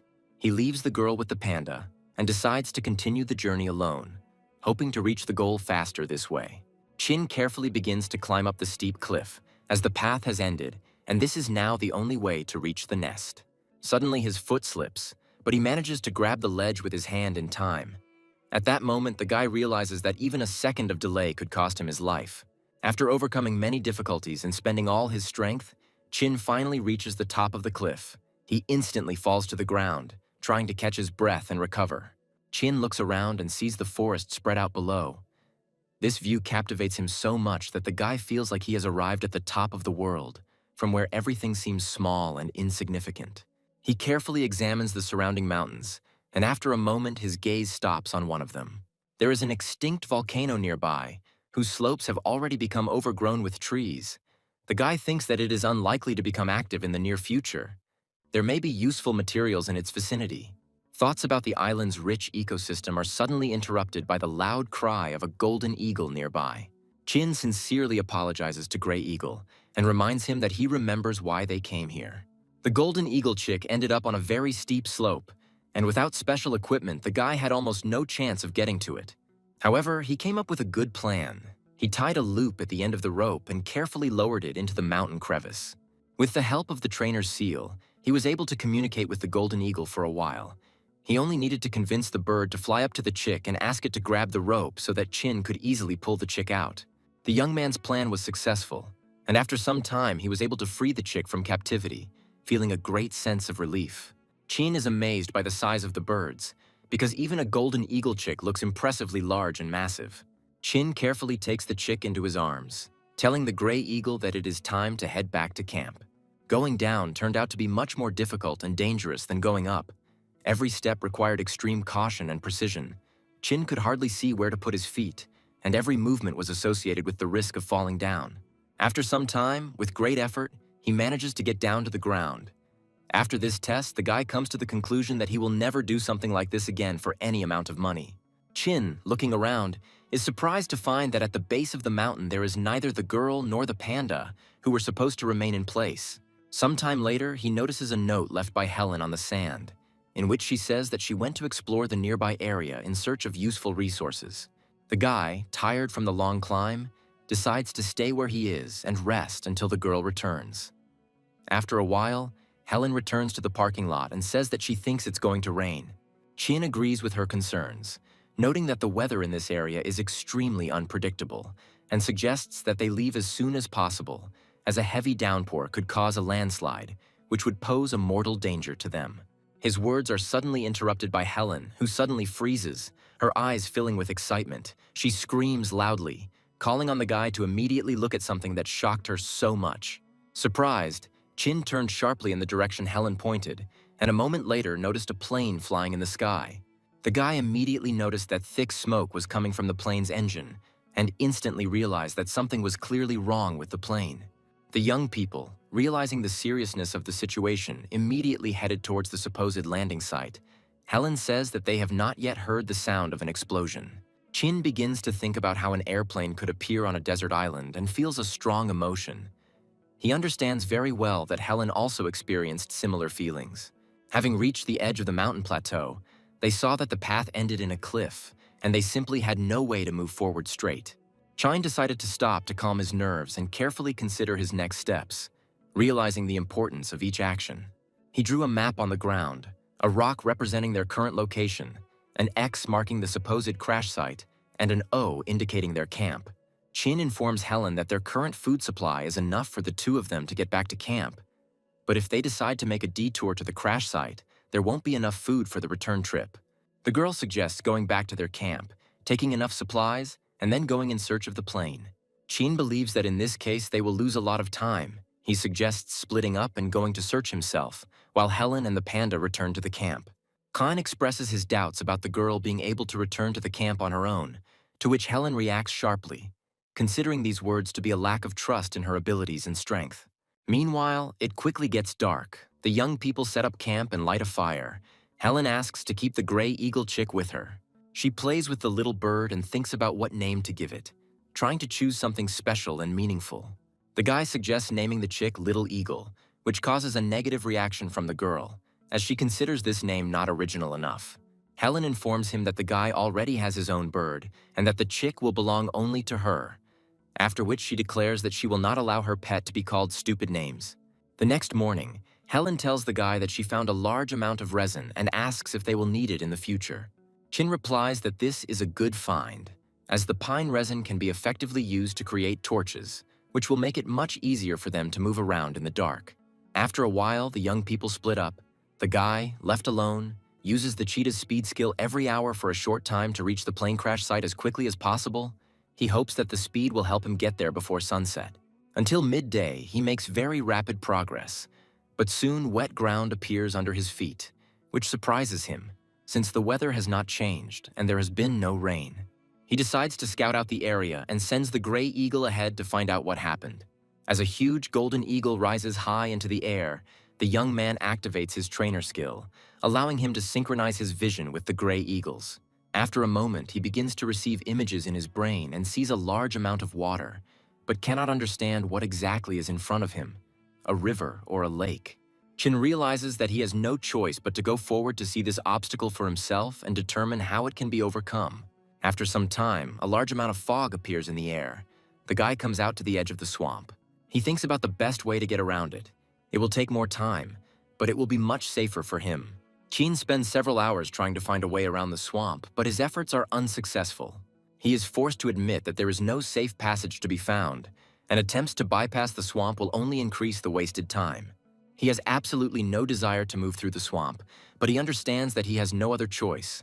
The guy must continue on his way, despite all the dangers and difficulties. During his search, he notices that there are many mosquitoes in the area. Their bites cause severe itching. The guy understands that if he starts scratching his skin, he can get an infection. Chin decides to start moving forward right now, before it gets dark, since it is not safe to stay overnight in such a place. Standing water is an ideal breeding ground for bacteria, and if he gets wet or, God forbid, swallows some of this water, he will immediately catch some kind of infection. The sun is at its zenith. The swamp is covered with dense foliage of trees, creating a greenhouse effect inside, which is why the guy doesn't have enough air and it becomes unbearably hot, which makes it very difficult to move and navigate. His attention is drawn to strange-looking green vines that begin to move in an unusual way, as if coming to life in this hot and humid place.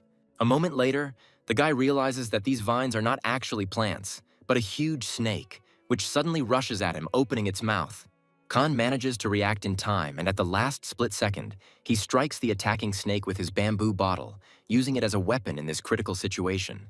The next moment, a gray eagle comes to his aid, quickly descending from above and grabbing the snake with its powerful clawed paws. Thanks to the system's encyclopedia, the guy learns that it was a snake from the viper species, a very dangerous creature that secretes deadly poison, and he was really lucky that he managed to repel its attack. The snake was green and looked exactly like a liana, hiding among the dense vegetation of the swamp. After a while, he comes out onto relatively firm ground and, breathing a sigh of relief, thinks that he will finally be able to use the cheetah's agility skill again to get to his goal faster. His speed of movement increases noticeably. The guy believes that if he continues to move just as fast, he will be able to reach the crash site before dark. However, his plans are not destined to come true. He again loses solid ground under his feet, which makes him feel despair. With horror, Chin realizes that he has fallen into a quagmire, a shaky place in the swamp covered with bright green grass and moss, on which walking is extremely dangerous and fraught with serious consequences for life. The quagmire begins to slowly suck him in, working in the same way as quicksand in the desert. The more he moves, the faster it sinks, causing him to stop and freeze completely. He realizes that he can't move until he finds something to grab onto, and the boy freezes, limiting his movements to slow down the speed of his descent. The boy commands the gray eagle to find a long stick as quickly as possible that could help him get out of this dangerous trap, and hopes that his faithful companion will not let him down at this critical moment. Chin believes that he still has a little time and hopes that he can get out of this deadly trap by relying on his skills and the help of the eagle. After some time, a huge golden eagle flies to him and drops a stick. The guy immediately asks the eagle to find even longer sticks and continue to bring them to him, because the longer and stronger the structure, the higher his chances of survival. Chin reflects on the fact that the quagmire, like quicksand, is not a Newtonian fluid, and comes up with a solution. He begins to tie the sticks he brought into a single structure that will help him get out. After some time, he manages to create something similar to a ladder. The guy tries to minimize his movements, because in a state of rest, the quagmire behaves like a solid surface. But with a sudden change in pressure or impact, it turns into a viscous and insidious environment that can drag him in. He begins to gradually climb up the ladder, trying to change the force of pressure on the surface so that the liquid becomes solid again and allows him to climb up. With great effort, Chin manages to get out of the quagmire and find himself on a makeshift ladder that supports his weight and helps him avoid total submersion. Moving very carefully so as not to cause unnecessary vibrations, he slowly moves towards the solid area, realizing the seriousness of his situation. Having freed himself from the quagmire, the guy realizes that he has spent almost all his strength on the fight for survival, and realizes that a whole day has already passed, and he is still far from the place where the plane crashed. He remembers a TV series called Condor Heroes that he had seen earlier, where the leader of the villains found an interesting way to overcome quicksand, and this thought suddenly inspires him to take further action and gives him hope that something similar might be useful in his current situation. Chin intends to select 8 of the driest and strongest poles from his design that will be suitable for providing stability. After this, he begins to tie them together in such a way that they form something like skis, capable of distributing his weight over the surface of the quagmire, preventing deep immersion. Using a rope, he firmly ties this structure to his legs and tests its strength, hoping that it will withstand his weight and not fail at the most crucial moment. The increase in support area and even distribution of weight allows it to begin to slide along the surface of the quagmire, which makes it possible to slowly move forward and overcome the dangerous swamp. After several hours of difficult progress, he notices that the swamp is beginning to end, and the long-awaited place where the plane crashed appears ahead. The aircraft was seriously damaged during the hard landing, but the pilot miraculously survived and is inside the cockpit. The girl in the cockpit gradually comes to, experiencing a severe headache and trying to figure out where she is and what happened. The last thing she remembers is encountering a powerful storm, after which the plane lost control and she was thrown into dangerous turbulence, causing her to crash. She thanks the gods that she miraculously managed to find a place to land before the plane completely lost control. Carefully examining the plane's engine, the girl realizes that repairing it in field conditions is practically impossible. Looking around, she remembers seeing a similar swamp while traveling in South America, and these memories help her better understand where she might be. The girl is not sure that people can live in such a remote place, but she still starts screaming loudly and calling for help, hoping that someone will hear her. After a moment, she realizes that this is stupid. It is unlikely that there could be people in this remote area. She decides not to waste her energy in vain, because they may be needed later. Trying to calm down and pull herself together, she begins to think about her next plan of action, trying to maintain a cool head despite the dangerous situation that has developed. She realizes that the sun is already setting and night will soon fall, so she decides to stay in the cabin for the night, as this seems the safest option in her situation. Suddenly, the oppressive silence is broken by a human voice. The girl shudders in surprise, trying to understand who it could be. At the edge of the clearing near the plane stands Chin. The guy shouts loudly, asking if anyone is nearby, hoping that he can find someone from the crew. He reflects that not much time has passed since the plane crashed, and if the crew members are injured, he still has a chance to help them and save them. The young man contacts the Gray Eagle telepathically to learn more about the situation, and the eagle informs him that a large white bird is very close. Chin follows the golden eagle and quickly reaches the clearing where the crashed plane is located. Chin carefully pushes aside the bushes, carefully examining the surrounding area for any signs of the crew's presence. He approaches the plane and looks into the cockpit, but finds no one inside. Looking around, he sees that there are no traces of blood, which allows him to conclude that the crew members are probably alive. The instrument panel catches his attention, looking at it. The guy is surprised. The plane looks completely new, but the model is so old that it is not even equipped with a communication device. This seems very unusual. Suddenly, the young man turns around sharply, hearing a human voice.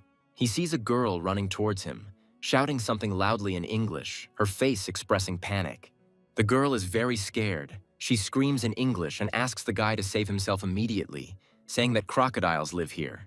Chine understands why the girl is so scared when she sees a huge pack of crocodiles behind her, chasing her at incredible speed. He realizes that it is useless to fight crocodiles on land.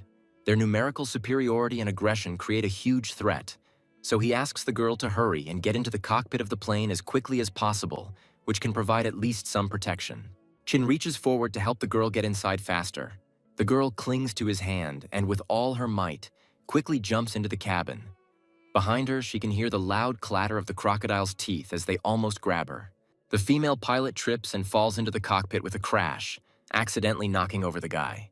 Chin is overcome with strong emotions. He did not expect to see such a beautiful girl as a pilot, and this moment distracts him from the impending threat.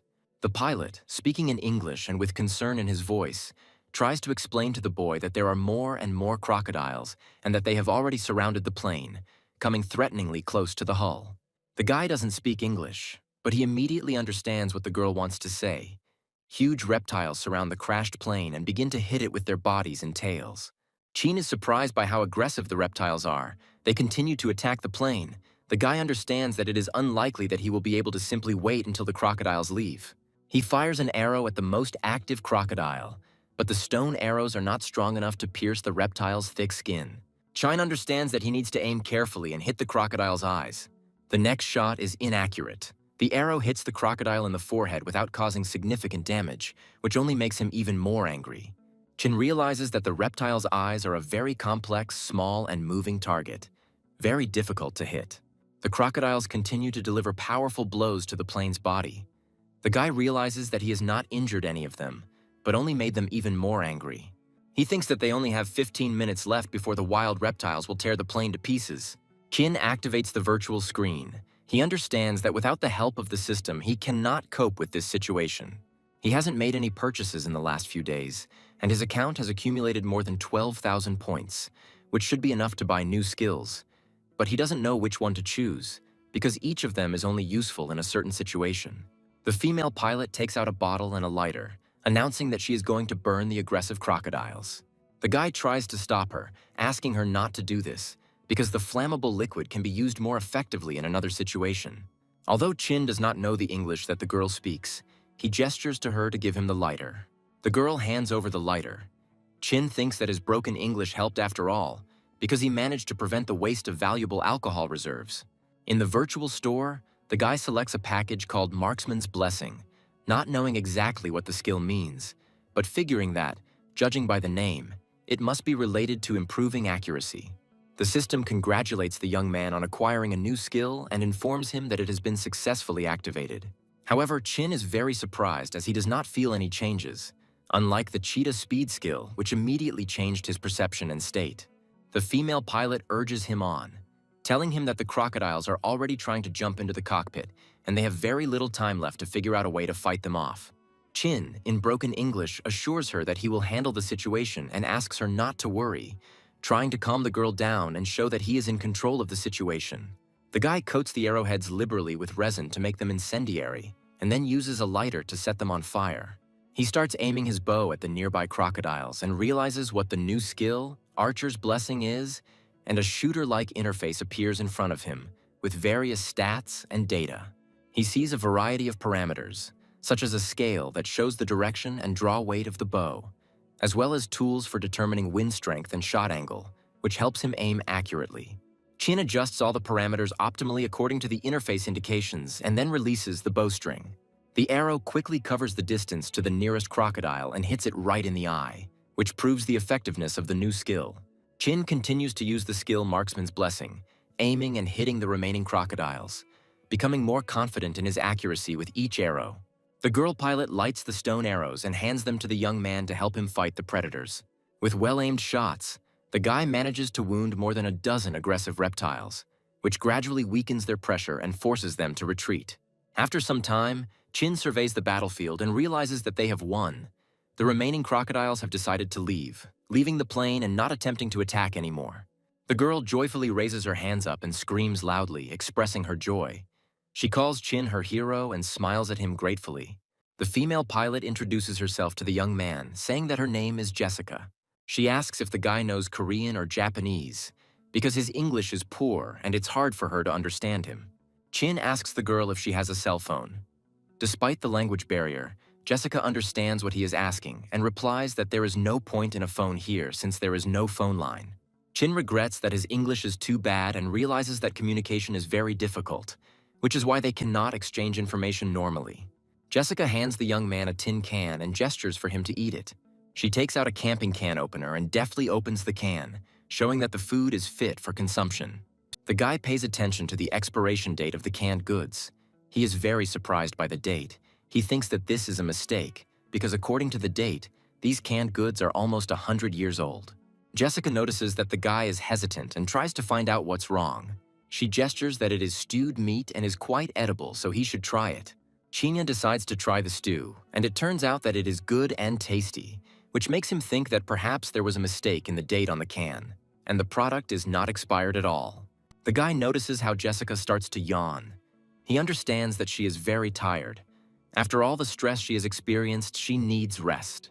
Chin decides that wild animals are unlikely to get into the plane's cabin, so he can spend the night there without fear for his safety.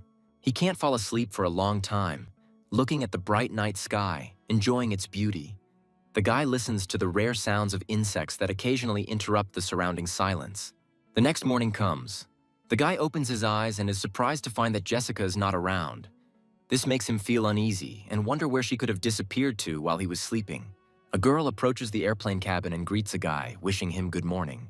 He sees that the girl is about to make breakfast and carefully examines her travel bag, which turns out to contain many useful things, including an iron pot and a metal glass. China hands her some dried boar meat and tells her that the boar broth will be much tastier and more nutritious than just boiling water. After they ate the rich broth, the young people felt a surge of strength and recovered. Jessica had many questions, but the guy only knew the most basic words in English, which is why he practically did not understand what she was trying to tell him. Despite this, Chin managed to draw a map to explain his story to the girl. Jessica, having learned that there were other people on the island, happily accepted his invitation to go to the camp. Jessica stops abruptly and tells the guy that a huge, aggressive golden eagle is circling above them, which instills fear in her. Chin makes a loud whistle, trying to attract the bird's attention. Jessica panics and asks him to hide in a shelter immediately, afraid that the bird might attack. A moment later, she is greatly surprised to learn that the golden eagle circling above them is a tame bird belonging to Chin.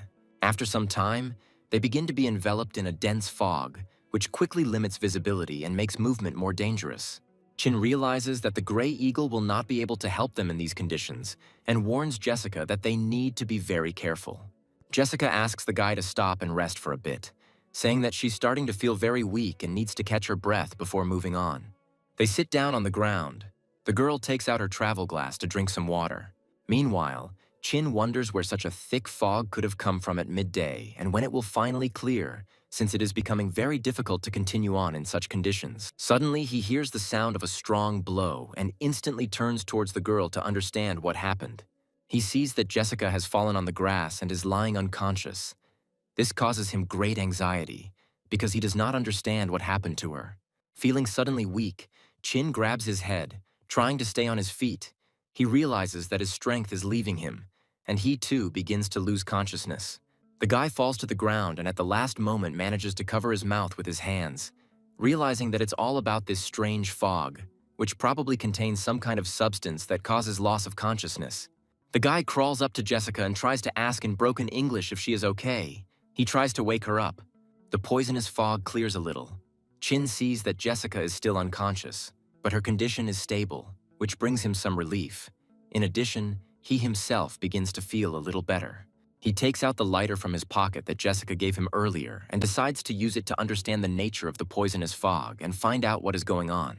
Chin lights a lighter and uses his aim skill to throw it at a nearby mound, hoping it will give him the information he needs. The mound he threw the lighter into instantly explodes, and Chin immediately understands the cause of the poisonous fog. The cause of all this is methane, which is released in large quantities in this place. It caused their poisoning and loss of consciousness. The guy reflects on the fact that methane is lighter than air, and when he and Jessica were closer to the ground, it became easier to breathe, since most of the gas went up. He knows that it is wrong to rummage through other people's things, but he has no other choice, because he needs to find a way to save his lives. Chin opens the girl's travel bag in search of something useful that can help in this critical situation. Jessica's camping bag turns out to be full of useful things, including a good first aid kit, a battery, a metal spoon, and even a tent that might come in handy if they need to set up shelter. The guy opens the medicine cabinet but quickly realizes that he can't figure out the names of the medicines because they are all written in English, which he doesn't know well enough to understand which medicines might be useful. Han takes the battery into his hands and realizes that with its help, he can save himself and Jessica if he quickly finds a way to produce oxygen. First, he needs to fill the bamboo knee with clean water and then use a syringe and IV tube to create a system for delivering oxygen. It connects the pencil lead to the cathode of the power source and covers the body of the syringe by attaching a tube to it. Chin then connects an iron spoon to the anode to form a closed circuit underwater, then places the spoon and pencil into a bamboo tube filled with water and turns on the power to the battery. When exposed to electricity, the water in the bamboo tube begins to decompose, a process known as electrolysis that results in the formation of oxygen at the cathode. Chin carefully guides the IV tube to Jessica's face to give her fresh oxygen, hoping it will help her come to her senses. After a while, the girl begins to slowly regain consciousness. She quietly moans and takes her first deep breaths, which brings relief to the guy because his plan worked. Jessica suddenly stands up sharply and, looking at Chin in surprise, asks what happened to her and why she lost consciousness so suddenly. She clearly does not understand what caused her condition. The guy tries to explain that they were poisoned by methane, which is emitted in large quantities in this area. Chin suggests leaving this place as quickly as possible and suggests breathing oxygen from a tube in turn so that both can remain conscious. The young people need to hurry, as the battery charge they use to get oxygen will soon run out. Having looked around carefully, they realize that there is only one last push left to save themselves, and they decide to move as quickly as possible. After some time, they finally leave the deadly clearing and, having moved to a safe distance, try to catch their breath, feeling incredible relief. Jessica coughs and says in surprise that she never expected the jungle to hide such deadly places. When Jessica and Chin emerged from the swamp, it was already late afternoon, and the young people, weakened by the effects of the biogas, decided to find a suitable place to rest and continue their return to the camp the next day. Helen screams loudly, accusing the raccoons of being sneaky thieves, and laments the fact that the little animals managed to get into the kitchen and steal a supply of fresh fish. The girl carefully examines the barrel of fish and realizes with irritation that the raccoons have stolen most of their supplies. She decides to make a stronger and more reliable lid out of bamboo to prevent further attempts at theft. The golden eagle chick starts screaming loudly, attracting her attention. Helen tries to calm him down, telling him that the raccoons did not steal all the fish and that he will have enough for dinner. She feeds the little golden eagle chick the remaining fish and kindly asks him to eat well so that he grows big and strong, because they still have many challenges to overcome together. The girl is very worried about Chin, because 3 days have already passed, and the guy still has not returned to the camp. This makes Helen think that something bad could have happened to him. Helen decides that if the guy doesn't return to camp by tomorrow, she'll go looking for him because she can't sit still and wait any longer. Her thoughts are interrupted by a golden eagle chick who begins to vigorously flap his wings and tries to fly away. Helen comes out of the kitchen and sees a golden eagle soaring over the camp. She realizes that Chin has finally returned. A few seconds later, Chin actually emerges from the forest thicket greeting her, which makes her feel relieved and happy. Helen immediately notices that the guy did not come alone. Next to him stands a beautiful stranger who greets her with a smile. Chin jokingly asks Helen if she missed him and was worried, since he was gone for 3 whole days, and she should be worried. Chin then introduces Jessica, explaining that she is the pilot of the plane that crashed. Chin also reveals that the girl is a foreigner and admits that with his level of English, it was very difficult for him to understand her. Jessica approaches Helen and begins to introduce herself and talk to the girl in surprisingly good Chinese, which causes great surprise in Chin, who had not previously known that she spoke Chinese. The guy, amazed by this turn of events, asks Jessica why she didn't tell him about it earlier, because it could have made their communication much easier. The girl answers with a smile that Chin was trying to speak to her in English the whole time, and she just didn't understand where he was from and what language was best to use for communication. Chin realizes the absurdity of the situation and laughs, realizing how ridiculously he suffered. Night falls, the tamed pets fall fast asleep in the cave, and the young people continue their conversation, sharing their stories and experiences. Chan tells Jessica how they ended up on this uninhabited island and the difficulties they had to face in the process of survival. In turn, he learns that Jessica is a paleontologist from the United States, and she often travels around the world, participating in various excavations and studying ancient animal species. Jessica recently learned that a new species of fossilized animal had been discovered on an island in the South Pacific, and she was so excited by the news that she immediately hopped on a plane and headed to the dig to see the discovery for herself. Kin speculates that based on the girl's story about her flight and the route of their cruise ship, one can roughly understand where this uninhabited island is located. Helen confidently tells Jessica that sooner or later they will be able to build a boat and sail away from here because they already have experience in survival, and now they have only strengthened their skills. Jessica shares her joy with the young people, expressing her surprise that ancient pandas still exist because they were previously considered extinct. She suggests that there may be other amazing creatures on the island that are unknown to the world. Jessica looks at Hampy with shining eyes, and the young men begin to suspect that she is so fascinated that she might even want to dissect the animal for scientific study. Jessica, delighted by what she saw, declares that the existence of such animals is incredible news that could become the greatest discovery of the 20th century, her eyes literally shining with excitement. Helen laughs loudly and corrects the girl, saying that if this is a discovery, it will be the greatest of the 21st century, because it is the 21st century. Jessica's answer greatly surprises young people, because she confidently states that the 21st century is still more than 70 years away, which causes bewilderment and even more questions. Jessica explains that perhaps the young people are Chinese, and that is why they use their national calendar, which is what caused the misunderstanding, which surprises them even more and makes them think about her words.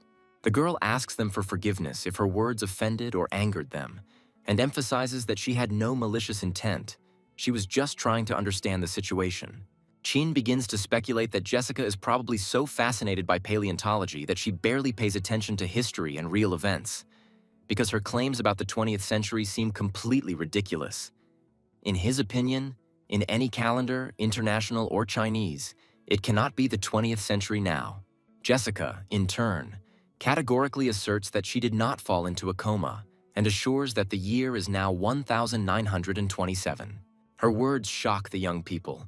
They listen to Jessica in silence, not understanding what to answer her, because everything she says sounds incredible and inexplicable. Chin begins to think that Jessica is unlikely to be lying, because her plane really does resemble 20th century models. He also remembers the dates on the canned goods, which had strange dates. This coincidence makes him think seriously. Chin asks Jessica to answer his question honestly. He asks what year of our era it is. Jessica answers with complete confidence that it is now 1927. The girl continues the conversation and asks the guy what year he thinks it is, hoping to understand what is going on. The young people's answer greatly surprises Jessica. She does not understand how they can be from the future. Her brain tries to comprehend this fantastic information. Chin asks the next question and asks Jessica what happened to her before the crash. The girl remembers that she took off from Los Angeles, heading for the island.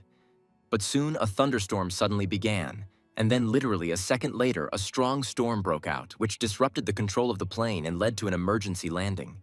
Helen is surprised to hear this and says that before their cruise ship sank and they ended up on this island, they were also caught in the middle of a strong storm. Chin comes to the conclusion that the storm may have been some kind of hole in space and time, like the Bermuda Triangle, through which they ended up on this island, which would explain the time discrepancies. Young people are immersed in heavy thoughts about space and time. They begin to worry about the question of what year it really is and where exactly they are. After a while, Chin suggests that they put these thoughts aside for now, since they are currently unable to find answers to all these questions. He believes that in the current situation, their main goal is survival, and they need to focus on pressing matters. However, Jessica continues to think about what is happening, and during the conversation, she learns that a huge titanoboa lives on the island.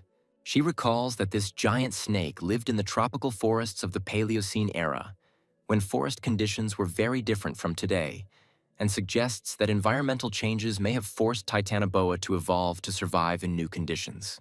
Helen adds that the animals on the island are very sensitive to precipitation. A huge snake crawled out of the bamboo thickets during a downpour, and wild boars become extremely aggressive when it rains heavily.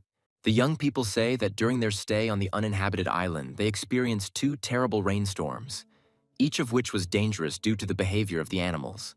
Jessica begins to speculate about where the titanoboa might be during dry times, and suggests that it must have some sort of shelter, perhaps a cave or den, since without rain, the temperature conditions may not be suitable for such a large snake.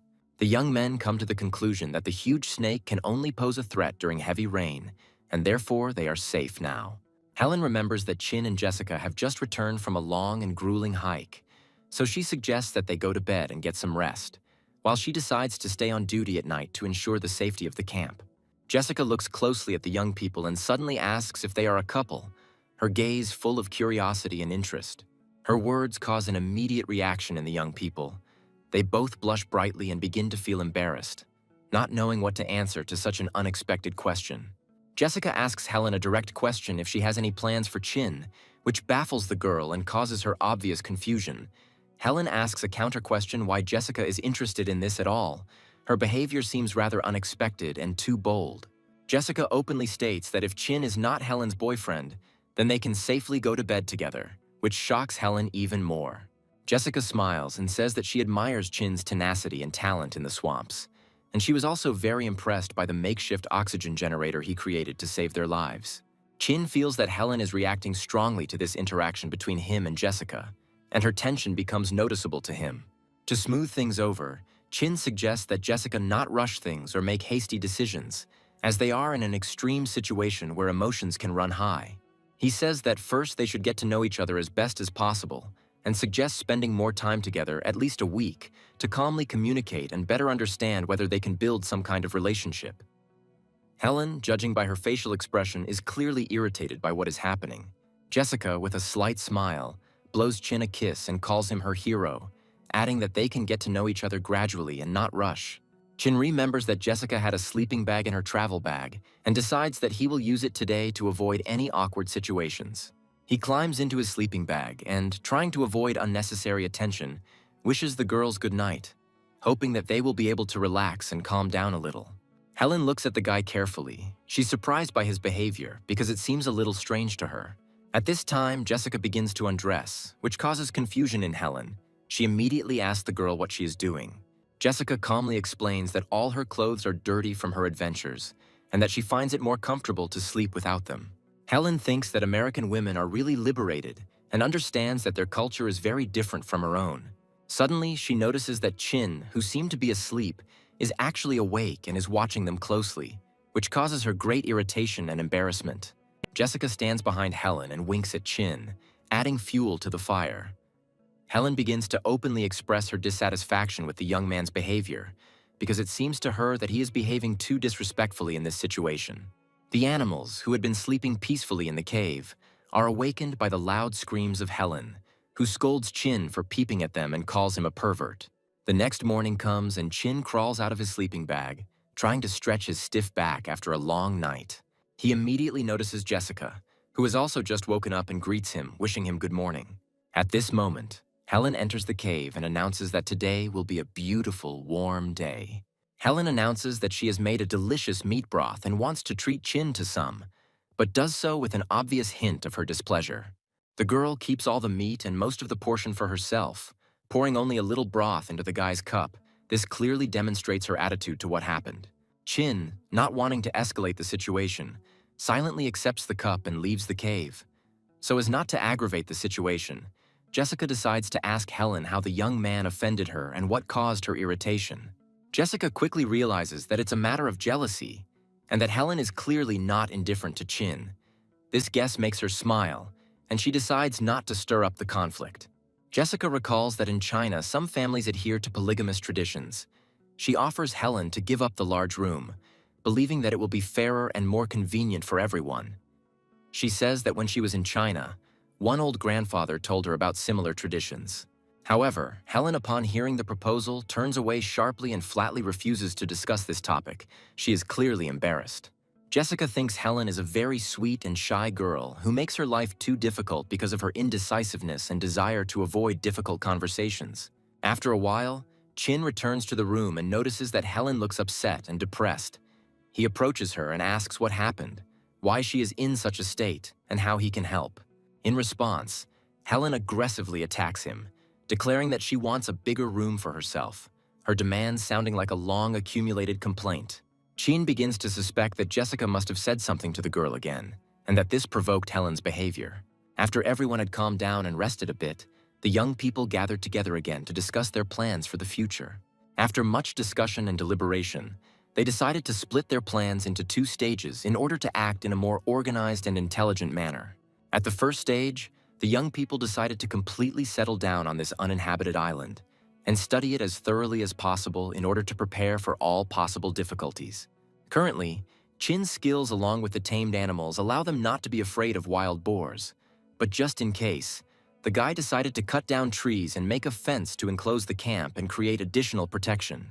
In addition to this, Chin wants to catch some piglets and raise them in captivity to ensure a stable food source, because winter is coming in a few months and the situation could become much more difficult. The young people decide to put more effort into exploring the island's territory to find as many resources as possible, including minerals such as iron and copper ore, which could prove very valuable for survival. The second stage of their plan is to build a boat, which is the main goal, but they don't think much about it yet, because they understand that if the first stage fails, all further actions will be pointless. Jessica says that she has a lot of things with her and invites the young people to see what they might find useful. The girl hands Helen new clothes and says that she bought them just before the flight. She adds that it is quality lingerie that should fit Helen and suggests that she try it on to make sure it fits. Chin is glad that Jessica has excellent iron tools that are much more convenient and practical than the homemade ones he used before to perform various tasks. The next morning, the boy goes to the bamboo grove to prepare building materials to strengthen the camp and create supplies for the future. Chin pets the giant panda, addressing it affectionately, and informs it that it is time for them to return to their camp to continue the work they have started. Using the trainer's seal, he sensorily connects with the gray eagle to learn about the situation in the bamboo grove and asks the bird if it is safe there. The images the eagle transmits to him show that there are no traces of the huge snake, and Chin concludes that Jessica was probably right in her assumptions about the snake's behavior. Chin believes that this part of the bamboo grove is safe and decides to continue his work by heading to the dung heap to test his theory. Using a lighter, the guy sets fire to a piece of wood. The dung heap has been accumulating here for a very long time, and it must contain the materials he needs to create the necessary chemical reactions. His guesses are confirmed. The fire begins to flare up stronger. He understands that the reason lies in the so-called saltpeter soil, formed from a mixture of manure and limestone. Chin begins to collect this soil in a basket. He intends to extract from it pure potassium nitrate, which he needs to create black powder, and if he succeeds, they will be able to defend themselves from any threat. After the basket is full, Chin decides to leave the area as quickly as possible because wild boars may return here at any moment to wait out the heat, and he does not want to risk encountering aggressive animals. The boy returns to the camp and sees that during his absence, the girls have built a large clay bath. Jessica asks Chin if he found saltpeter in the bamboo grove, to which he answers in the affirmative, adding that the result of his work was very successful and the catch significantly exceeded his expectations. Chin begins working with the soil, and since he doesn't need the girls' help yet, he suggests that they take a walk and explore the surroundings to get some rest. The next day, the young people begin to extract potassium nitrate. The process is divided into 3 stages. They mix the saltpeter soil with ash in a ratio of 1:8 to ensure maximum efficiency of subsequent reactions. Next, they pour the soil onto a bamboo mat that is placed on top of the bamboo trunks and thoroughly soak it with water to wash out the potassium nitrate and get rid of unwanted insoluble calcium and magnesium salts. To achieve proper leaching of wet saltpeter soil, Chin will have to spend a lot of time slowly pouring boiling water over it, which will then flow into the bath. The girls, participating in the process, are noticeably tired. The guy thanks them for their work and says that the next day they will finish cleaning the potassium nitrate, after which they will be able to begin creating black gunpowder. Helen asks how they will use gunpowder since they have no weapons or any equipment for using explosives. Chin asks the girl to look at it more broadly. He intends to make explosives that they can use for various purposes. Night falls, the young people sit by the fire, discussing everything that happened to them. It is difficult for them to believe in the reality of all these space-time transitions that so unexpectedly changed their lives. But the conversation helps them get to know each other better and understand what time each of them lived in. Jessica is very surprised that Chinese spaceships flew to the moon. She remembers her last visit to China, when everyone there had long braids and there was no hint of modern technology. Chin asks Jessica how old she is, but quickly realizes that this question was inappropriate, as asking girls their age is not always polite. Jessica smiles and remembers how she was in China with her father and how they lived in a huge house that belonged to some minister. The girl says that her father was planning to start a company in China and so went there to study the labor market, but found the conditions unsuitable for business, and after a few days they left. The young people come to the conclusion that Jessica is a rich girl, a child from a very rich family, and this explains her ability to travel. After the young men poured water over the saltpeter soil, a large amount of mud formed at the bottom of the clay bath. Before proceeding to the next step, Chin let it sit for 3 days and then filtered it through cloth several times to purify the solution, after which he poured it into clay pots for subsequent evaporation. The process of evaporating potassium nitrate is practically no different from evaporating ordinary salt, but it is necessary to constantly stir the hot solution so that it does not burn or splash. When the water begins to boil, the solution thickens and a dense sediment forms at the bottom of the vessel. This is crystallized sodium chloride mixed with potassium chloride and sodium nitrates, which quickly precipitate. Taking advantage of the fact that the solubility of different salts depends on temperature, the girls carefully pour the sodium chloride from the sediment and filter it to obtain a cleaner solution. The young people filter the solution again and obtain a sufficient amount of pure potassium nitrate, ready for further use. Helen thinks that this work is very labor-intensive because they spent a lot of time and effort, and in the end, they got only a small handful of the necessary substance, which makes her slightly disappointed. After making potassium nitrate, the guy was left with a whole tub of filtered nitrate water, commonly called brine. Chin recalls that it can be used as a brine for making tofu. Having worked without a break for a long time, the young people were quite hungry, so they decided to put things aside for a while and went to lunch to regain their strength and continue working later. After lunch, they returned to making the ingredients for black powder, and after a while they had enough potassium nitrate powder, carbon powder, and sulfur powder. Using a measuring spoon, Chin thoroughly mixes all the ingredients in the required proportions, trying to achieve the best result. Helen asks with interest if the black powder is ready. The guy looks at her with a smile. He lights a lighter and says that now they will check it. He brings the fire to the small pile of gunpowder, which instantly bursts into a bright flame, confirming their success. The girls start jumping for joy, shouting loudly about how great they are and how well they managed to do everything right. Chin asks them not to get too excited, reminding them of the ultimate goal of their work. As the real challenge is yet to come, they need to create a working explosive device that will help them defend themselves. There are many options for creating explosives, but they decide to make the simplest bomb using only the materials at hand. Jessica dries a section of bamboo over a fire, adding some dry soil and an improvised wick. Chin explains that the wick is the most difficult part of the device, so it needs to be done correctly. He wraps a small amount of gunpowder in slightly damp paper to prevent the gunpowder from burning too quickly. Chin then begins to fill the bamboo knee in 3 layers. First, he puts a layer of dry earth. Then he puts in the wick, after which he pours in the gunpowder and fills the remaining space with another layer of earth. He carefully compacts each layer to ensure the structure is dense and secure, and finally covers the bamboo knee with a lid made of bamboo. The girls watch the process closely and notice how confidently Chin creates the explosive device. This raises questions, and they assume that this is not the first time the guy has done this kind of work. Chin, seeing their surprised faces, says that he already had experience making firecrackers, which he used in the toilet for pranks. A group of younger school children sneak up to the toilet and light the fuse of a homemade firecracker. The fuse quickly flares up, and the younger school children, without wasting any time, throw the homemade bomb into the toilet window. The next moment, a loud bang is heard, which frightens the high school students inside. They run out into the street, loudly scolding the little pranksters for such a daring prank. The happy younger students laugh and try to run away as quickly as possible, because they know that the older students can punish them if they catch up. Chin tells the girls with a satisfied smile about how pleasant memories from his childhood make him nostalgic, and that these moments still make him smile. Helen notices that the guy continues to smile and giggle, and asks what makes him laugh so much, to which Chin replies that he remembered a funny story from his childhood. He then asks the girls to take the animals with them and hide inside the cave while he tests the new explosives, explaining the importance of taking all safety precautions. The girls head into the cave with the animals and watch the preparations for the test from a safe distance, waiting for the result and feeling a little nervous. Chin lights the fuse and, looking back at the girls, warns them not to leave the cave until he gives the signal, as the test could be dangerous.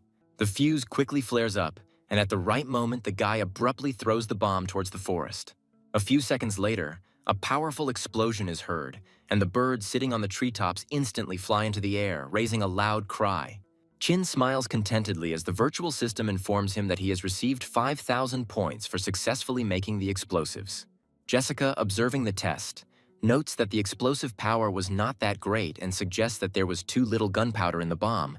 Chin explains that the problem is not the quantity of gunpowder, but its quality. Helen suggests that they may not have purified the potassium nitrate well enough, which affected the quality of the final product and its effectiveness.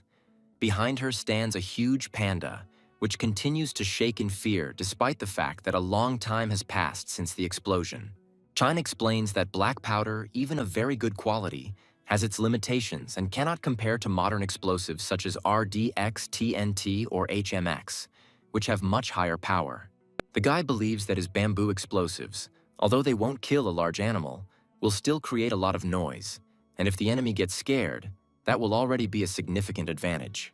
That night, the young men decided to make 3 more homemade bombs, Chin fortifying them with a double portion of gunpowder, hoping that this would make the explosion more powerful and effective. A few days later, the young men began to put into action a plan to build defensive structures for the camp.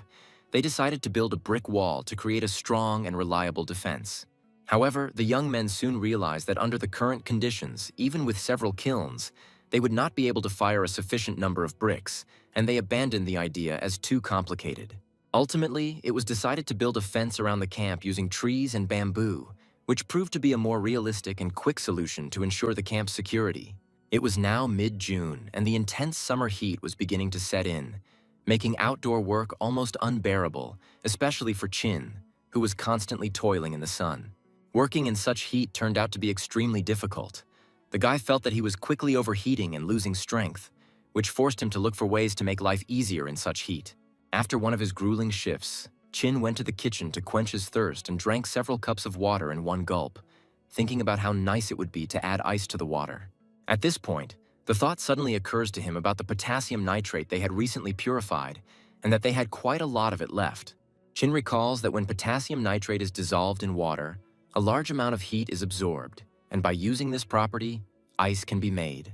The more potassium nitrate he adds to the water, the lower the temperature of the solution becomes, and he decides to take advantage of this opportunity. The guy realizes that this won't be a waste of resources, as potassium nitrate can be easily restored after use, making the experiment more worthwhile. Chanya decides to try making a refreshing dessert and remembers that they have some berries in stock that they recently picked. He begins to mash raspberries and other sweet fruits in a bowl. He drains the remaining water from the pan, leaving only ice, after which the guy intends to add the final touch, pouring berry syrup over it all to give the dessert more flavor. The young man thinks he has made the perfect popsicle and puts a lid on it to protect it from the heat, because the girls are due to arrive soon and he wants to please them with this refreshing treat. After a while, the girls appear, they greet the young man. Chin thinks that the moment has come to surprise them, hoping that they will like his surprise. Helen hands the guy a bunch of grapes and boasts about her find, happy that she was able to get a delicacy for the common table.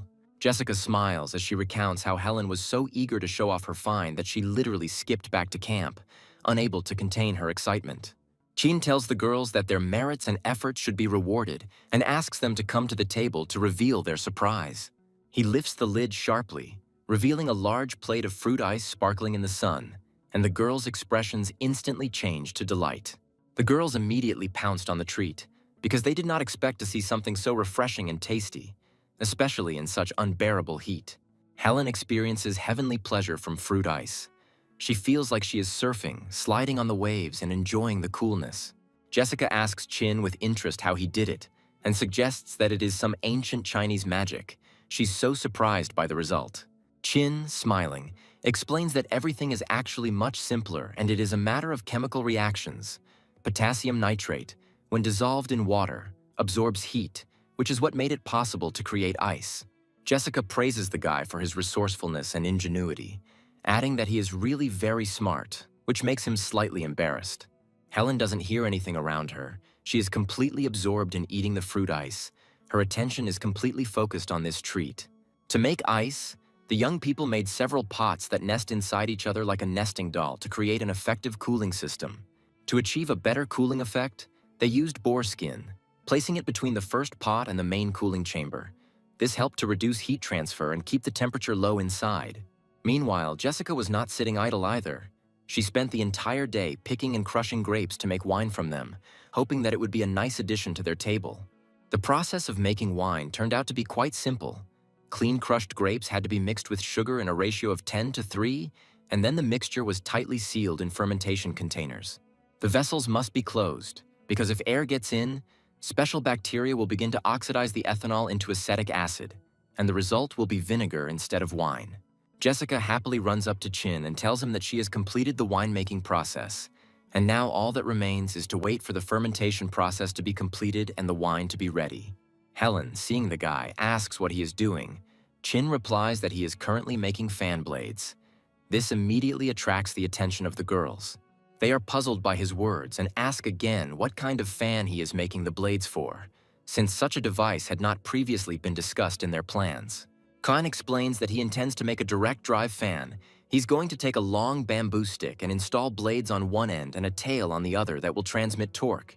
Jessica, upon learning of his idea, says that the method is familiar to her and reminds her of old steam engines that were once used to convert steam energy into mechanical movement. July, the hottest month of summer, is approaching, and Chin is doing his best to cope with the heat and create comfortable conditions for himself and his friends. Recently, he has put a lot of effort into making a water-cooled boiler. When the water in the boiler boils, the resulting steam not only rotates the fan, cooling the room, but also passes through the condenser, settles on its walls, and flows back into the water tank, forming a closed cycle, which makes the system very convenient and practical. In addition, young people continue to make fruit ice with berry juice, gradually improving the technology to get a better and tastier result. This helps them not only to fight the heat, but also to enjoy pleasant moments in such difficult conditions. Hampy has tasted the delicious fruit ice and she can't wait to get her portion again, because it has become a real salvation for her in the heat. The young people are having fun hiding from the heat in the cave. Helen, enjoying the coolness, says that there is nothing better than an ice lolly and a fan during the terrible heat. The girl wonders how the golden eagle and its chick are feeling in such heat. Chin assures her that there is no reason to worry, because the body temperature of birds is higher than that of humans, and, in his opinion, the birds are now quite comfortable. By evening, the weather begins to change dramatically. Thunder rumbles in the sky and it becomes covered with dark clouds. Rain begins, which gradually begins to intensify and turn into a downpour. Helen is starting to get really worried about the fact that they haven't finished building the fence around the camp yet. And now she's wondering what they'll do if the wild boars come running again, like they did last time. A pack of angry boars appears at the edge of the forest, and although the situation seems threatening, the young people are much better prepared than before. Chin has the skills he got from the system. They have a gray eagle, and they have also managed to make bombs, which gives them a significant advantage. Chin observes the situation and reports that a herd of boars is approaching and will soon attack the camp. The guy asks everyone to prepare for defense. Jessica and Chin head to the fence to take up fighting positions. Helen asks them to take her with them, but receives a categorical refusal. A pack of wild boars runs out of the forest and finds themselves in an open space. The distance to the camp is reduced to several dozen meters, and there is very little time left for preparation. Young men take up positions on a wooden fence. Chin looks out at the rain, saying he didn't expect the downpour to be so heavy and intense. Chin takes aim with his bow and thinks about how much effort they put into building the camp. He's not going to let angry animals destroy it. The guy decisively releases the bowstring. The arrow flies forward, hitting the outermost boar in the head, and he falls dead. But the rest of the boars do not stop and continue their movement, dividing into two parts. The guy gives the command to the giant panda and the gray eagle to attack some of the boars that are coming from the left. The animals immediately carry out his order. A huge golden eagle grabs a running boar with its powerful claws and lifts it into the air, which causes panic in the flock and slows their attack. Hampy roars loudly and fearlessly charges at a group of boars, dealing them powerful blows, driving them away from the camp and reducing their morale. Chin continues to shoot his bow. Despite the fact that the gray eagle and Hampy were able to push back part of the herd, there are still enough boars on their side that continue to move towards the camp. At this moment, Helen's voice is heard behind Chin, screaming loudly. The girl orders everyone to immediately move aside, since she has a homemade bomb in her hands. The girl runs up to the fence and, gathering all her strength, throws a bomb towards the group of boars, hoping that this will stop their advance. The huge boars stop attacking for a moment and watch in surprise at the strange object flying towards them, not understanding what kind of threat it is. The next moment there is a loud explosion, the sound of which, despite the rain, spreads throughout the area. Wild animals begin to experience terrible fear. They squeal loudly and rush in different directions as fast as they can, trying to escape from the unknown danger.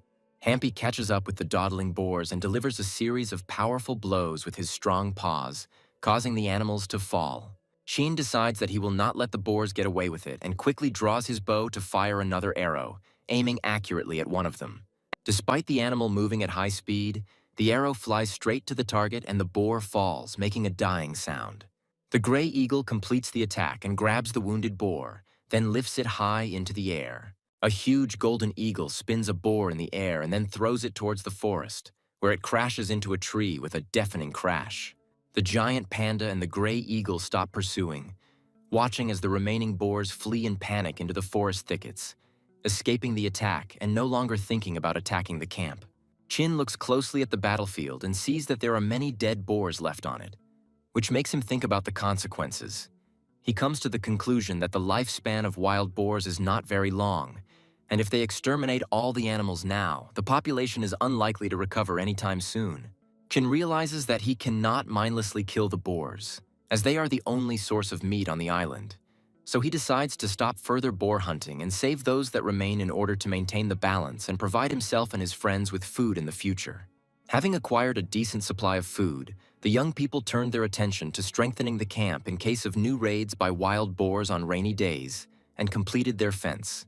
2 weeks later, everything was ready to face another torrential rain. Now there was no longer any need to fear an invasion of enraged boars, because the fortification was supposed to hold back their onslaught.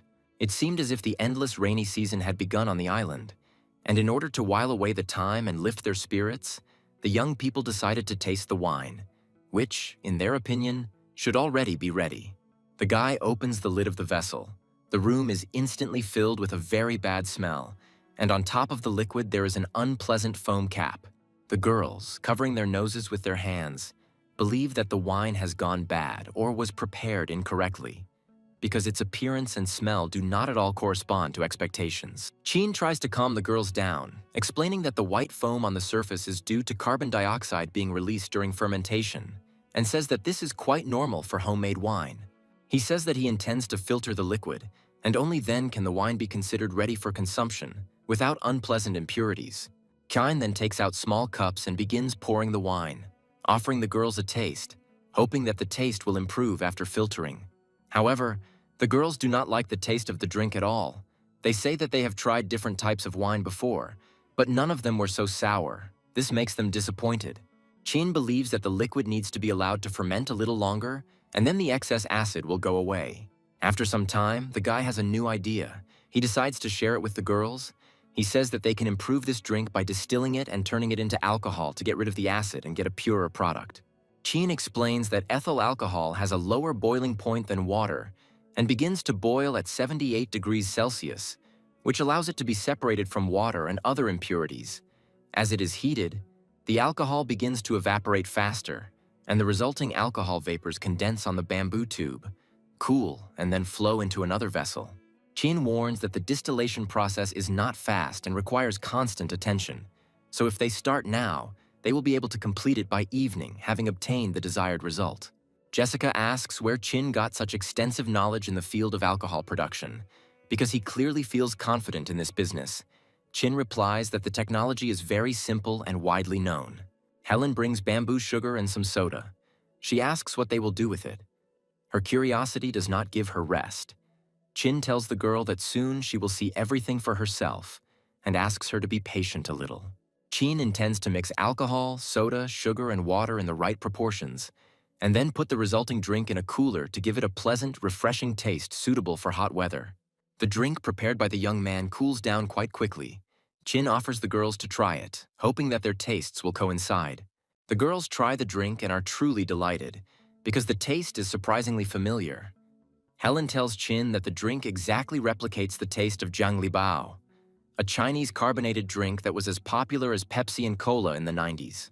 About 2 months passed. The camp of young people was transformed beyond recognition. They built a storage for food, a pottery workshop, and a bathroom. The living space and functional areas were perfectly organized, which significantly improved their life. Unnoticed by everyone, summer was coming to an end, and the days became less hot, and the nights began to bring coolness, which made everyone think about the coming autumn. The gray eagle chick has grown considerably. He has learned to fly. Helen has become very close friends with him, and now the bird has begun to follow some of her commands. Chin approaches Helen and thanks her for the clothes she sewed for him. The guy says that they fit perfectly and are not tight anywhere. His words make the girl smile. Helen is very pleased to hear such words, because she spent a lot of time and effort on making the clothes. Her fingers are all bandaged due to the many small cuts received while working with thick boar skin. Chin especially thanks the girl for the backpack made of boar skin. It is not only durable, but also very roomy. It can fit both a rope and an axe. In addition, the backpack is made simply and tastefully, which makes it even more convenient and functional. From that day on, the young men began preparations for the implementation of the second part of the first stage of their plan, aimed at a deeper exploration of the island and the strengthening of their camp. According to the plan, Chin intends to take the panda and the gray eagle with him to find the plane they came across before the plane crashed, while the girls will survey the unknown territories near the camp so as not to leave any blind spots. The last time the Jessica plane crashed, Chin didn't have the opportunity to properly explore the area because they were facing a food shortage. This time, the young people prepared thoroughly, stocked up on food for 10 days, and intended to walk around the entire island to study it in detail. Autumn has arrived on the island. The nights have become windy and cold, so Chin took a tent and a Jessica sleeping bag with him to keep warm and ensure comfortable conditions. The next day, the young man reached the plain. His main goal was the volcano, which he noticed that time from the top of the hill, and now the guy intends to explore it more closely. This plain can be divided into 2 areas, the inner and the outer, with most of the outer area being grassy meadows, while the inner area consists of hills covered with bushes and trees, with a volcano located in the very center. There are a lot of thorny bushes at the foot of the volcano. Chin is lucky that he is wearing thick pants, otherwise he would have definitely scratched all his legs making his way through the thickets. The panda that was following him suddenly stops, and Chin can tell from its appearance that it is becoming difficult for the animal to continue climbing, as the slope is getting steeper. Using the trainer's seal, Chin tries to figure out what's bothering the animal. The panda smelled some kind of pungent odor and began to show displeasure. A moment later, the guy realizes that it's the smell of sulfur. Chin orders the panda to stay put. The guy doesn't want to put her at risk, and he himself is going to go ahead and check everything. Chin climbs onto a plateau and notices a small body of water emitting mixed gas emissions, most of which are regular water vapor and the rest are carbon dioxide, hydrogen sulfide, and sulfur dioxide gas. The guy believes that luck is on his side, because the sulfur that is here will allow him to make even more explosives. The water from geothermal springs usually contains a large amount of heavy metal compounds, which, under certain conditions, interact with rocks and accumulate various useful substances. The guy managed to get a large piece of galena, but he does not have any information about it and understands that he will have to spend points to purchase an encyclopedia of field minerals from the system and understand the properties of this find. After purchasing it, Chin learns that the mineral is a sulfide that forms in volcanic deposits and is almost always found in symbiosis with sphalerite, forming quartz and white lead ores, making it potentially useful. By evening, Chin had set up camp on the hillside and set himself the goal of searching for minerals in the coming days, deciding that exploring the area around the crater could yield many valuable finds. Chin also tried to extract ore from underground, but the soil around the crater was incredibly hard. The stone pickaxe only withstood a few blows and broke, almost injuring him, which made the guy think about the need for a more durable tool. Mining iron ore turned out to be much more difficult than Chin expected, because it requires an iron pickaxe, and without ore, it cannot be made, which creates a vicious circle. A gray eagle circles in the sky above the boy. Chin, using the connection with the bird, understands that it is carrying him a message from Helen. He cannot help but envy the huge bird, because the gray eagle covered the distance that took him a whole day in just 1 hour. Helen's idea to use the gray eagle as a carrier pigeon turned out to be surprisingly clever. The girl informs in a note that they are fine and asks Chin to be careful, which causes warm feelings in the guy. Chin really likes that they think about him and worry about him. Chin puts a cloth bandage over his face to protect his respiratory system from the harmful fumes and approaches the poisonous lake. He throws the hose into the toxic substance, hoping to collect some for later use, but quickly realizes that this is impossible. The concentration of sulfuric acid is too high, and it will not work to pour it into a bamboo bottle. The next day, Chin ventures out into the surrounding area in search of other resources that cannot be found in the forest near the camp. But to his disappointment, the vast area of plains is monotonous and empty. On the morning of the 8th day, Chin decided to take the collected sulfur and minerals back to camp. But because his path no longer started from the volcano, he had to reconsider his route, which made the task somewhat more difficult. Riding a panda, the boy leaves the volcanic plain and, to his regret, again stumbles upon the swamp that had already become a trap for him once. Chin thinks that he might have to choose a different path to avoid the risk, remembering how last time with Jessica they almost died here. The time they got to the swamp, the fog was so thick that it was impossible to see anything more than 3 meters away. But now the fog is not as thick as last time. Chin sees that the fog density changes over time. The concentration of methane is directly related to its density, which allows us to conclude that if the fog is weak, then there is no danger to it. He gives the command to the gray eagle and sends it forward to scout the area, because the bird can fly around dangerous areas and give a more accurate idea of what is happening ahead. Through telepathic communication, Chin receives a picture from a huge golden eagle and sees that the visibility ahead is quite good and the path seems less dangerous than last time.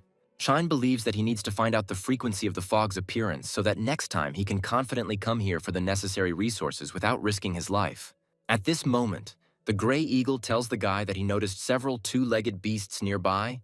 This message greatly surprises Chin because he did not expect to meet anyone in these places. Unfortunately, due to limited visibility, the guy cannot identify the silhouettes and understand who it might be. Chin orders the panda to stay put and gives the gray eagle the command to immediately lead him towards the people. After activating the cheetah speed, the young man's speed can reach 100 kilometers per hour, which means that in 3 minutes he can cover 5 kilometers and arrive at the place where the bird noticed strange silhouettes. Chin thinks that he needs to act very carefully from now on, because the fog can change at any moment, which means that going deep into the swamp is too risky. If the fog starts to thicken, The guy intends to use his cheetah skill to quickly escape. After running about 500 meters, Chin notices a group of people ahead of him who are moving in his direction. A group of armed Vikings quickly moves after a fleeing girl who is desperately trying to hide from her pursuers. There is desperation and determination in her eyes as she tries with all her might to escape from her pursuers. The girl stops abruptly, turns around and takes a fighting stance, pointing her swords towards her opponents, and resolutely prepares for battle. She delivers a series of powerful blows to the huge Vikings, who barely manage to fend off her furious attacks. One of the Vikings tries to grab the girl, but she strikes him with lightning speed and using her jumps over him. Finding herself behind the mighty warrior, she deals him a strong blow to the head, and only the presence of a metal helmet saves the man from certain death. The girl performs a few more aerial pirouettes, jumping back to a safe distance to avoid counterattacks from her opponents. The Vikings act extremely carefully. They gradually surround the girl and take her into a tight ring, leaving no chance for escape. The girl understands that her chances of getting out are decreasing with every second. She gathers all her strength to break out of the encirclement, after which she lets out a loud battle cry that echoes across the field. Chin hid behind a tree and watched the strange people fight with great surprise. He saw that the situation was extremely tense and dangerous. The guy doesn't understand what's going on, but he thinks it doesn't look like a setup, because the opponents are aiming at weak points and clearly intend to kill each other, not simulate a fight. Chin looks closely at the girl and decides that he must do everything possible to save her, even if it involves risking his own life. He takes out a clay cup and begins to carefully mix potassium nitrate, sodium bicarbonate, and sugar in the right proportions to create a smoke bomb. The guy intends to choose the right moment to attack the Vikings to give the girl a chance to escape from the encirclement. Soon, the system reports that 3,000 points have been credited to his account for successfully making a smoke bomb. Chin aims his bow at the powerful warriors and feels very nervous, because this is the first time he has to aim at a living person. Sweat runs down the young man's face from the tension. The desire to save the girl overcomes fear, and he releases an arrow, trying not to kill, but only to wound his opponents. The bow shot is accurate. The arrow hits the leg of one of the Vikings, which allows them to break their tight encirclement. The girl immediately takes advantage of the situation, throwing herself into the gap that has formed in the ring of warriors in order to break free and avoid certain death. The Vikings let out loud cries of rage and pain and instantly rush after the girl, not wanting to lose their prey. Chin intends to hold off the Vikings and quickly fires 2 arrows in their direction, hoping to slow their advance and give the girl a chance to get to a safe distance. The warriors, having extensive experience in battle, easily deflect the fired arrows with their massive wooden shields. Without wasting any time, the guy lights the fuse of a smoke bomb, intending to delay his pursuers and buy at least a little time for himself and the girl. Meanwhile, the girl runs up to the tree behind which Chin is hiding and looks at him in surprise. She notices the guy performing some manipulations with a strange object, after which he throws it towards the Vikings. The next moment there is a loud explosion, and the forest clearing quickly fills with thick smoke. The stranger freezes in place and stares at the thick smoke billowing out. Chin orders her to stop staring and run away immediately while the enemies are disoriented. A moment later, the girl turns around and starts running after the young man, realizing that time for making decisions is running out. The smoke gradually clears. One of the Vikings orders his subordinates to immediately rush in pursuit of the young people. A Viking who has been wounded in the leg is unable to run quickly. He moves his legs slowly and curses loudly in Norwegian. Chin notices that the pursuers are getting closer and closer and realizes that they are strong and skilled fighters. Even with his skills, it will be extremely difficult to confront them in open combat. His gaze falls on the girl's leg. He sees that there is a serious wound on it. The guy concludes that the girl will not be able to run for long at such a speed, which means that in a couple of minutes the Vikings can catch up and grab them both. Chin makes a quick decision. He stops and orders the girl to sit on his back so he can carry her. This is their only chance to increase speed and escape. The stranger thanks the young man in Arabic and asks him to save himself. She intends to stay and cover his retreat. The girl, showing courage, steps forward, revealing her 2 combat blades. Chin does not understand Arabic, but from the girl's gestures and facial expressions, he understands her intention to fight the Vikings in order to buy time and allow him to escape. Chin runs up to the girl and abruptly throws her over his shoulder, which greatly surprises her. He activates the cheetah speed skill, knowing full well that with such weight it will not last more than 2 minutes. The guy hopes that in this short time he will be able to break away from his pursuers and hide in a safe place. At this moment, Chin suddenly receives a message from the gray eagle. The bird reports that it sees a very large snake, which immediately alarms the guy. In the clearing where Chin, the girl, and the Vikings pursuing them are, a Titanoboa appears at great speed. The warriors pause in their pursuit for a moment, amazed by the sight of a giant snake they have never seen before. Chin, taking advantage of the confusion of his opponents, desperately tries to leave the dangerous place and hopes that the snake will attack the Vikings, and not them. Unfortunately, his hopes are not fulfilled. The guy notices with horror that the Titanoboa ignores the large group of men and directs its attention to him and the girl, clearly intending to pursue them. The huge reptile opens its giant mouth. Chin realizes that the snake is incredibly fast, which means that in order to save himself, he needs to resort to his skill again. Titanoboa delivers a powerful blow, and at the last split second, the guy manages to jump to the side. The stranger, realizing that she must act decisively, deftly jumps into the air and rushes towards the huge snake. The girl jumps onto the Titanoboa's body and begins to run quickly towards the snake's head.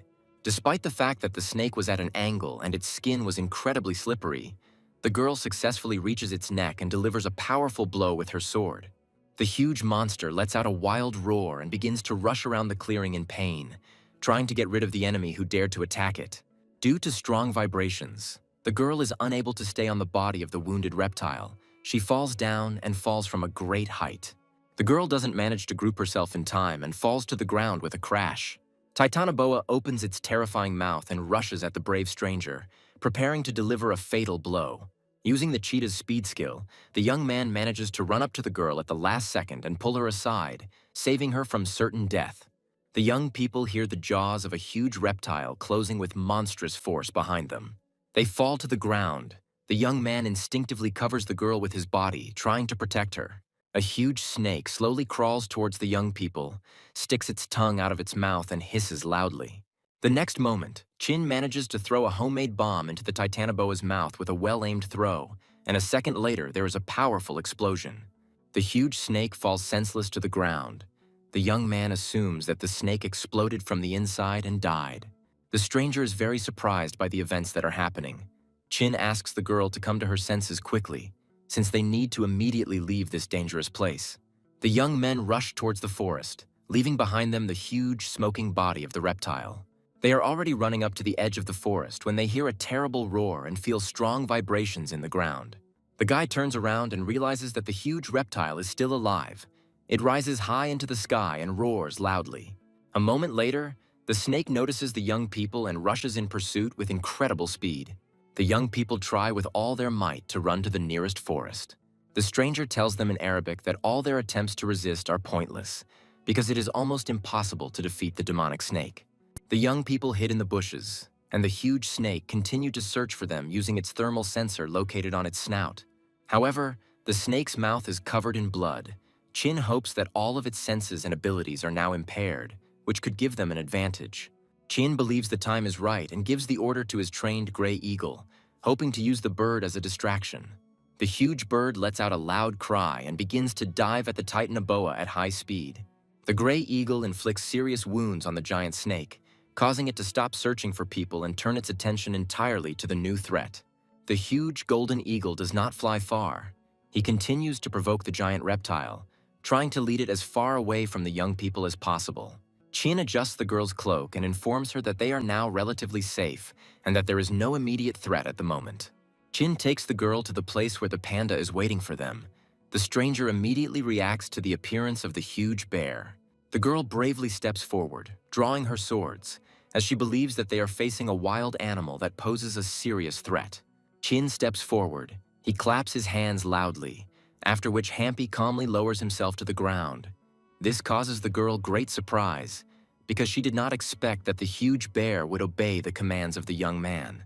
The panda does not show aggression towards the girl, but looks warily in her direction, assessing her intentions. Chin pets the giant panda, showing that the animal is under control, and tells the stranger that the bear poses no danger to them and is their friend. Suddenly, the girl falls to the ground and begins to bow low, muttering something under her breath in Arabic.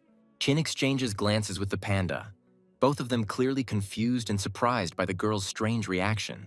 The young man decides to seat the stranger on Hampy to speed up their progress, but the girl experiences terrible fear, completely paralyzing her. After a while, the guy manages to calm the girl down, convincing her that the panda is safe, and soon they quickly leave the swamp, Chin planning to find a safe place and stop to take a break.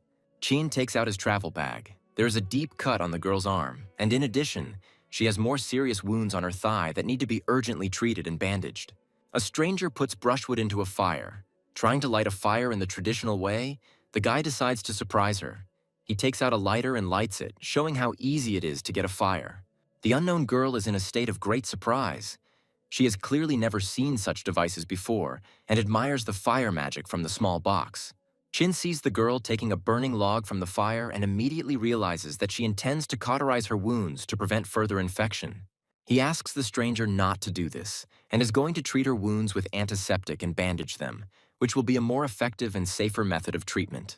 The stranger looks at the young man's manipulations with surprise.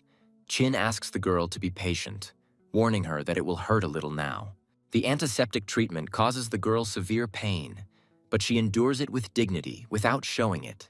Chin understands that the wound on the girl's leg is much more serious and thinks about how to treat it so as not to frighten her with his actions and at the same time provide the necessary assistance. The guy points to a wound on the girl's leg and tries to explain with gestures that it needs to be bandaged. The stranger lifts the hem of her skirt and shows the young man a wound on her leg. The guy is very emotional about what he sees. Chin tries to calm down, repeating to himself that he just needs to bandage the wound and provide first aid. He pours the remaining antiseptic on the girl's wound and hopes that she will respond adequately. The girl experiences severe pain, but endures it steadfastly, trying not to scream so as not to show her weakness in front of the guy. After the wound is treated, the stranger's condition improves significantly and she feels relief. Tired from a busy day, the girl falls asleep under a tree, but it becomes very cold, and the guy decides to carry her to the tent. Suddenly, the stranger opens her eyes. She misunderstands the situation and thinks that the young man wants to harass her. The next second, Chin receives a strong slap in the face, clearly not expecting such a turn of events. The guy is outraged by the current situation. He tries to explain himself because his intentions were extremely noble. Meanwhile, the girl does not calm down and suddenly strikes with a sword, which Chin miraculously manages to dodge. The stranger, without giving him time to come to his senses, rushes forward and knocks him to the ground, all the while shouting something in Arabic. A moment later, the girl comes to her senses. She realizes her mistake and falls to her knees, sincerely asking the young man for forgiveness for her behavior. Chin escorts the girl to the tent. He does not hold a grudge against her, as he understands that her actions were reflexive, caused by life in the wild. After some time, the girl's stomach begins to rumble loudly, and she suddenly begins to hit herself on the stomach. Chin asks the stranger to calm down and hands her a handful of smoked boar meat, hoping that it will help satisfy her hunger. The stranger accepts the gift and begins to bow again. The guy asks her to stop behaving like this. Chin offers the girl to sleep in a sleeping bag, but she refuses and, curling up, covers herself with her thick cloak and falls asleep in the corner of the tent. The guy thinks that her coat is warm enough. She didn't freeze that night.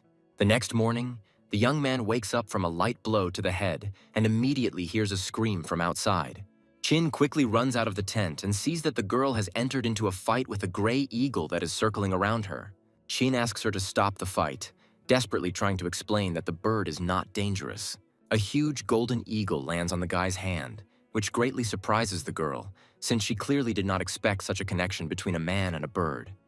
Chin praises the brave bird for its courage in the battle the day before, noting its loyalty and courage. Chin tried many ways to establish communication with the girl, but this time everything seemed even more difficult than with Jessica. The guy decided that it would be best to go to camp, where he could continue trying to communicate in a more comfortable environment. The girls, noticing Chin's approach, come out of the cave and greet the young man, inquiring about his adventures. In general terms, Chin tells them about his recent adventures, including a battle with a huge snake, and introduces them to a stranger. Jessica thinks that the guy has a crush on the stranger and notices that these are the kind of girls that probably suit his taste. The stranger greets the group in Arabic and uses gestures to explain that she considers them sorcerers, which surprises everyone. To her even greater surprise, Jessica suddenly begins to speak to the stranger in her language, explaining that they are not sorcerers and that this is all a misunderstanding. Helen was completely unprepared for Jessica to know Arabic and shares her surprise with Chin, who is also amazed. Jessica, after talking with the stranger, returns to her friends and says that she learned a lot about the girl, which can help them better understand her. She explains that the stranger's name is Honey, and she is a representative of a famous tribe from a country called Yemen. Jessica mentions that the country of Honey was previously under British rule and only gained independence in August of 1939. The Honey tribe was small in number. They settled near oases and were engaged in agriculture. British soldiers set up a garrison nearby and often came to the tribe for water and to buy vegetables. One day, the British soldiers came to the oasis as usual, but found that all the settlers had disappeared and the food on the tables remained untouched. Chin suggests that the tribe also traveled through space and time, just like them, and ended up on this island. Jessica tells her friends that she needs to clarify something and starts asking the girl questions in Arabic. Jessica reports that Chin's guess is correct. Honey confirms that her tribe ended up on this island 3 years ago.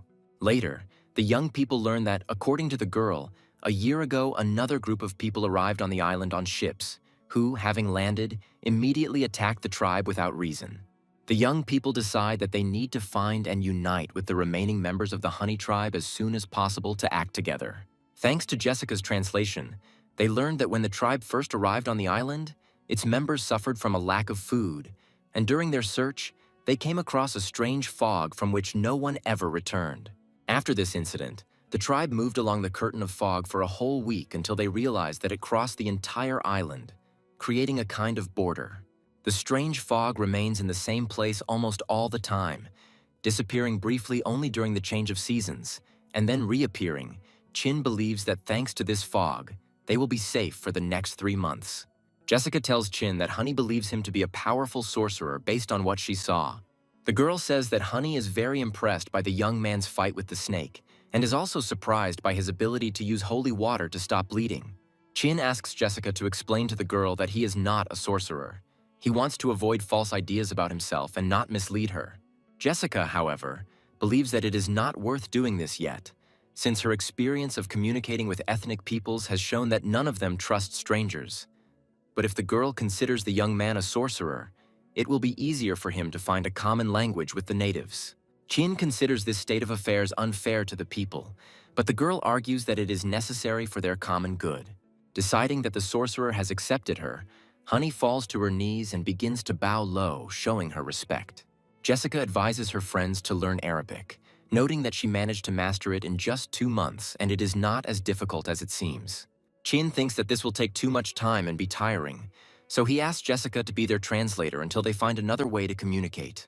A little later, the guy remembers the possibility of using the system and goes to the virtual store to consider buying a package called Encyclopedia of World Languages. After the discussion, everyone went about their business. Helen went to cook dinner, and Chin decided to go to the river to wash himself since it was the end of autumn outside and the water was still warm, and the girls decided to take over the bathroom.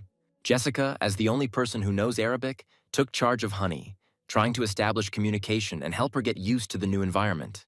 Jessica notices that on the girl's body, in addition to her fresh wounds, there are many old scars that indicate her difficult past.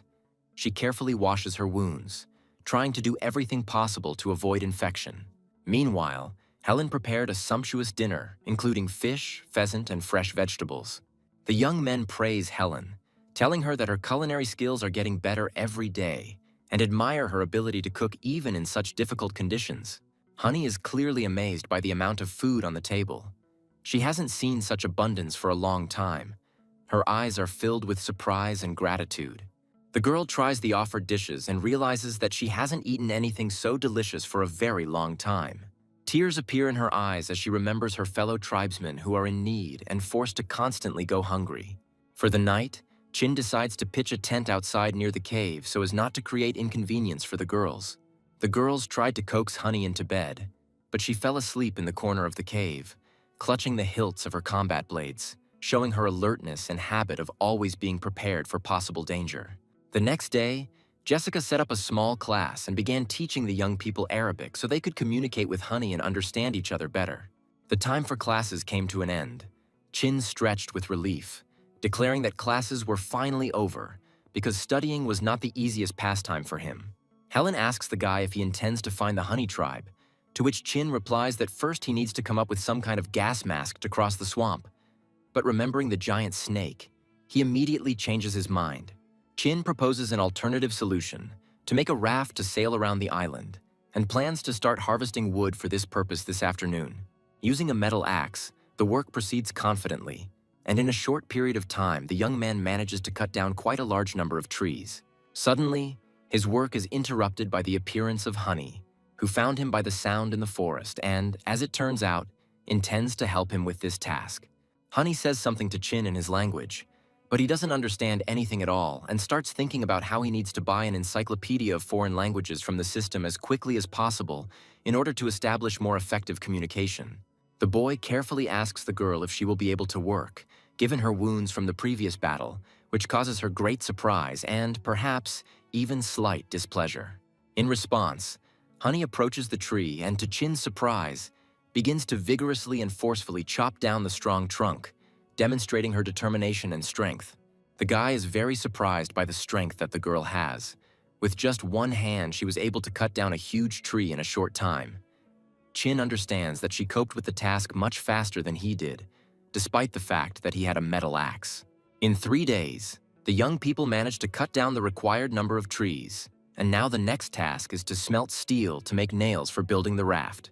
Helen and Jessica take the panda and go in search of resources, leaving the young men to work on smelting metal. They lit a huge fire above the camp so that the thick smoke would scare away the birds. Pyrite, which is better known as iron disulfide, melts at a temperature of 1,500 degrees, and sulfur impurities are converted into sulfur dioxide with a very sharp and unpleasant odor. Chin, with the help of Honey, spins the blades of a homemade fan to increase the melting temperature in the furnace and reach the level needed to smelt the mineral. After some time, the mineral melts, and the young man carefully removes the molten mass from the oven using tongs. Chin proudly tells the girl that the Iron Age is finally coming to the island, and they are beginning a new stage in their lives. Pyrite is about a quarter iron, so the actual metal yield isn't very high, but it's enough to make nails and start building a raft. The guy thanks the girl for her help and suggests that she take a little rest, since the work was hard, after which he plans to ask her for help in making nails. Despite the language barrier, Chin begins to get used to Honey's company, and over the past few days they spend quite a bit of time together, getting to know each other better. The guy remembers that the first time he saw her, the girl looked pale and dirty, but in a couple of days her appearance improved significantly, and now he notes her cute face and good physique with pleasant proportions. Honey notices that the guy very often looks at her closely, which does not go unnoticed, and she pays attention to this, which makes the young man a little embarrassed, causing him to blush. In the evening, the young people melted the iron and poured it into the mold that Helen had made the day before. After waiting for the metal to cool, they took out the nail blank. During lunch, the girls told Chin that they had explored almost the entire area around the camp, but had not found anything new. They had noticed thickets of grapes and pineapples, which were already in their camp. If they collected even more, the fruit would simply spoil. The girls try to figure out how to store fruit for the winter and come to the conclusion that they will need a cellar for storage. But Chin says that he has another idea that he thinks is more suitable. Chin pauses for a moment and then announces to the girls that they will be able to preserve fruit. For preservation, glass jars are needed, and to make them, glass is needed, which is made from silicon, so the next day the young people go to the river to extract this mineral. There was quite a lot of silicon in the river, and in large and transparent crystals, which made the task of collecting and sorting easier. The young people collected all the most suitable ones for making glass. While working, Helen interrupts her friends from their studies and loudly tells them to pay attention to the find in her hand. The young people realize that Helen has found a large, bright nugget of gold, which causes everyone to be happy and surprised.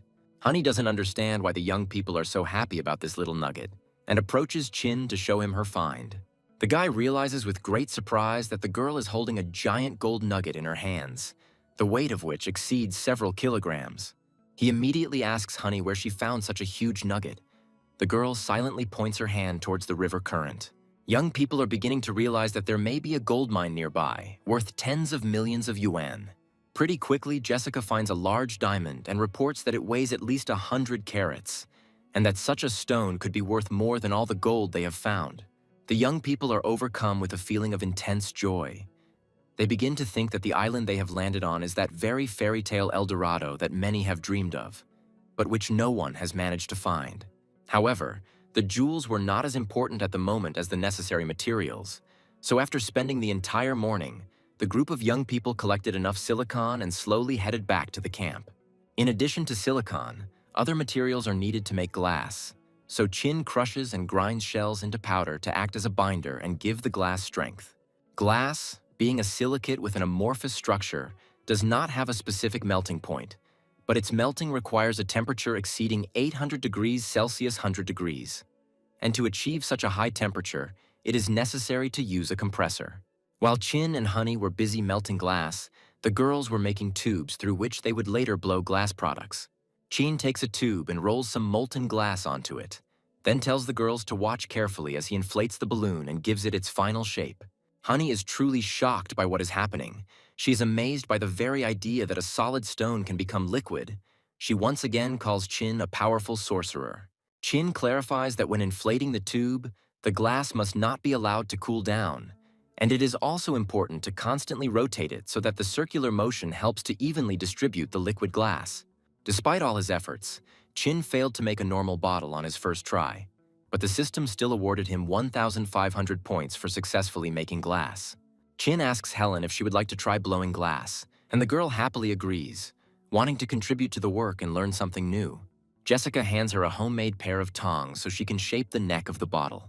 Chin watches her actions closely. It becomes clear to him once again that Helen has many hidden talents. She was able to make the neck the first time, giving the product a neat shape. Helen carefully and concentratedly pulls out the liquid glass, trying to achieve an almost ideal shape of the neck. Her actions look very confident. However, the girl believes that her product was not of very high quality, since, in her opinion, she rotated the glass unevenly. The young men think that Helen underestimates her abilities and begin to praise her, saying that her product looks perfect and that she has done a wonderful job. Chin plans to place the finished glass in water to cool and harden it, and then plans to cut the bottle using the diamond he found.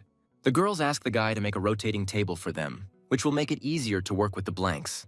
Chin promises to help them with this and begins to think that now he has accumulated enough points to finally purchase an encyclopedia of world languages from the system, which will make communication with Honey much easier. Honey holds a glass bottle in her hands. She has never seen anything like it in her world, and considers the young people to be real sorcerers, capable of doing incredible things. Chayan decides to buy a language encyclopedia from the system, thanks to which he instantly begins to understand Honey as if she were speaking Chinese. He decides to pretend that his understanding of Arabic is due to diligent study. The next day, Jessica not only continued to teach the young people Arabic, but also helped to stoke the fire in the kiln and learned how best to blow glass for various products. Chin and Honey continued to bring sand and saltpeter soil to the camp to extract potassium nitrate and make explosives. The guy realizes that bombs are the most powerful weapon on this island, and he would like to make as many as possible. The problem is that the amount of saltpeter soil in the bamboo forest is limited. During dinner, Chin has an unusual idea. They have mastered the technology of glass production, and now he intends to make a telescope, which could greatly help them in reconnaissance and observation of the surrounding area. Helen makes the assumption that the guy is going to create a Galilean or Kepler system and starts talking about how they work and which would be more useful. In Galileo's telescope, the objective is a convex collecting lens, and the eyepiece is a concave diverging lens.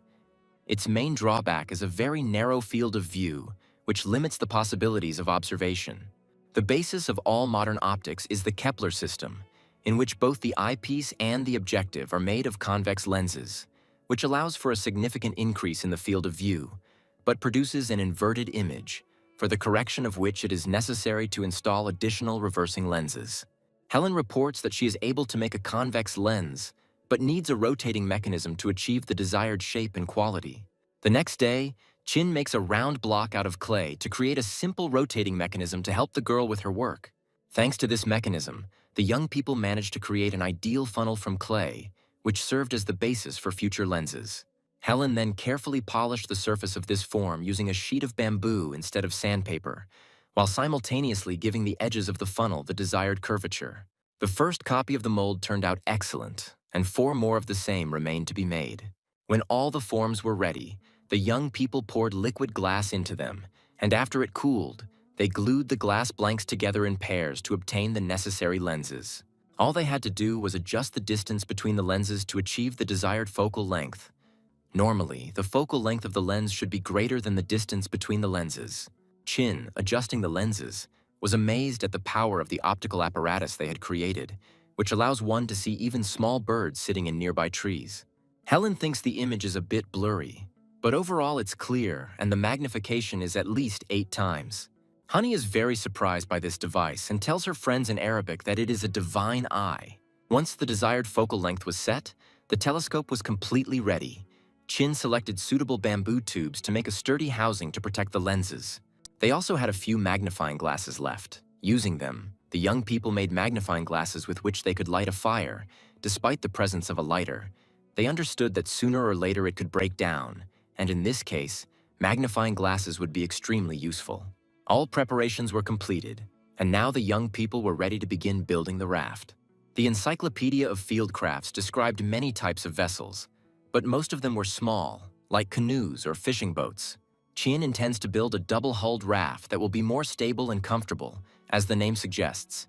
This raft will consist of 2 parallel hulls of the same size, fastened at the bottom, which will allow the vessel to have less hydraulic resistance and require less power when moving. Helen is surprised to learn that Jessica, in addition to her skills in flying an airplane, also knows how to fly sea vessels, which makes her very useful in this project as well. After they had finished discussing the project, the young men began to build the raft. The design turned out to be quite simple and the work progressed quickly. Chia took on the task of making a small cabin on the raft so that it could protect them from high waves or rain. A week later, the floating craft was completely ready and was successfully launched, and it was time to test it. Honey looks at the starry sky with great curiosity using a telescope. And very quietly, the girl thanks the powerful sorcerers for introducing her to such amazing things, the existence of which she did not even suspect. The girl sends a prayer to her god. She turns to her father with a request to wait for them and believes that salvation is already near. She confidently says that the sorcerer will soon come to save everyone. Chin is deep in thought, Helen. Noticing this, asks how he is feeling and what he is thinking about so intently. Chin admits that he is very nervous about sailing tomorrow because it is their first voyage and he has a lot to think about. Helen reassures him, reminding him that Jessica will be with him, and thanks to her navigation skills, it will be much easier for him to cope with any difficulties. There is a long, silent pause, during which the young people look at each other attentively. This silence is broken by Jessica, who suddenly asks them for permission to join their conversation. Young people react very emotionally to her appearance, since Jessica is dressed in a minimum amount of clothing, which greatly embarrassed them. Early the next morning, timing the tide, the young people came to the beach. Helen stays in the camp with the panda. The guy tells the girl that there is enough food in the camp and asks her not to go anywhere unless necessary. Helen waves to her friends. They shout at her to take care of herself and say they will be back soon. Despite the fact that the young people left Helen in the camp for her safety, the girl still feels a slight sense of resentment. Chin says he doesn't get seasick, but he's still wary of high waves that could capsize their raft. Honey takes this journey in stride, because ever since her people arrived on the island, they have learned to sail and fish, and now sailing is a part of her life. The girl silently looks at the horizon and mentally talks to her fellow tribesmen. She says that she is leading saviors to them. Jessica reports that in this area you can get caught in a rip current. When a wave hits the rocks, it forms a rip current that rushes away from the shore towards another wave, and being in this area is quite dangerous. The girl asks not to worry. She takes control and is ready to tell everything she knows and answer any questions that concern her. At midday, the wind died down and the travelers found themselves in a calm, so Jessica ordered the sail to be furled. By midday, the wind had not returned, so the young men had to row. Honey had no oars, so she could only watch her friends straining themselves. Human strength cannot compare with the power of nature, so the raft moved very slowly. The young people were exhausted in just 1 hour, after which they decided to rest for at least 30 minutes. When the young people finally reached the other side of the island, the sun had already set, and they were about to drop anchor to spend the night on the water. Jessica's voice is heard, saying that she estimates the length of the island to be about 350 kilometers, and she calculates the remaining distance based on the speed of their raft in a steady wind. According to the girl, they have covered about half the way to their goal. She tries to maintain a positive attitude to support her companions. After a short discussion, Jessica offered to take on the night watch, explaining that her experience in navigation would allow her to better control the situation, She refused the shift, and the young men did not insist, completely trusting her. Chia woke up quite early, as he was disturbed not only by the rocking, but also by a strange noise coming from somewhere outside the boat. Chin learns from the girl that he slept only 2 or 3 hours, although he felt like he slept much longer. To while away the rest of the night, the young people begin to talk, choosing topics related to ships and the history of navigation. Jessica enjoys sharing her rich travel experience, telling many fascinating stories full of adventures and funny incidents. Chin admits that he never suspected how exciting the profession of a paleontologist could be, and that the conversation opens up completely new horizons for him.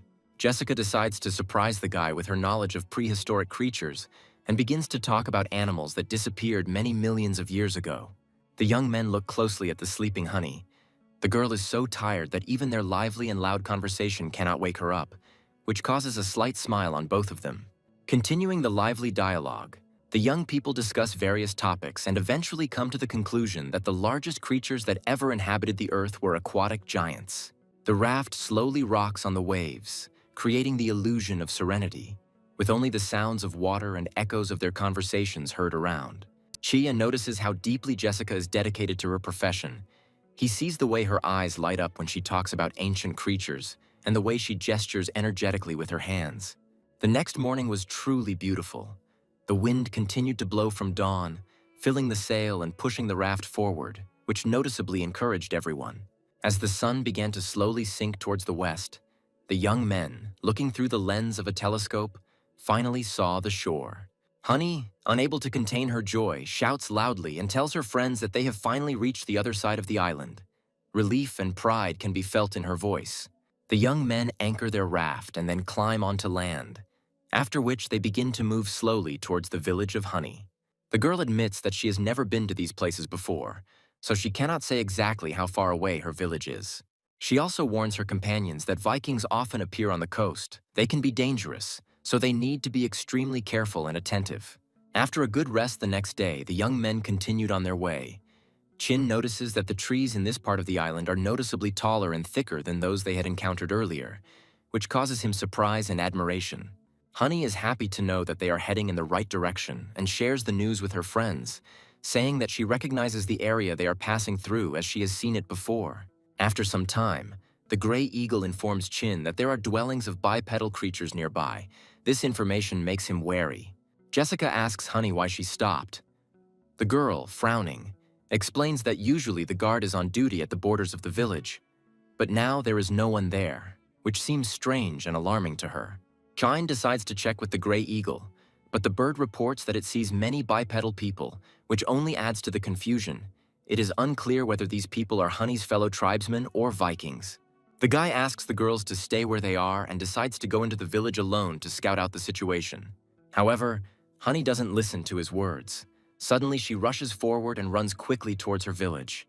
When Honey runs to the center of the village, she sees all the locals gathered together and having a tense conversation, discussing what to do next. The elder tries to calm everyone down, saying that they don't have the strength or resources to organize a rescue operation right now. Suddenly, Honey bursts into their circle, shouting loudly to get their attention. People immediately turn their gaze to her, many rushing towards her. Surrounding her, they begin asking questions about where she has been and how she is feeling, their faces expressing a mixture of joy and surprise at her sudden appearance. At this point, Honey learns that after her disappearance, her uncle and the head of the tribe also disappeared, and no one has been able to find any traces of them yet, which only adds to the sadness. The elder tells that the head of the tribe went in search of the missing girl, but was captured by the Vikings, and only one of his squad managed to escape and deliver this sad news. Honey decides to calm down and gather her thoughts in order to tell her fellow tribesmen that they have the strength and support that can help save the chief and protect the village. She loudly calls on the villagers to be silent and listen carefully to her in order to clarify the situation and propose a plan of action. Honey begins to talk about how after she disappeared, no one could find her. She went through the Deadlands and ended up on the other side of the island. The tribesmen are amazed by her story and are surprised to learn that the other side of the island is similar to their location, and that the Deadlands simply cut the island into 2 equal parts. Honey continues and says that on the other side of the island she met a great sorcerer who was ready to help them, but many of the inhabitants doubt her words, considering it just a myth or fiction. A girl comes up to Honey, strokes her head and says that such fantasies are the result of the fatigue and stress she has experienced during this time. A nearby fearsome warrior loudly addresses Honey, stating that she, as the daughter of the tribe's chief, is placing her hopes on non-existent legends, and admits that he now wants to take back every compliment he has ever given her. Honey, without losing confidence, replies that she is not making it up, and her meeting with a powerful sorcerer was real. The sorcerer is really ready to help them get rid of the threat, and they must believe her. A warrior named Can mockingly asks the girl where this great and powerful sorcerer is then, if he really exists. Suddenly, the conversation is interrupted. People look up at the sky in excitement and see a giant eagle approaching them at great speed, its majestic appearance causing fear and panic in everyone. Seeing this powerful bird, residents begin to raise the alarm, hoping to take cover as quickly as possible and avoid a collision. A few moments later, everyone sees how the eagle, which had landed on the young man's hand, humbly submits to him, and he, turning to the people with a slight smile, asks if they really wanted to see him. The people around him instantly fell silent and looked at Chin attentively.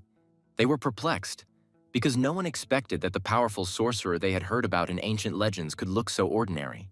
Chin decides to use his new status as a sorcerer to gain control of the situation, but he quickly notices that people are not convinced of his mighty power and doubt his abilities.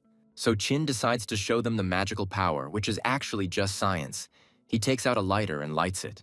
The villagers are amazed to see fire appearing from a small metal box. For them, it seems something incredible and completely magical.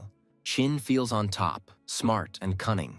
He hears the whispers of the villagers, saying that the gods heard their prayers and sent them a great sorcerer who can make fire out of thin air. The people nearby immediately fall to their knees and begin to bow to the young man, acknowledging his strength and power, which makes him chuckle slightly. However, Can, standing aside, doubts, if this sorcerer is truly a messenger of the gods, then he must be extremely strong. The man feels a strong desire to test his strength in battle. Honey, in turn, tries to convince her fellow tribesmen that Chin is indeed a great sorcerer and has incredible power, citing as an example how he caught a huge bird and managed to defeat a huge snake. She says that if Chin wants, he can destroy any inhabitant of the village. After such a statement, Can's desire to fight the young man only becomes stronger, and he prepares to issue a challenge. Chin realizes that further doubts could jeopardize his influence and decides to use his cheetah speed skill, which allows him to move at incredible speeds. In a matter of seconds, he runs up to Can, suddenly appearing right in front of him. Chin then points 2 fingers at the man's forehead. The villagers are extremely surprised at the incredible speed with which the young man approached Can, and whisper among themselves that they believe that a human is not capable of such speed. Can is in shock from what happened, because he didn't even have time to notice the young man's movements and he was already next to him. Chin calmly states that he will use only 2 fingers to test his strength, if, of course, Can rise to the challenge. Can gathers all his strength, but realizes with horror that he is unable to rise from the chair, only 2 fingers of the young man holding him up. He continues to try with all his might to get up, but his efforts remain futile, and he does not understand at all why he cannot overcome such little resistance. Chin, looking calmly at Can, asks him if he understands the power of the magic he is trying to resist. The people around quietly whisper, sharing thoughts. Can has always been considered the strongest warrior of their tribe, but even he is now powerless against the great sorcerer, who uses only 2 fingers.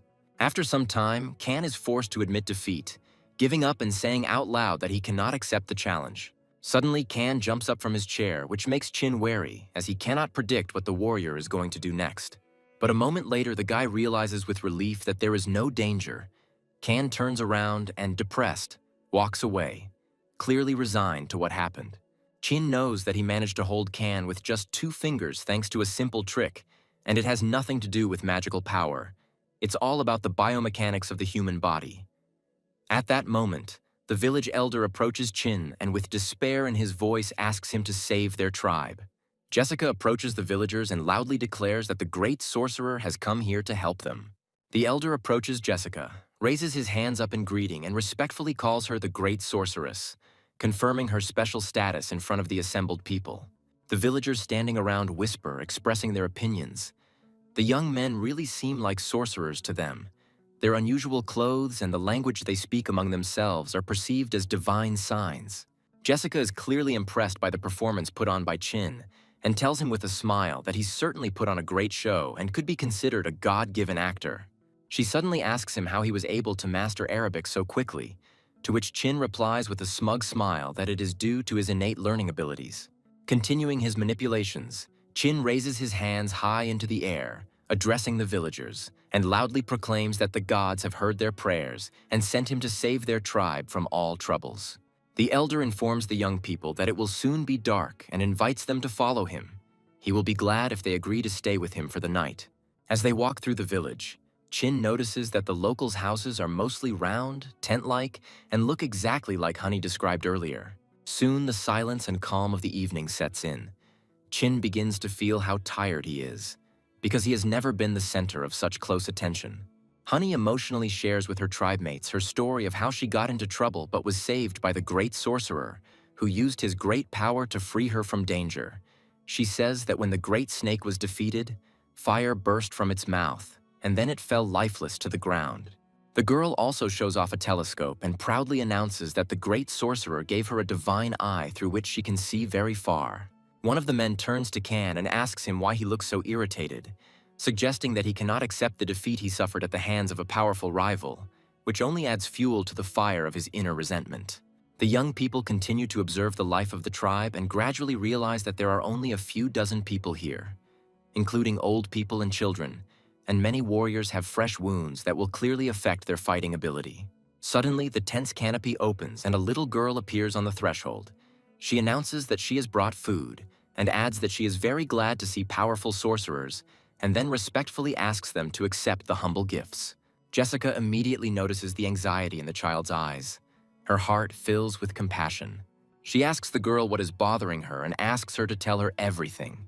Tears well up in the girl's eyes as she plaintively asks the young men to help her tribe, her voice trembling with emotion. Kan tries to calm the child down, leaning towards her and assuring her that she shouldn't worry, and he promises to do his best to help the villagers. Suddenly, he remembers that there are some supplies left in his bag. He decides to treat the girl with dried boar meat, hoping to please her a little and support her strength. The girl accepts the gift with obvious joy, because she has not eaten meat for a long time, and the villagers' diet is extremely meager. During the conversation, Jessica realizes that the little girl has not eaten for 2 days, a realization that causes her deep sympathy and sadness, as the situation is much more complicated than she had imagined. The girl, feeling guilty, apologizes to the young men for not being able to stop and eating too much meat. Chin immediately calms her down, saying that he has more supplies in his bag. As the conversation continues, the young men learn that the tribe was forced to flee their homes in a hurry due to a Viking attack, and therefore they were unable to take enough food supplies with them. Jessica realizes that the tribe's situation is much worse than she previously assumed. There is not enough food to feed everyone, and the cold weather only makes things worse as the animals hide in their burrows. The village elder suddenly appears on the threshold of the house, holding some food in his hands. He looks at the girl with interest and asks her what she is doing here. Chin asks the elder not to scold the girl, explaining that she only stayed here because he himself asked her to stay. The elder nods and, wanting to show hospitality, offers the young people to taste the fruits they have picked today, as well as the rabbit meat that they have carefully stored until the solemn moment. However, Chin firmly refuses the offer, saying that the tribe does not have enough food. He asks the elder to distribute it to his fellow tribesmen so that they can at least strengthen their strength a little. He adds that he is in fact no different from them. He was just lucky enough to become the chosen one of the gods. He asks to convey to people that they should not exalt him too highly, as this makes him feel awkward. Kin then reports that he has some dried meat in his bag and asks the elder to take it and distribute it among all the villagers. Tears of gratitude appear on the elder's face, and he thanks the young people with all his heart for their kindness. The appearance of the great sorcerers from ancient myths simultaneously delighted and excited all the members of the village. They were glad that their prayers were heard, but at the same time they were afraid, because they did not know how to properly treat the sorcerers and how not to anger the gods with their actions. The elder, who was forced to govern the tribe in the absence of the leader, was especially worried, since any decision he made affected the fate of every member of the tribe, and the responsibility fell like a heavy burden on his shoulders. Chin says he now physically feels the weight of his title, as if every member of the tribe was examining him under a microscope. Jessica smiles softly and asks him not to worry. She reminds him that he is not alone, And as the old Chinese proverb goes, together they can change the world. The next morning comes. The young people leave the elder's house. They are immediately surprised by the silence that reigns in the village, as if life had left this place for a while. Koya wonders where most of the villagers could have disappeared to, which makes him a bit worried as he didn't expect this. Honey, looking at his worried face, reports that everyone who is capable of holding a weapon has gone to the nearby foothills in search of food. At this point, an elder approaches the young men and offers Chin a treat, respectfully saying that they value his magical food highly. And so, as a token of gratitude, they had picked fresh fruit for him that morning. The elder hopes to persuade the great sorcerer to join the tribe's warriors and fight with them so that they can see his power with their own eyes and be convinced of his strength. He believes that this will strengthen their morale. Jessica quickly realizes that Chin is in an awkward situation, and to help him avoid a fight, she explains to the elder that the great sorcerer spent a lot of his powers when he descended from the heavens, and now he cannot fight the Vikings in direct combat. At the moment, the only thing he can do is share his wisdom. Chin is extremely grateful to Jessica for helping him get out of this awkward situation. He believes that he should avoid fighting or anything that could expose him. After learning that the Viking camp is only a day's journey away from the tribe's camp, Chin decides to go there with Honey, while Jessica stays with the tribe to help the locals with pressing issues. Jessica sees them off and asks them to be extremely careful during this dangerous reconnaissance mission, her words full of concern for her friends. Half a day later, the young people had moved quite a distance from the tribe's camp and found themselves in enemy territory. They were extremely careful, avoiding unnecessary noise and hiding in the shadows of the trees. Fortunately for them, the night passed quietly, and the next morning they reached the place where the Vikings' camp was located. Using a spyglass, Chin carefully studies the enemy camp, noticing that the Vikings are in excellent physical condition and have a large number of iron items. He reflects on the fact that the Vikings are famous for their cruelty and often kill or enslave anyone who gets in their way, and now he doubts that these mighty warriors will be a match for them. At this point, Honey begins to show signs of great agitation and points to one of the places in the camp. She notices her tribe mates who are being held captive. The captured villagers are chained in heavy metal chains and forced to perform hard physical labor. Chin also points out that the camp is guarded by a significant number of warriors, who stand not only at the entrance but also at the corners of the camp. He suggests that there may be some threats on this island, which is why the Vikings so carefully guard their camp. Suddenly, a huge golden eagle begins to circle above them, and Chin instantly realizes that someone is approaching.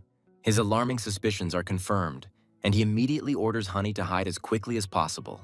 Soon, a large group of Vikings appears on their way, who are discussing something heatedly in Norwegian, arguing loudly and gesturing actively. Fortunately, thanks to his knowledge, Chin is able to understand their conversation and decides to listen to what they are discussing. Some of the Vikings want to make a stop because they are tired and need to rest, while others believe that it is necessary to carry out the commander's order. After some time, the differences are resolved, and the group that insisted on resting wins, leading to the Vikings taking a rest stop in the shade of the trees.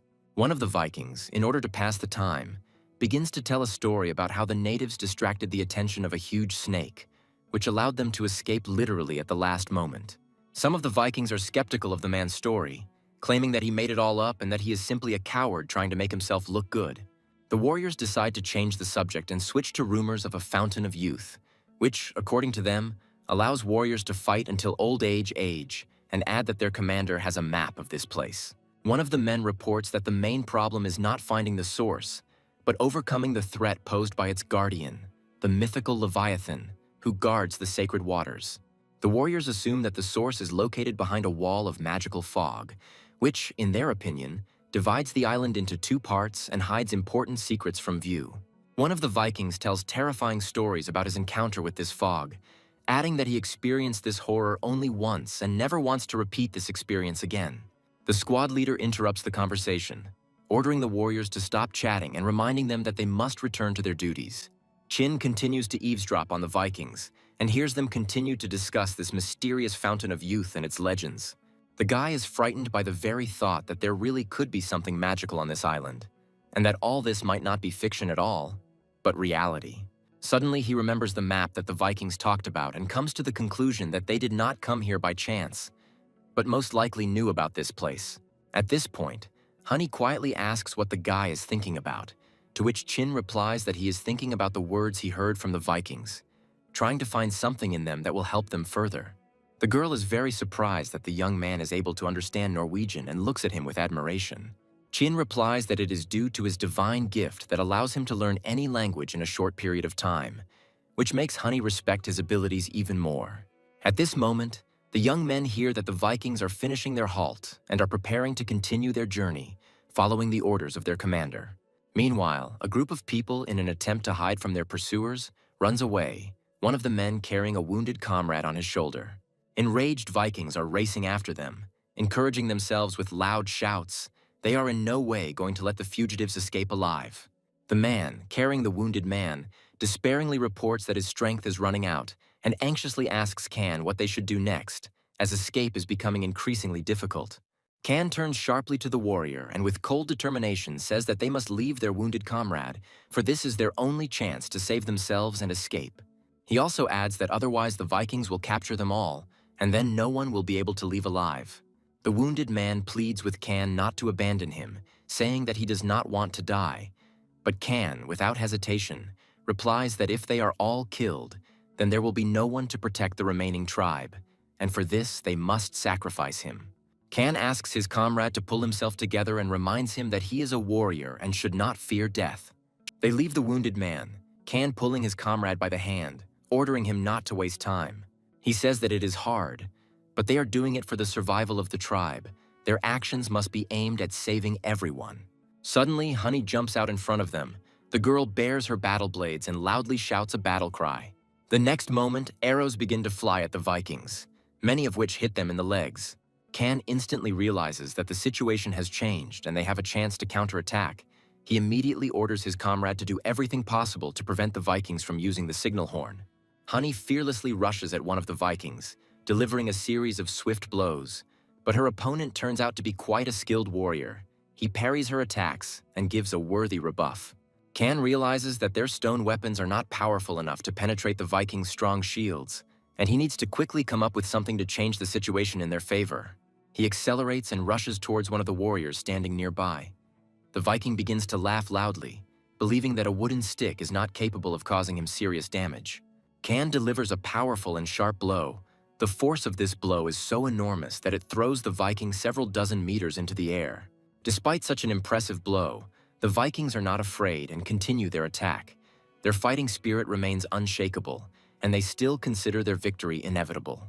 Kan continues to repel the furious attacks of the Vikings and orders his comrade to try to encircle them from the right side, hoping that this will allow him to find a weakness in their formation. However, this tactic does not bring success, and soon all the people of the tribe find themselves surrounded by a dense ring of Vikings. At this point, Kan notices that in this confusion, the great sorcerer took advantage of the situation and began to save their wounded comrade, trying to lead him away from the battle. Kan quickly makes a decision and orders all his men to feign weakness in order to attract the Vikings' attention to themselves and give the sorcerer the opportunity to quietly leave with the wounded man. This tactic works, and Chin manages to get to a safe distance with the wounded man. Once safe, Chin asks the man to calm down and stop crying, saying that they were able to escape and are now safe. The guy realizes that the attitude towards death is different for all people of the tribe. This man is clearly very afraid of dying, and this is quite normal, unlike Honey, who shows herself to be very fearless, and judging by her actions, is not afraid of death. Keen then orders Grey Eagle to signal the other people to retreat. Honey, seeing a huge bird in the sky, realizes that now is the time to act with full force, and loudly tells his tribesmen that they can fight without holding back their power. A powerful Viking runs at Honey at great speed, swinging his sword, preparing to deliver a fatal blow, his face expressing anger and determination.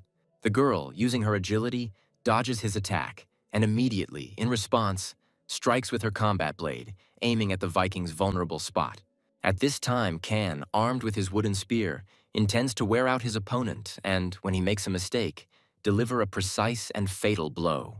A moment later, he notices that his opponent has hesitated and takes advantage of this opportunity. With great force, he brings the spear down on the Viking. His blow is so powerful that the Viking's helmet cracks. One of the Vikings, realizing that the outcome of the fight is not in their favor, tries to get a signal horn to call for help. The warriors of the tribe immediately notice this and rush at the Viking, Not giving him time to sound the alarm, their actions are fast and coordinated. They launch a series of lightning strikes, destroying the Vikings standing in the way of the signalman. Kan realizes he has no time and, gathering all his strength, launches the spear with incredible precision and force. The throw is so powerful that the spear pierces the large man through and through. However, before dying, the Viking manages to blow his horn.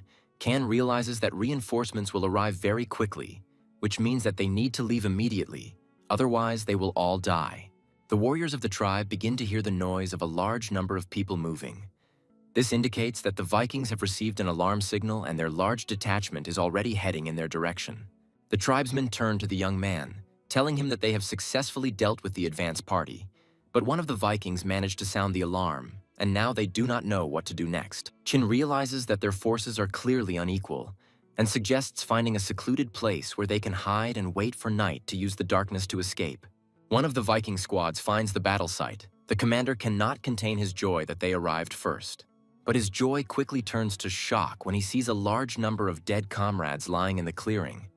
He's amazed that they were killed so quickly and brutally, and this makes him think about the power of the enemy. A nearby Viking lets out a loud laugh, claiming that the dead warriors were weaklings that even the natives could handle. His words filled with contempt. The squad leader notices a bloody trail on the ground that leads somewhere deep into the forest, and he decides that they can use this trail to find the fugitives. Chin addresses the wounded man. The guy asks him not to make any sudden movements, as he is going to give him first aid. Kan demands the man to stop whining and show strength. The man sheepishly asks for forgiveness, regretting that because of his weakness they were ambushed and ended up in such a difficult situation. A detachment of natives led by Chin slowly moves through the dense forest, trying to move silently and not attract attention, since every step they take can be heard by enemies. Luckily, before it got completely dark, they found a hidden cave where they were able to rest and catch their breath after all the events that happened to them during the day. Considering that searching is difficult at night and wild animals roam the forest, the Vikings are unlikely to find their hiding place, and this gives them at least some temporary relief and a sense of security. In the cave, one of the men begins to share his story. He says that they could not find food near the tribe's camp and decided to go too far. At that moment, they were suddenly attacked by Vikings. Chin, realizing that everyone is pretty tired and hungry, announces that there is some dried meat left in his bag and without hesitation takes it out. The man, exhausted by hunger, greedily begins to eat the treat, and noticing that Kan does not touch his portion, he asks him why he does not eat. Kan casts an angry glance at him. The man does not understand what is going on because, in his opinion, if he does not eat all the offered treats, the great sorcerer may be offended and leave them. Kan tells the wounded man that he is behaving terribly, and that it was his mistake that led to them being ambushed, his voice full of irritation and bitterness. Chin watches the natives closely, and especially Kan, realizing that despite his difficult character, he is not so bad at all. He is ready to sacrifice himself for his tribe, which inspires respect. The next morning, before dawn, the detachment left the cave and continued on their way home. Much to their surprise, the journey home was easier than they had expected. The Vikings did not pursue them, and thanks to the help of the Grey Eagle, they were able to return to the tribe without incident. One of the warriors tells Chin that the Elder and the Great Witch were very worried about him. Chin tells Jessica about the Viking camp, mentioning that they have considerable strength and their numbers reach several hundred people, making direct confrontation almost impossible. Jessica is both excited and scared by the encounter with the Vikings, and shares her thoughts that she would rather encounter their skulls at an excavation site than face-to-face. Chin adds that he overheard the Vikings talking and found out that they had encountered a titanoboa. But in addition to the huge snake, they also mentioned the mythical Leviathan, which worries him. Jessica responds by briefly telling the ancient legend of Leviathan, and suggests that there may even be whales on the island. She tries to calm the guy down, saying that he shouldn't worry too much about it. Even if whales live in the ocean, they are unlikely to come close to the shore, and there will be no threat from them. These words do not reassure Chin too much. He believes that until they find out more information, it is better not to go out to sea and not take risks. Jessica, watching his expression with surprise, cannot believe that the guy is starting to believe in powerful mythical creatures and some kind of magical source. The Fountain of Youth, she says, is an ancient pirate legend that says one sip from the fountain can grant a person eternal life, making it the subject of many myths. According to legend, Someone tried to steal and hide this source.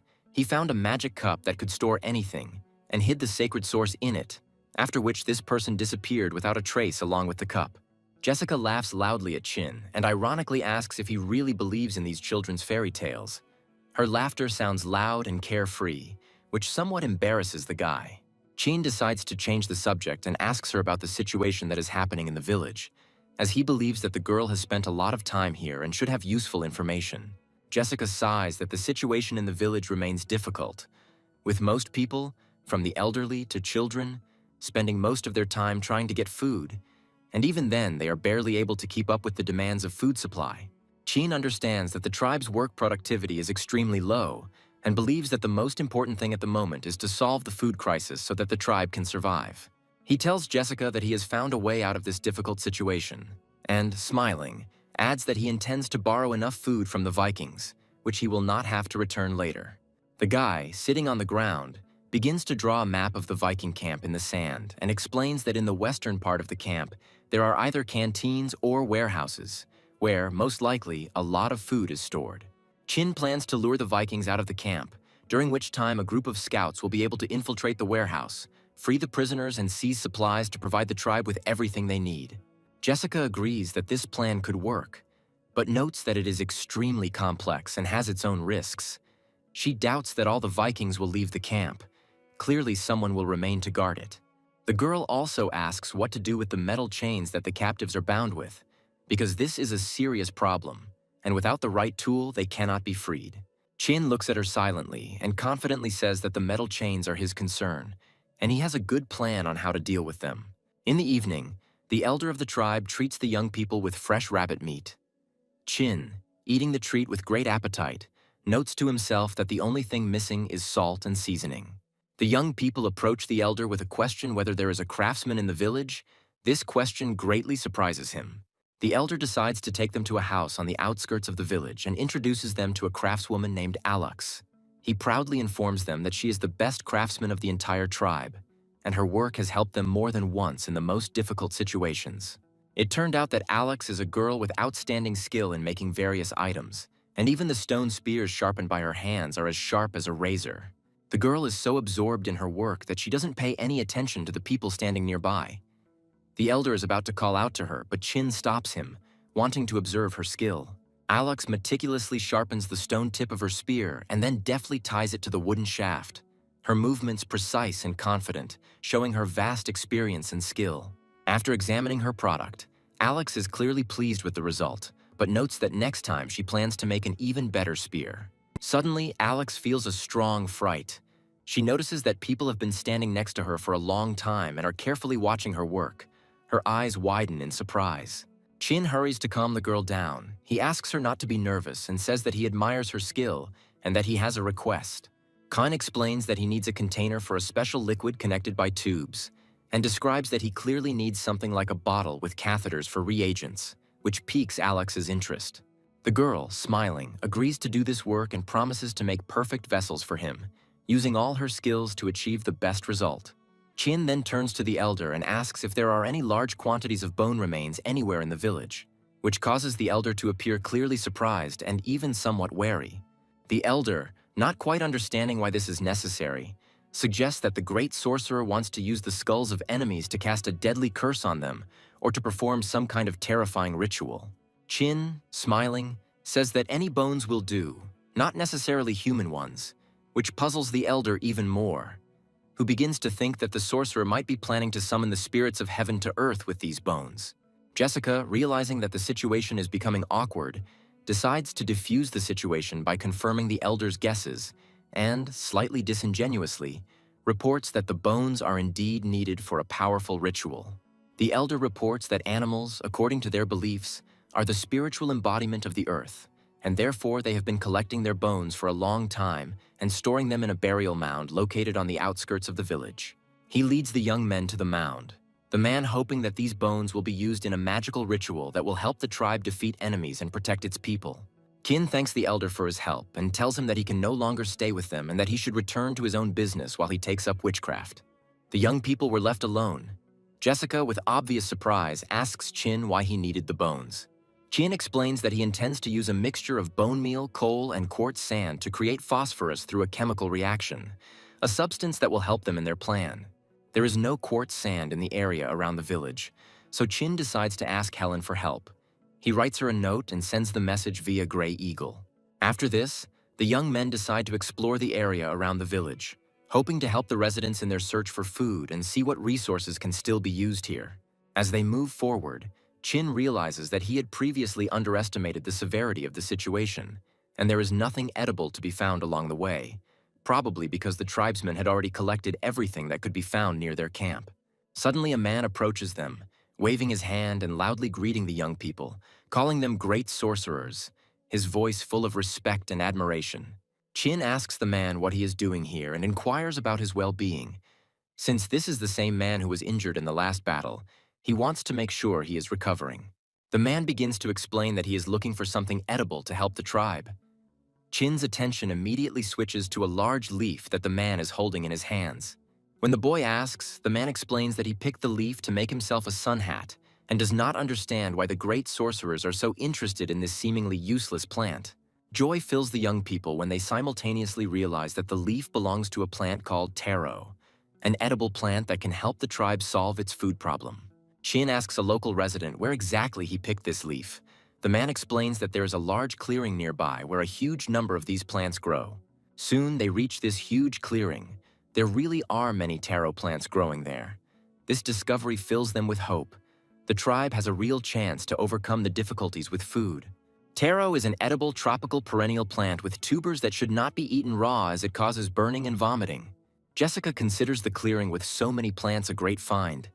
Taro tubers are rich in protein and fine-grained starch, which can be absorbed by the body by 98%.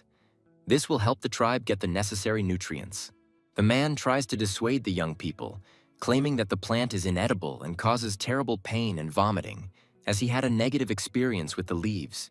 To his surprise, Chin describes in detail the sensations that occur when poisoned by the leaves of this plant.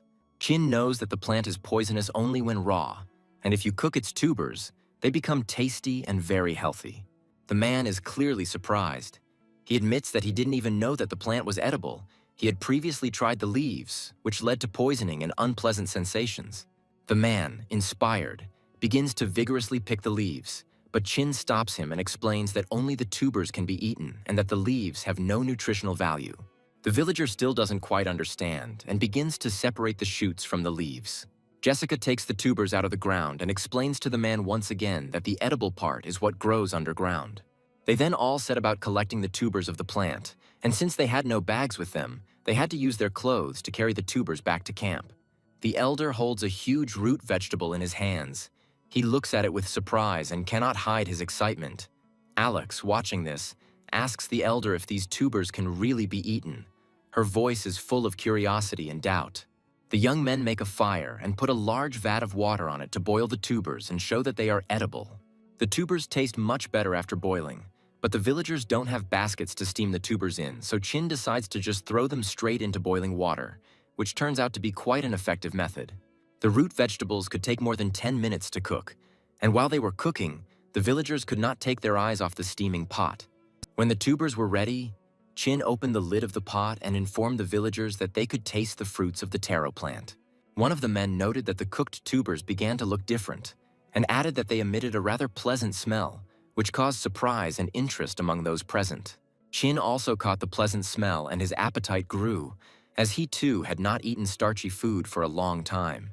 The villagers sincerely thank the great sorcerers and begin to pass hot root vegetables to each other. When the root vegetables cooled down a bit, the villagers began to taste them carefully, and after a moment they realized that this food was not only tasty but also safe, which made them happy. The elder addresses the young people, telling them that it all seems too simple to be true. Tears appear on his face. He admits that he cannot believe that the tribe suffered from hunger for a long time, having such huge reserves of food so close by. The young people are proud that they were able to save the tribe from starvation. This gives them strength and confidence. The tribal elder falls to the ground and begins to bow low to the young men, expressing his deep gratitude for their help. Chin asks him to stand up, explaining that there is no need for such ceremonies, and adds that after eating they will need to prepare root vegetables. At this time, other villagers approach the clearing. They immediately catch a pleasant aroma and ask with interest what is being cooked in such a huge pot. Chin informs them that food is currently being prepared for all the villagers. There is enough for everyone, and no one will go hungry anymore. Jessica, in turn, tells residents that the plant's tubers are edible and shares recipes for preparing them, explaining how best to use these useful resources. People can't believe that such affordable and nutritious food has been right under their noses all this time, and now they will never suffer from hunger again. Their eyes fill with joy. One of the men thanks the young people for providing such a huge amount of food for the tribe. The elder addresses his tribe. He says that the great sorcerer has rewarded them with food, and therefore they must thank him. The elder then asks everyone to remain silent as Chin is about to give a speech. Everyone stands still in anticipation of his words. Kine tells the villagers that they will never go hungry again and orders the lid of the huge pot to be opened. The villagers begin to chant loudly and joyfully, raise their hands up in the air, expressing their joy and jubilation, their voices merging into a single chorus of gratitude and admiration. Then everyone starts trying the root vegetables and is happily convinced that this food is not only tasty, but also safe, which finally strengthens their faith in the great sorcerers. Honey approaches Chin. There is a girl standing behind her. Honey says that she wants to talk to him. The girl thanks the young man for all the help he has given to the villagers and offers to accept as a gift a homemade amulet that she lovingly made. Chin accepts the gift. He thanks the girl, gently stroking her head, which makes her smile happily. The locals watch this moment closely. Many of them previously thought that the sorcerer would achieve his selfish goals, but now they see that he cares about them and is friendly, like themselves. At this time, Kan nervously bites off a piece of root vegetable and informs his comrade that the young man does not at all resemble the great sorcerer of the prophecy. The villager, hearing this, replies to Kan that he should not be so categorical and uncertain, because the actions of the young sorcerer speak for themselves. Even though the tribe's taro fruits are enough to last for a long time, the village is still under threat, with the Vikings continuing to search for their location and restrict their living space. Chin suggests that the residents start building boats now so that they can quickly leave this place and find a safer haven, protected from attacks. He also reports that he has a plan to rescue the captive inhabitants from the hands of the Vikings. They need to agree in advance on the location where the boats will be on the day of the rescue, so that they can unite and sail away immediately without wasting time. After the meeting, the tribe members, led by the elder, head to the beach where the young people had landed earlier. This beach is surrounded by forest and is located on the opposite side from the Viking camp, making it an ideal place to build boats. Alux informs Chin that she has made the items he asked for and hands them over to him. The quality of these instruments turns out to be excellent. The girl adds that since these items were needed by the great sorcerer, she decorated them with ornaments, hoping that he would like them. Jessica, after examining the items, cannot help but admire the quality of the ceramics, adding that these pieces are even better than those made by Helen, her voice full of genuine respect for Alex's craftsmanship. After all the equipment was ready, Chin went to the beach to collect shells. After grinding the burnt shells, he got silicon oxide, quenching the silicon oxide with water. Chin got calcium hydroxide. At this time, Jessica was evaporating a large amount of seawater to obtain magnesium chloride dexahydrate, or, in simple terms, a concentrated salt solution. Once both components were ready, all that was left was to mix them. The water contained many metal salts, some of which had to be removed in the process of a chemical reaction. Chin carefully strains the potassium chloride solution through a cloth, separating it from the magnesium hydroxide precipitate. While Chin was busy filtering, Jessica took the battery out of her backpack and prepared for electrolysis. Chin filters the previously filtered hydroxide precipitate and neutralizes it in the resulting hydrochloric acid, which results in the formation of a pure magnesium chloride solution. Finally, the resulting solution is evaporated to produce solid magnesium chloride and then heated until the solid magnesium chloride turns into liquid, at which point the chlorine dissipates, leaving only white magnesium powder. Chin wipes the sweat from his forehead and tells the girl that he is glad that they finally completed the whole process. Jessica can't wait to try the result. She takes a little of the resulting substance on a stick, while Chin brings a lighter to it. At the same moment, a bright flash of fire flares up, blinding the young people. For a moment, everything around seems to be enveloped in light, which causes them sincere surprise.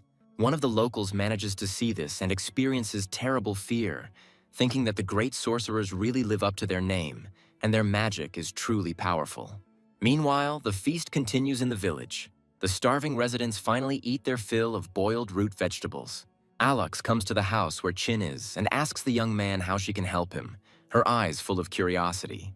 Chin tells the master that he called her for an interesting matter and asks her to look at the drawings that are lying on his desk.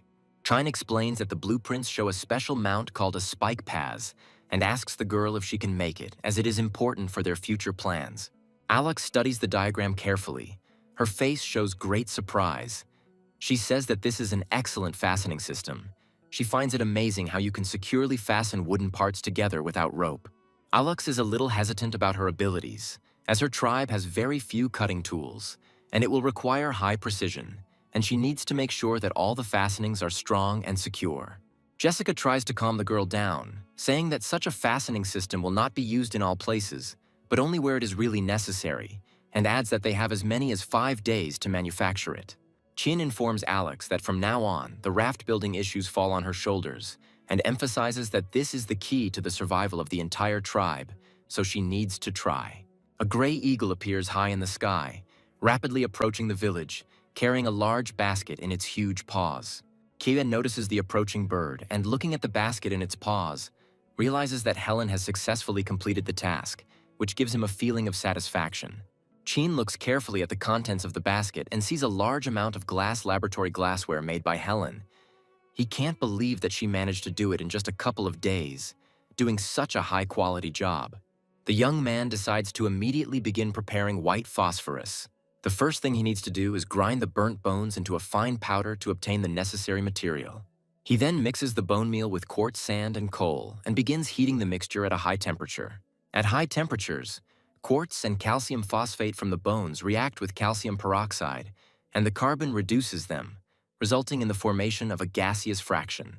The gaseous fractions pass through the water and settle in it as flakes of white phosphorus. White phosphorus is incredibly toxic, so you need to keep a safe distance, as there is a risk of death. Jessica understands that they are going to make matches with white phosphorus, but warns that such matches will be unsafe due to the properties of this substance. White phosphorus has a very low spontaneous combustion temperature. Fire can break out even at a temperature of about 40 degrees, and any friction, even the friction of matches against each other in a box, can lead to sudden ignition. Chin is well aware of all the properties of white phosphorus, and says that he will have to make safety matches to avoid the risks associated with their use. Safety matches were invented in Sweden in 1844 by Gustav Erik, who managed to change the composition of phosphorus. The main difference between old and new matches is the main component. Safety matches use red phosphorus as the combustible material. Unlike white phosphorus, red phosphorus can only be ignited by contact with a special surface coated with a layer of the same red phosphorus, which makes its use much safer, and combustion is not accompanied by the release of toxic gases. To produce red phosphorus, it is enough to heat white phosphorus to 300 degrees without access to air. The temperature of a fire will be sufficient for this. Next, to make safety matches, Chin begins preparing potassium chlorate, which requires him to dissolve the hydroxide in water and mix it with the solution left over from magnesium production. He takes chlorine obtained from the electrolysis of seawater and places it in a heated solution of potassium chloride, after which he obtains potassium chlorate and adds hydroxide to the mixture. The solubility of potassium chloride turns out to be poor, so potassium nitrate, which Helen sent via Eagle, came in handy.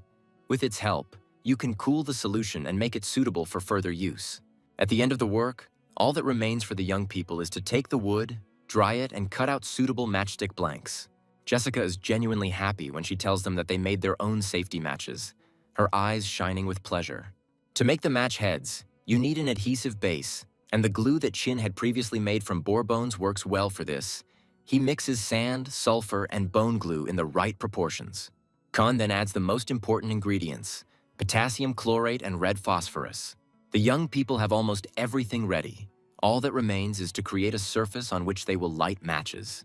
Chin announces that the moment has come when they can test the effectiveness of their many hours of work, his voice full of excitement and anticipation of the result. He strikes a match on the prepared surface and it instantly bursts into a bright flame, illuminating their faces with light. Jessica is in a great mood. She happily hugs Chin and screams loudly with happiness because their efforts brought the result they hoped for. However, the chemical experiments do not end there. Chin reports that he needs to make aqua regia, which will take some more time.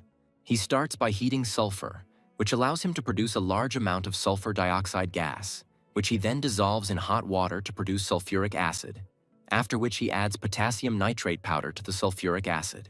Jessica cools the reaction tubes with cold water, causing the gas to liquefy into nitric acid.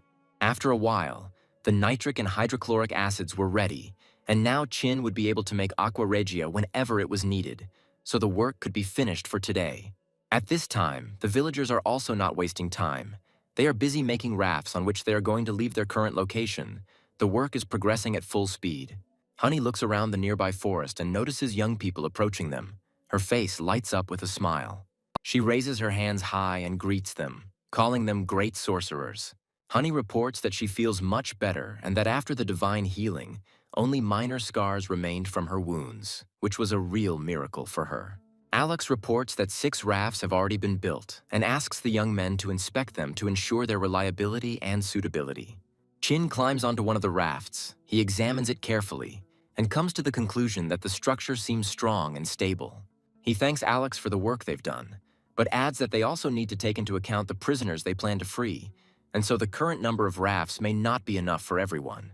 The next morning, Chin gathers all the villagers in the central clearing and asks everyone to approach the girl and take one box.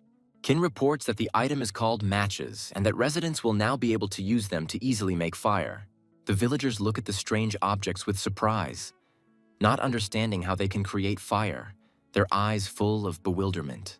A little girl strikes a match on a box and holds the burning match up, her face lighting up with surprise and joy. All the villagers instantly gather around her, stunned by how fire appeared out of thin air. Honey reports that this fire is a great miracle, and although it looks very similar to ordinary fire, she is inclined to think that it is magical. Chin, smiling, says that anyone can use matches and asks everyone to watch him carefully as he demonstrates exactly how to do it. Kin shows the villagers that the process is very simple. All you have to do is run the head of a match along the grate on the side of the box with a quick and confident motion. The villagers imitate his actions and discover to their surprise that each of them is able to light a fire in this way. They are genuinely happy and exchange impressions, telling each other that with these small wooden sticks, making a fire will be much faster and more convenient than before. Kan looks thoughtfully at the dying match, his face expressing mixed feelings. His comrade asks what he thinks about this object. Kan is visibly nervous, his irritation visible to the naked eye, but he admits that matches are a very useful and effective way to start a fire. Chin informs the villagers that they have been working hard all these days to build rafts, and now everything is ready to complete their rescue plan. People chant loudly and wave their hands. Their faces shine with joy. They believe that as long as the great sorcerers are with them, they are doomed to success, and no enemies will be able to stop them. The elder speaks to the assembled people, telling them that they had long wanted to save their fellow tribesmen, but they clearly understood that their forces were not enough. The Vikings would simply kill everyone. But now the situation has changed, because the great sorcerers are next to them, and this instills confidence in them. The elder decides to send twins, a brother and sister, to free the captives. 2 fearless and beautiful young people who understand each other perfectly, whose main weapons are bows. Also sent on the liberation operation is the oldest warrior of the tribe, who is about 40 years old and who fights with double axes, demonstrating incredible strength and dexterity. Chin thinks that having Honey in the squad will be very useful, as her skills and courage can play a decisive role in the success of their mission. Chin gathers all the members of the rescue team and tells them in detail his plan to free the hostages. After the meeting, Jessica approaches Chin and asks him if he is worried. Her eyes are full of worry, because the situation requires great courage. Chin replies that the word nervous is clearly not enough here, because his experiences are much deeper. Jessica, realizing what exactly the guy is worried about, decides to clarify whether he has enough determination to kill a person if circumstances require it. Her voice sounds serious. Chin understands that nothing can be hidden from Jessica, and he calmly replies that he hopes for his plan. If everything goes well, then at the moment of their penetration into the Viking camp, there will not be there. Jessica says that even animals in the wild kill each other, and that in a situation where human lives are at stake, the slightest hesitation can be fatal. Jessica's words make Chin tense and even scared. They echo in his head. She adds that no matter what the Vikings look like, The human blood on their hands makes them real demons. Jessica hugs Chin tightly. She wants to believe in his strength and ability to overcome fear. The night turns out to be very cold. The Vikings light a fire to warm themselves. One of the Vikings complains about his bad luck since he had to guard the camp outside. His partner orders him to stop whining, adding that if they were on a search party, things would be much worse. A Viking tells his mate a terrible story about how their captain once threw a man into the sea who dared to argue with him. Suddenly, the Vikings on duty notice a bright light beaming straight into the sky, and they begin to speculate that this may be the fountain of youth. The guard group lights torches and intends to immediately report the strange light to their captain, not wanting to leave this event unnoticed. At this time, the Viking captain is near the shore. He is immersed in the process of fishing. His gaze is focused on the water, and there is silence all around. The silence is broken by a small bite. The fishing rod begins to twitch, and the captain realizes that a fish has been caught on the hook. Suddenly, a low fin appears from the water and begins to approach the place where the captain is fishing at great speed. The Viking captain smiles wickedly and quietly says that he is finally here, his eyes shining in the moonlight. The man jumps to his feet and hooks the fish that has caught his hook, his movements quick and confident. At that moment, a huge shark jumps out of the water, intending to devour his prey, its fin shining in the moonlight, creating an impressive sight. But it's just a trap. The Viking captain grabs a sharp metal harpoon and aims at the shark. The next moment, the man throws the harpoon towards the shark with great force.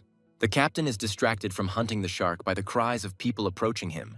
The Viking patrols run up to the captain's bodyguard, a grim man with metal claws on his hands, who looks at them with displeasure and asks what they want. The Viking captain is clearly annoyed at being interrupted. His fishing trip today has been ruined and he is voicing his displeasure. One of the lookouts tells him they have good news, his voice shaking as he realizes the captain is in a bad mood. The captain wants to know what kind of news this is that dared to ruin his fishing, because he is warned more than once that he should not be distracted by trifles. A frightened lookout tells the Viking captain that they have noticed a strange light in the nearby forest. They believe it may be the fountain of youth. The captain casually pushes the Viking aside, casting a disdainful glance at him, and agrees that such news is indeed worthy of attention.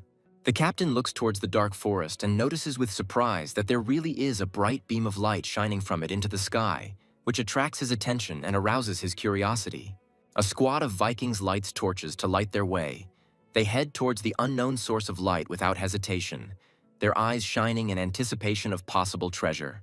At this time, the other Vikings discuss the actions of their comrades, surprised by their haste, because the captain had not yet given the order, and they had already resolutely rushed into the forest, hoping to pocket the treasure for themselves.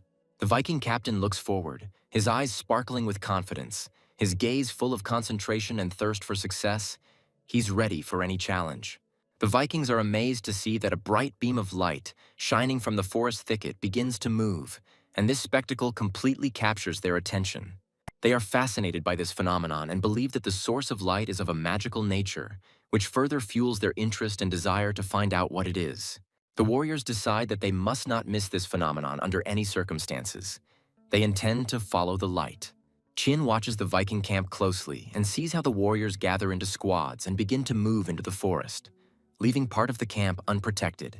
The guy expected that after he tied the flashlight to the body of the gray eagle, the Vikings would notice the anomaly and go after him. But he could not imagine that about 20 warriors would remain in the camp. He orders the archers to remain in place and keep their torches ready so that if trouble arises, they can cover the main group with arrows. Qin suggests going around the Viking camp and getting to it from the back.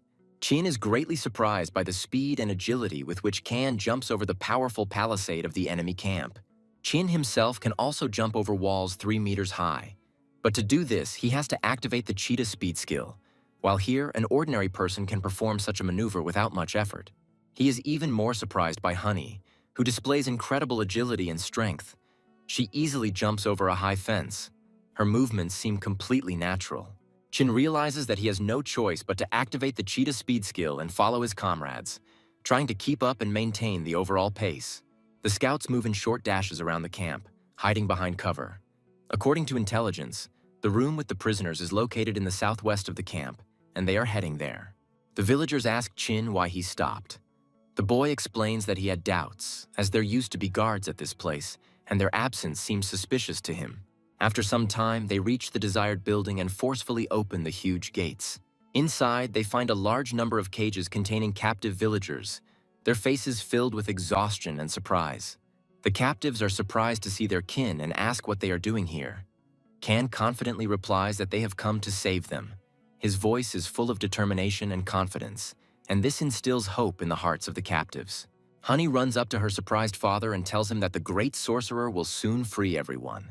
Chin orders Kan to stand guard and watch for the enemy to approach, while he prepares to mix aqua regia to use to pick locks.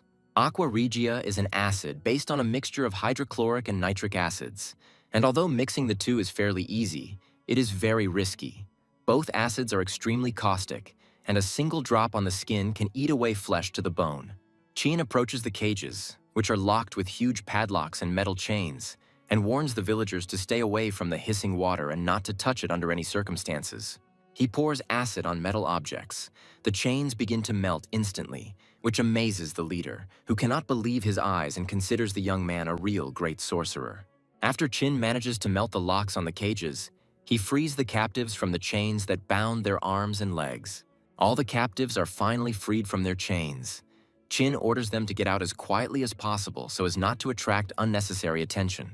The villagers emerge from the premises and hear a loud sound of a signal horn. The tribal chief wonders how the Vikings could have known about the escape. The twins, remaining on the outer perimeter of the camp, watch closely as a group of Vikings approaches the building where the prisoners are being held. They decide to coat the arrows with a magic powder made by the great sorcerer to distract the Vikings. The ploy works, and the Viking squad pauses for a moment, looking at the strange flaming arrows flying across the dark night sky. One of the arrows hits the warehouse, which instantly catches fire. The Vikings begin to panic, because this building stores all their food supplies for the winter, and the loss of these supplies could be a real disaster for them. The Viking captain orders his subordinates to begin extinguishing the fire immediately. A moment later, he notices how the captives are trying to climb over the high fence. This makes him angry. The Viking captain is sure that the natives will not be able to outwit him, the great hunter. Chaya notices the pursuit and realizes that the Vikings were much smarter and more organized than he thought, his face expressing growing concern. He asks his friends to hurry. The emaciated prisoners try to climb over the high fence as quickly as possible, their movements heavy and awkward. Chin understands that the escape speed will be extremely slow, because exhausted people cannot quickly jump over walls and move easily, which significantly complicates their task. The guy understands that it is necessary to detain the enemy in order to give the prisoners a chance to escape. He takes out an improvised explosive device from his bag. He lights the fuse, and when it burns halfway, he throws the explosives towards the fleeing Vikings. The enemy warriors pause for a moment, surprised by the young man's strange manipulations, and look warily at the burning object flying towards them. A homemade explosive falls very close to a squad of Vikings. They watch in amazement as the fuse burns. A few seconds later, a loud explosion occurs, shaking the entire area. The enemy soldiers are shocked by what is happening. The explosion blinds and deafens them, and they cannot understand what happened. The prisoners are also shocked by what happened, but Chin urges them not to waste time and continue to escape. Chin knows he can't defeat all the Vikings with one IED, but he hopes to at least delay them for a while to give his men a chance. Suddenly, the sound of a strong blow is heard, and a Viking flies out of a dense wall of smoke at great speed. Chin and Kan are completely confused. They don't understand at all what's going on. Kan senses the impending threat and runs forward to protect the young man with his body, his face showing determination and willingness to sacrifice himself. At that very moment, a Viking captain runs out of the clouds of smoke towards them, rushing with 2 axes in his hands, his eyes full of anger. He confidently tells the fugitives that such cheap tricks will not stop him. The captain closes in on Kan and delivers a powerful blow with his battle axe, his strength and skill making the attack deadly. Kan struggles to hold off these blows, trying to keep the captain at bay and protect his comrades, his arms shaking with the effort. Meanwhile, the ordinary Vikings gradually come to their senses. They slowly rise from the ground. Many of them complain that they are completely deaf and cannot hear anything. Chin decides to throw another homemade bomb at the opponents to increase their state of shock and prevent them from recovering and attacking again. The Viking captain orders his men to kill the fugitives, promising a reward of 10 coins for the head of each native killed. The Vikings are delighted with this news and rush screaming towards the wall over which the fugitives are trying to climb, their greed and desire for a reward making them act without thinking. Chin looks at them with disdain and considers them idiots who are willing to risk their lives for precious metal. He decides to throw another homemade bomb at them. However, one of the enemy warriors deflects the flying explosives with his hand, which has long metal claws on it. The bomb flies to the side and explodes without causing harm to the enemy. The Vikings continue to approach the wall. Honey lunges at the man with claws. She fends off his attacks, saving Chin's life. The girl asks Chin to help her father, adding that she can handle this warrior on her own. Chin is desperately trying to find a way out of this situation. Realizing that they have little time, his mind is working at the limit of its capabilities. At this moment, a swarm of fiery arrows appears in the sky. The Vikings notice them and quickly raise their shields in front of them. This attack came at the perfect time. The flaming arrows temporarily held back the Vikings' onslaught, allowing the fugitives to gain precious seconds. The arrows were wrapped in skins soaked in white phosphorus, and when they hit their target, the flames quickly spread, setting fire to the enemy's clothing and causing serious damage. Chin realizes that this is his chance, despite being inferior to the Vikings in close combat. With the skill of the Sagittarius blessing, he can easily take them out. The guy hits his opponents with well-aimed shots. The arrows hit the Vikings in the legs, knocking them out and making it impossible for them to continue the fight. One of the warriors notices the shooter and shouts to his comrades that they must immediately seize the young man in strange clothes. Some of the enemies go around the building from the side to sneak up on Chin, who is standing by the fence. Kia notices some movement out of the corner of his eye and instantly turns to the side. A huge warrior approaches him and raises his giant axe to strike, his figure looking menacing against the dark sky. Suddenly, the blow of the axe is blocked by a metal chain, knocking many bright sparks into the air, and the chief of the tribe comes to Chin's aid in time. He asks the boy to take care of the fugitives while he himself is going to detain the enemy. The man calls Chin the Great Sorcerer and offers him his hand to help him over the wall. Chin grabs the man's hand, and with his help, he climbs over the high palisade surrounding the camp. The tribal chief is fighting an unequal battle against superior enemy forces, and his movements are full of courage and determination. He deftly strikes the Vikings with scraps of his metal chains. Each time, the slain enemies fly to the sides, unable to withstand his power. The fierce resistance enrages the nearby Vikings, who shout loudly and rush at the tribal leader.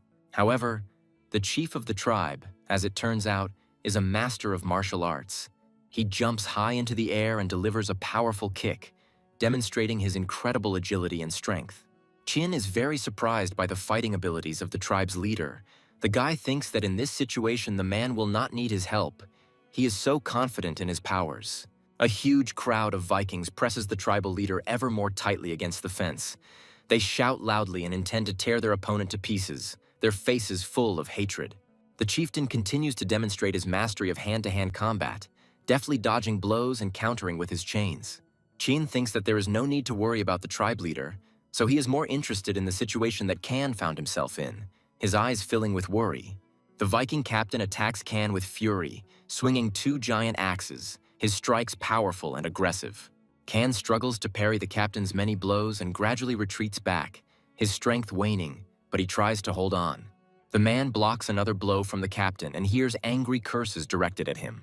The Viking captain tells Kan that his death will be slow and horrible, his voice full of rage. He relishes the thought of victory.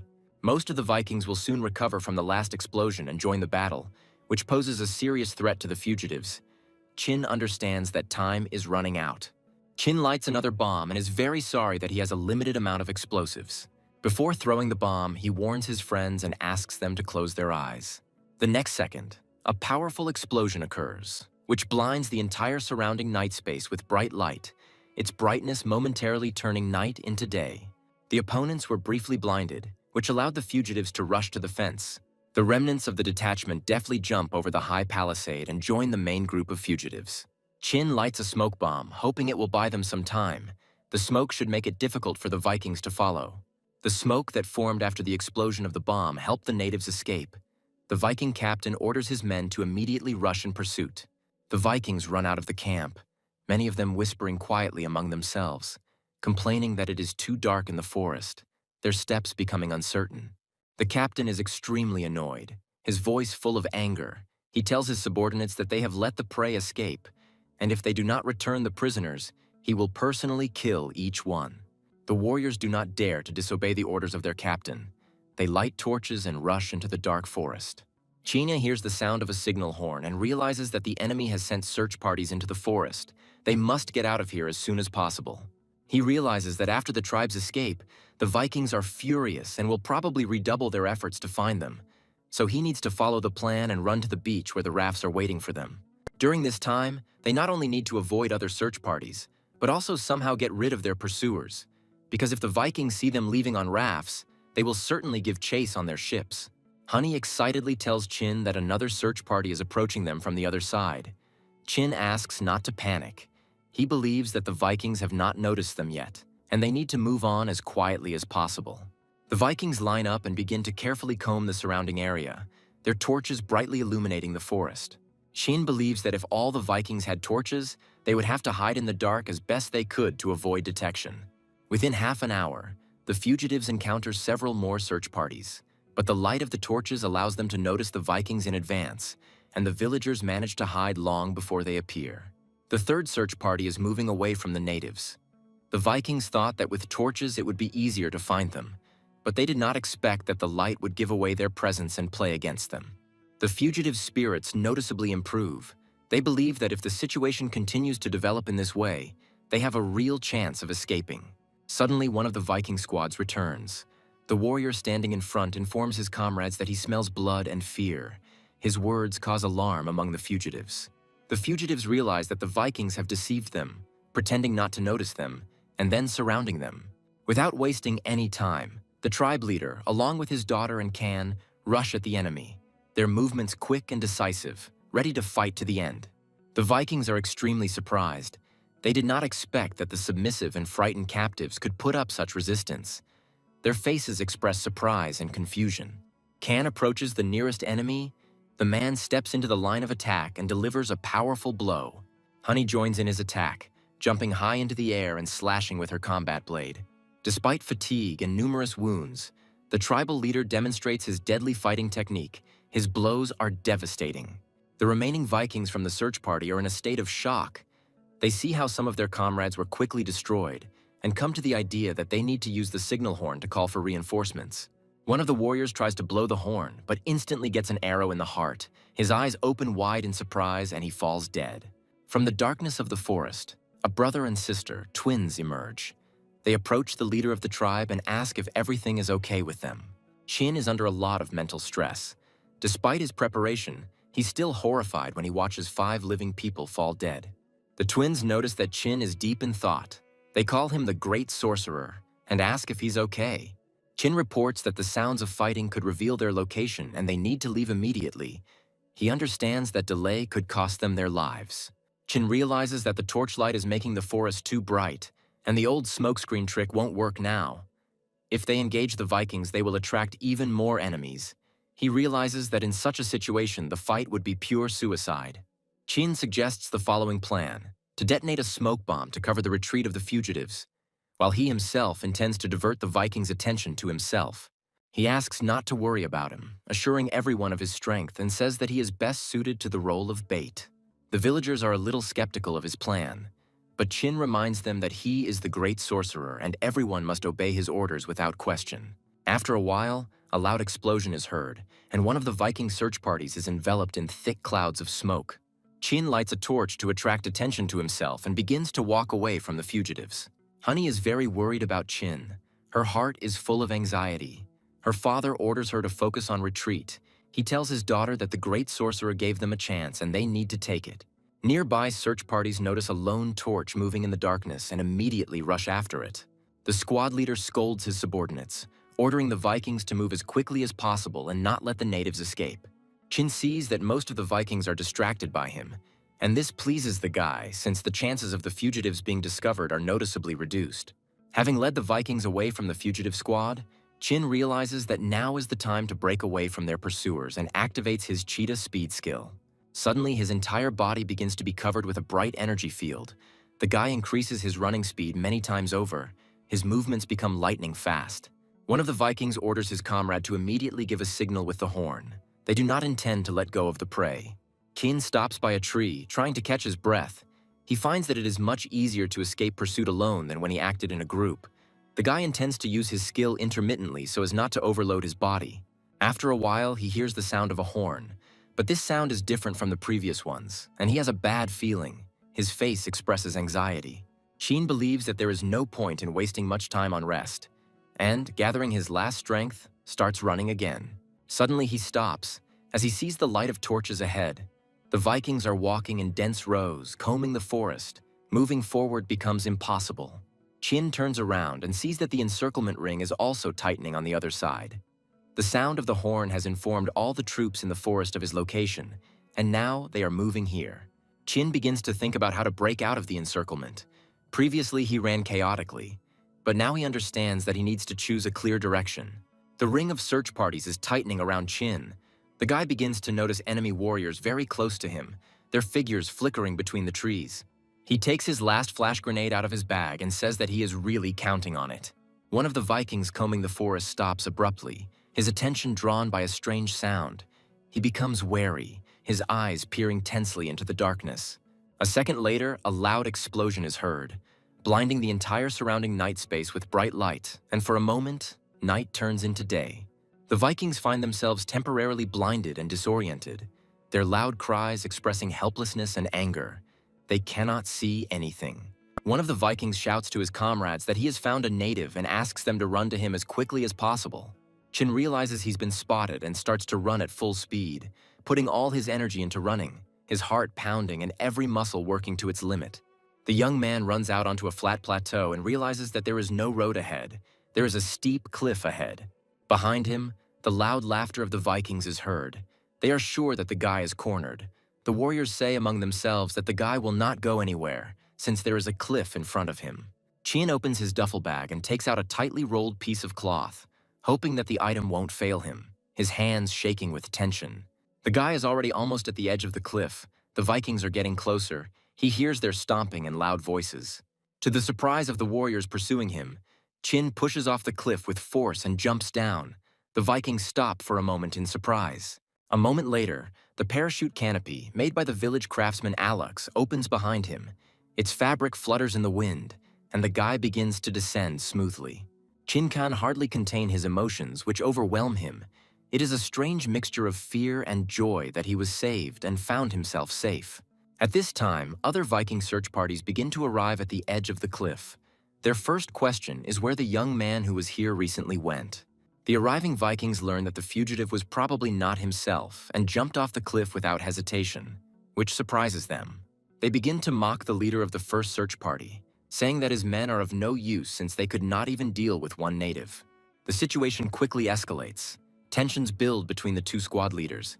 They begin to insult each other, mutually blaming each other for the failure. At this moment, the captain appears on the plateau. He immediately demands to know who is to blame for the fact that they missed the native who could know something about the Fountain of Youth. An evil smile appears on his face. He asks again to explain what exactly happened here. The warriors understand that any excuses will be meaningless. The leader of the first search party begins to tell incoherently that the guy summoned thick smoke, creating flashes that were brighter than sunlight, and his incredible speed did not allow them to catch him. He adds that they drove him onto a plateau, but suddenly he took and jumped down. The Viking captain stands on the edge of the cliff and asks the commander in a cold voice why they did not go down and continue searching for the fugitive. The commander begins to explain, but the captain mockingly asks if he is really afraid of heights. A second later, the captain grabs the commander tightly and without hesitation throws him down the cliff. In the stillness of the night, the quiet voice of the Viking captain is heard. He says that the commander of the first squad will be the first of them to reach the Fountain of Eternal Youth, after which he turns to the rest of the Vikings. His eyes burning with rage and malice, he orders his subordinates to find a way to get down and promises that he will not rest until he personally sees the corpse of the young man they were chasing. Qin lands on a narrow cliff, his memory flashing back to the first time they sailed around the island, noticing that most of the coastline was made up of cliffs. He understands that he is in a relatively safe place, and that the easiest way to get to it is by boat. But as long as the Vikings fear the creature they call Leviathan, they will not dare to approach from the sea. Qin begins to calculate the lunar cycles and multiply them by the tide time, realizing after a while that the current water level is at its peak, and therefore he cannot worry about this area being flooded. His gaze falls on the body of the crashed commander of the first Viking squad. He thinks that the level of difficulty of survival on this island has increased significantly. Before it was just worries about food and finding resources. Now it is a real horror. The next morning comes and the villagers begin to gradually gather on the beach where the life rafts are located. Jessica notices Honey among the natives and happily greets her. She looks closely at the escaped captives, noting that everyone returned safe and sound, and realizes that the operation went successfully and according to plan, which fills her with joy. Jessica wonders where Chin is and why he is not seen on the beach among the others. Suddenly, her mood changes dramatically when Honey reports that the great sorcerer was left alone to fight the Vikings. And now his fate is unknown. Jessica tries not to despair and maintains her composure, telling herself and others that she will find a way to save Chin, despite all the difficulties and dangers they will face. Meanwhile, it's getting cold on the cliff. Chin, wrapped in his parachute, feels the damp sea mist seeping through his clothes, making them wet and heavy. Suddenly, his fitful sleep is disturbed by loud voices from above. The Vikings discussing how the young man was able to descend from the cliff and arguing about whether he crashed or drowned in the sea. Chin realizes that his enemies are not going to back down and understands that he needs to figure out a way to get out of here as soon as possible before they find him. He looks at the endless sea in front of him and realizes that it is impossible for him to reach the shore on the other side of the island by swimming. The provisions he brought with him will only last a few days, and all he has to hand are broken sticks and logs washed up by the sea. Chin hopes that these materials will be enough to build a small raft and try to cross the waters. Chin spent a lot of time but found almost nothing that could help him build a raft. He carefully examines the broken branches and planks washed up on the shore and understands that the waves will break the raft if it is built from such materials. Suddenly, a loud eagle cry is heard. The young man raises his head to the sky and sees a huge golden eagle approaching him. A huge bird lands on his hand. Chin, smiling, says that he has been waiting for him for a long time. Chin quickly writes a note saying that he is under a cliff south of the Viking camp. He doesn't know the exact location, but he is sure that Grey Eagle can help find him. He also warns his friends that the Vikings are always looking for him, and so they need to be extremely careful. Carefully folding the note, Chin places it in a special container attached to the eagle's leg, hoping the message will reach him as quickly as possible. He looks at the waves crashing against the steep cliffs and wonders how long it will take to deliver the letter to camp and how soon his friends will learn of his whereabouts. Realizing that there is nothing left to do but wait, Chin decides to gather his strength and simply hope for help, because nothing else depends on him. The boy watches the sunset and thinks that even if the Grey Eagle flies at high speed, help will still not arrive until tomorrow afternoon, so he should conserve his strength. However, suddenly he notices a boat moving towards him, which surprises him. He did not expect help to come so quickly. Chin's friends rush to the rescue, desperately rowing, sparing no effort to save their friend in time, knowing that every second counts. Chin admires the speed with which his friends were able to cross the sea. They were not afraid, and came to his aid from the side where the dangerous waters were. Honey wastes no time jumping onto the shore and immediately approaches Chin. She asks worriedly if he is okay and if he has sustained any injuries. The sun had already set completely. The rescuers had spent all their energy on the road. It was impossible to sail away right now, and so they had no choice but to stay here for the night. Fortunately, the rescuers did not arrive empty-handed. They brought not only food and water, but also a tent. The next morning, after everyone had regained their strength, the young men set off on their journey back to their comrades. Jessica is always on the shore, her heart filled with anxiety. She constantly looks at the horizon, hoping to see her friends alive and well. The little girl, watching Jessica, guesses that she is very worried about Chin and tries to calm her down, saying that the guy is a great sorcerer and everything will definitely be fine with him. Suddenly, one of the villagers shouts loudly, attracting attention. He reports that he sees a huge bird on the horizon, followed by a boat. The young men quickly approach the shore, and despite their fatigue, they continue to row stubbornly. The natives greet their friends with loud cries and raise their hands up in joy. Jessica approaches Chin. She notices that he looks exhausted and asks if he is injured. Chin reassures the girl, saying that there is no need to worry. He was just very tired from the rhythm that his friends were keeping. The guy learns that everything is ready for departure. All 9 rafts are launched. The villagers are all in their places and ready to load. To avoid such a large flotilla attracting the attention of the enemy, it was decided to sail under cover of night. Jessica gives the order to stop and drop anchors. after which all the rafts are tied together with ropes, creating a stable structure. After 2 nights spent on a cliff in the middle of the sea, Chin felt exhausted both physically and emotionally, and as soon as he boarded the raft, he headed to the cabin where he instantly fell asleep. However, despite his fatigue, he was awakened by the pleasant smell of cooked food, which spread throughout the cabin and awakened his appetite. Jessica enters the cabin and, smiling, informs him that she will not allow him to sleep on an empty stomach and offers him food. Chin happily accepts the offered treat and greedily eats the food, feeling his strength gradually returning to him. After eating, Chin briefly recounted the events of the previous day to Jessica. She did not interrupt him, but her heart sank as she listened to the difficulties he had to face. Jessica hugs the guy and calls him her hero, sincerely happy that everything ended well and that he returned safe and sound. Meanwhile, a group of Vikings led by a captain finds a village in which the natives lived. They see that it is empty, and the inhabitants have managed to leave it. The captain's eyes fill with blood from rage. He thinks that the natives have deceived him this time, but he is sure that it will not last long, and that he will catch them all. The captain orders his subordinates to immediately search the entire camp. The Vikings immediately begin to carry out the order of their commander. One of the Vikings reports to the captain that no one was found in the village, and the tracks show that the inhabitants left the village in an organized manner. The captain concludes that the tribe could not have gone far during this time, and orders an immediate search of all the surrounding areas, hoping that they can be caught. Meanwhile, the villagers arrive on the other side of the island where the Chin camp is located. The young man asks the villagers to follow him, saying that in an hour they will arrive at their camp and will finally be able to rest and feel safe. As they approach the walls of the camp, the natives hear loud sounds, which apparently belong to some large animal, which causes them alarm. Chin asks people not to worry and says that these sounds are coming from his pet.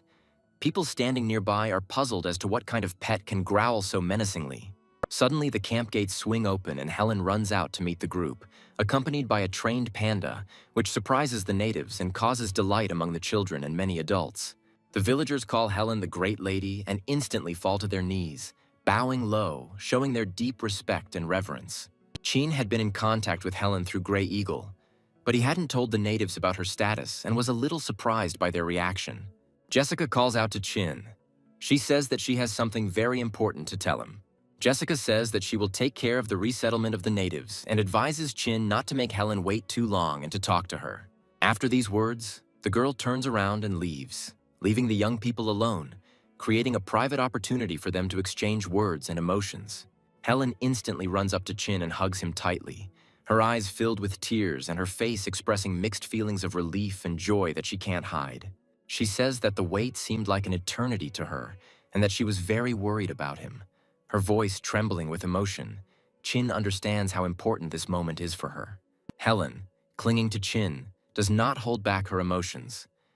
At this moment, she feels that he is near again and that she has nothing to fear. Helen is very happy that Chin has returned alive and well, and believes that from today on, their life will finally start to improve and all the difficulties will be left behind. Meanwhile, the natives begin to gather around a large pot, from which comes the aromatic smell of food, enveloping the entire space and making everyone hungry. They begin to eat the offered food with pleasure, discussing among themselves how magnificent the dishes that the great sorcerers eat are. Their admiration knows no bounds. Geminis are very surprised by the exquisite taste of boar meat. They assume that before cooking it was processed in some special way, which gave it such a taste. Chin realizes that there are currently about 50 people in his camp, including themselves, and that there is clearly not enough room for everyone, especially since the cave is occupied by pets, which complicates the task of settling them. At this moment, Jessica unexpectedly approaches the young people. Her voice sounds loud and confident. She says that she thinks that they have already finished their conversation.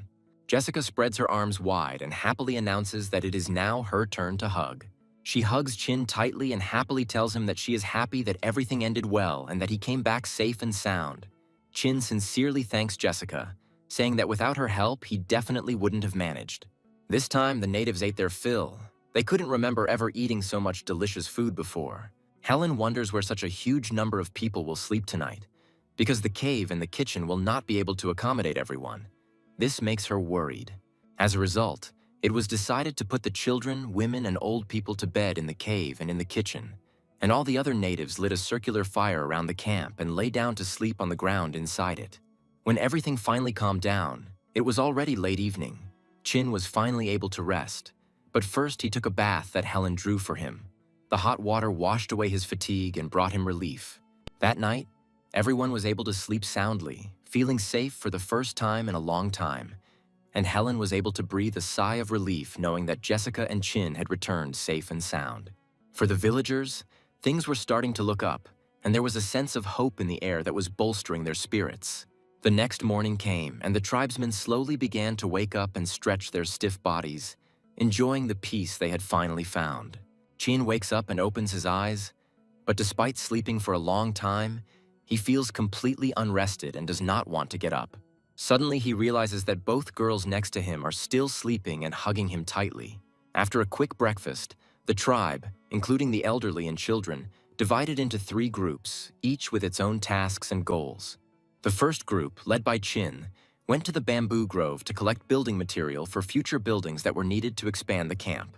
The second group, together with Jessica, went fishing since, despite the fact that there was still dried meat left in the cave, it was clearly not enough for everyone, and it was necessary to get more food for the tribe. The rest of the villagers remained in the camp with Helen and took care of the various household chores. The first group quickly collected enough bamboo and began building huts. Helen remembers what the camp was like when they first arrived on the island. They had a primitive hut and a meager supply of food, and now their camp is turning into a large fortified village. Jessica appears at the camp. She greets the young people and happily reports that they have caught a lot of fish, a smile shining on her face. In the evening, the villagers lit a large bonfire and held a celebration with mass dancing to celebrate the successful day and create an atmosphere of joy and unity. Jessica pulls Helen by the hand and insistently asks her to come with her to dance around the fire to join in the joyful celebration and support the general fun. The tribe chief approaches Chin, who is left alone, and asks him to join him, his voice calm but slightly wary. Chin understands that the man approached him for a reason and feels that now a serious conversation will follow, which will have implications for their future plans. The tribal chief greatly surprises the young man when he begins to speak to him in good English, which causes Chin to be amazed and interested.